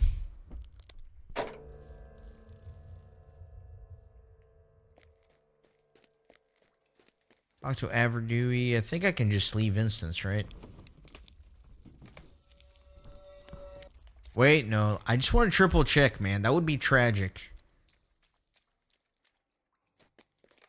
Is he in the instance? Yeah, but either way. Let me just go out this way.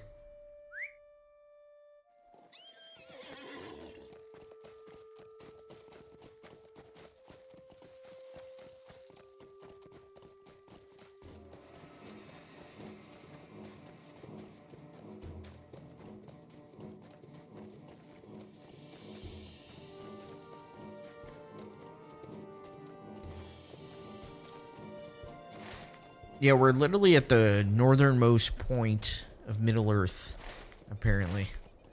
If you look, here's 4K. I think we're, like, up here.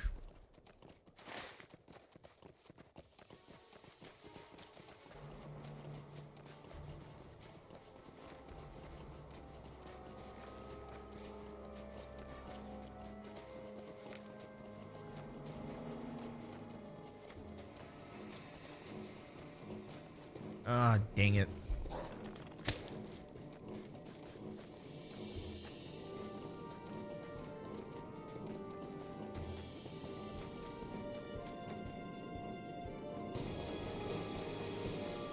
Man, we could have started a new character by now, you know?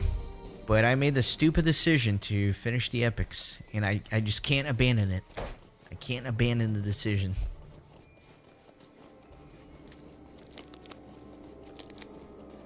It's alright. I think we've made good progress tonight. We're finishing book 13 here.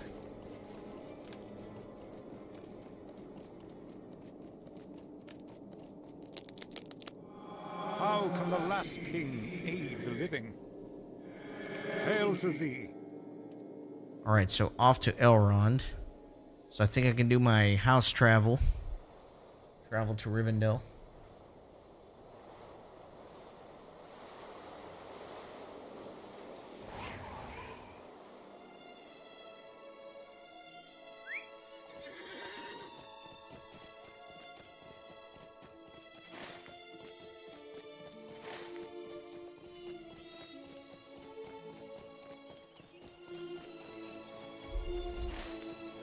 Gotta memorize the path here that I'm gonna be taking.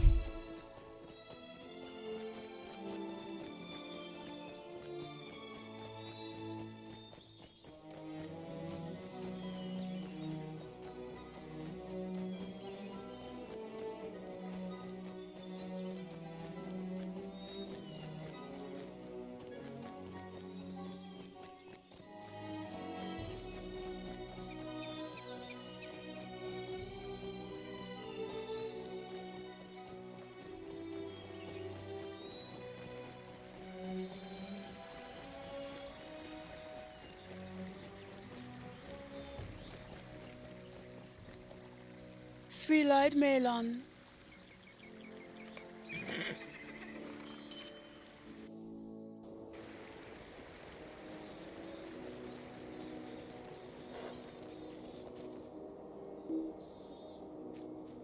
How can I be of service?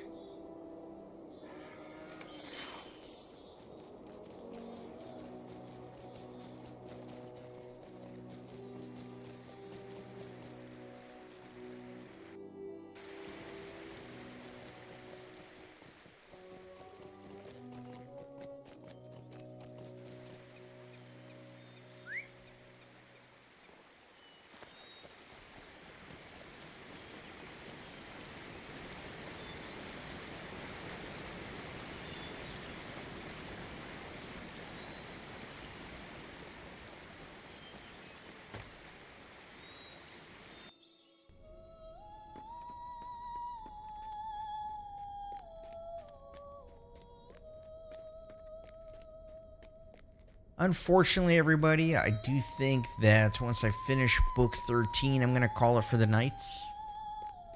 It is getting kind of late. But the good news is, I'm pretty confident that the next stream will conclude the adventures of Barcombe, the bastard son of Barlaam Butterbur. Which should be pretty exciting. Not in vain. Although now I have to talk to freaking Aragorn, and actually, I think that from the premium house, if I just like run out of the neighborhood, it's actually right by the guest house, I want to say. So it actually might be a little quicker to do this.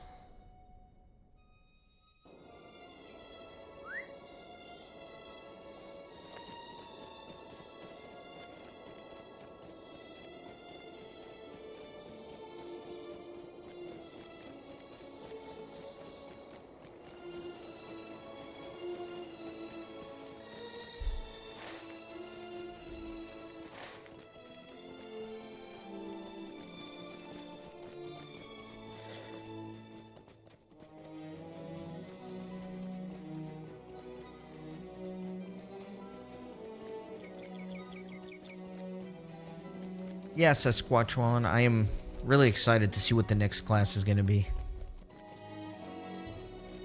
I just hope it's not the Hunter. I'm not ready for the Hunter yet. It's the one I least want to play.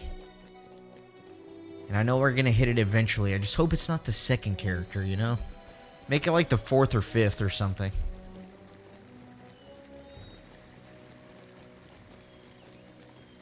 Sorry for all the Hunter lovers.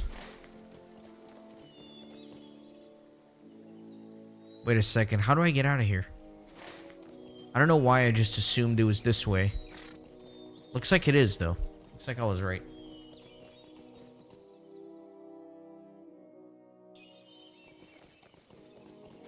Let's see.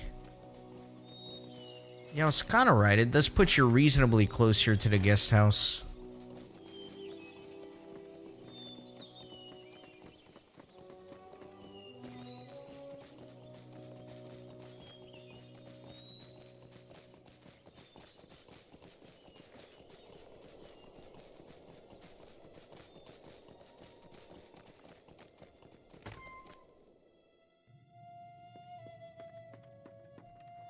Greetings. Greetings.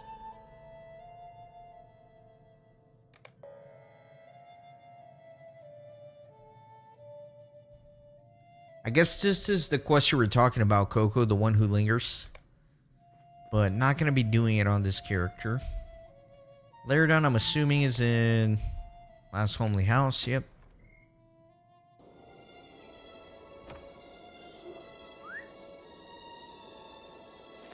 I just think Hunter is going to be a little bit challenging for landscape difficulty. I don't know. It's like I always say whenever I bring this up that like Hunter is the one I'm least looking forward to. Maybe it will totally surprise me and I'll fall in love with it. I'm very much open to that possibility. It's just a sentiment that I have right now. But if and when I roll the Hunter, I'm definitely going to be going into it with a very open mind.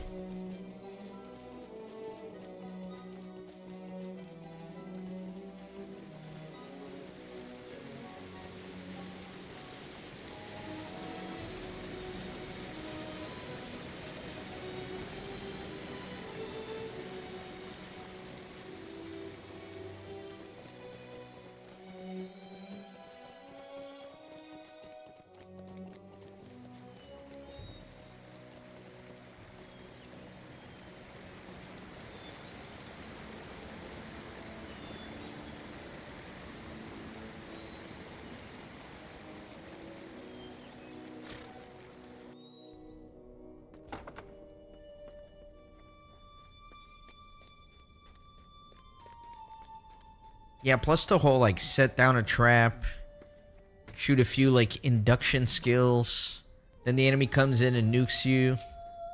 I don't know, that kind of loop, I don't know if it's going to be very good for me. So this sword, although it does a little bit more damage, I'll be taking a huge hit on the might, literally cutting the might in half, and the vitality in half. So I actually don't know if this is an upgrade for me. It actually doesn't seem like it is. What an epic way to end the stream. Your inventory is full.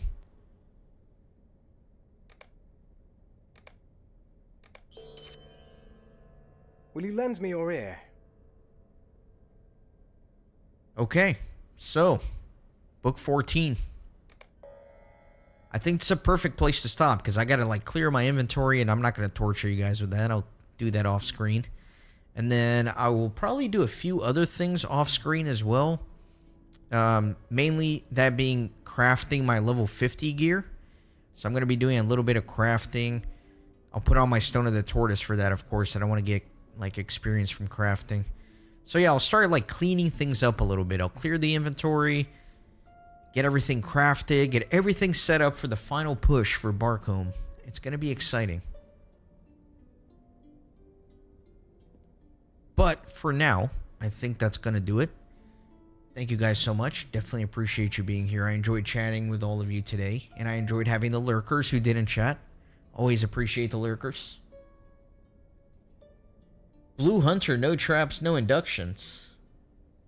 Good to know. Remind me when we roll the Hunter to pick Blue Hunter. But anyway, that's it for me, guys. Thank you so much. See you on the next stream, whenever that is. Probably, maybe Saturday? Next Saturday? Anyway, see you guys.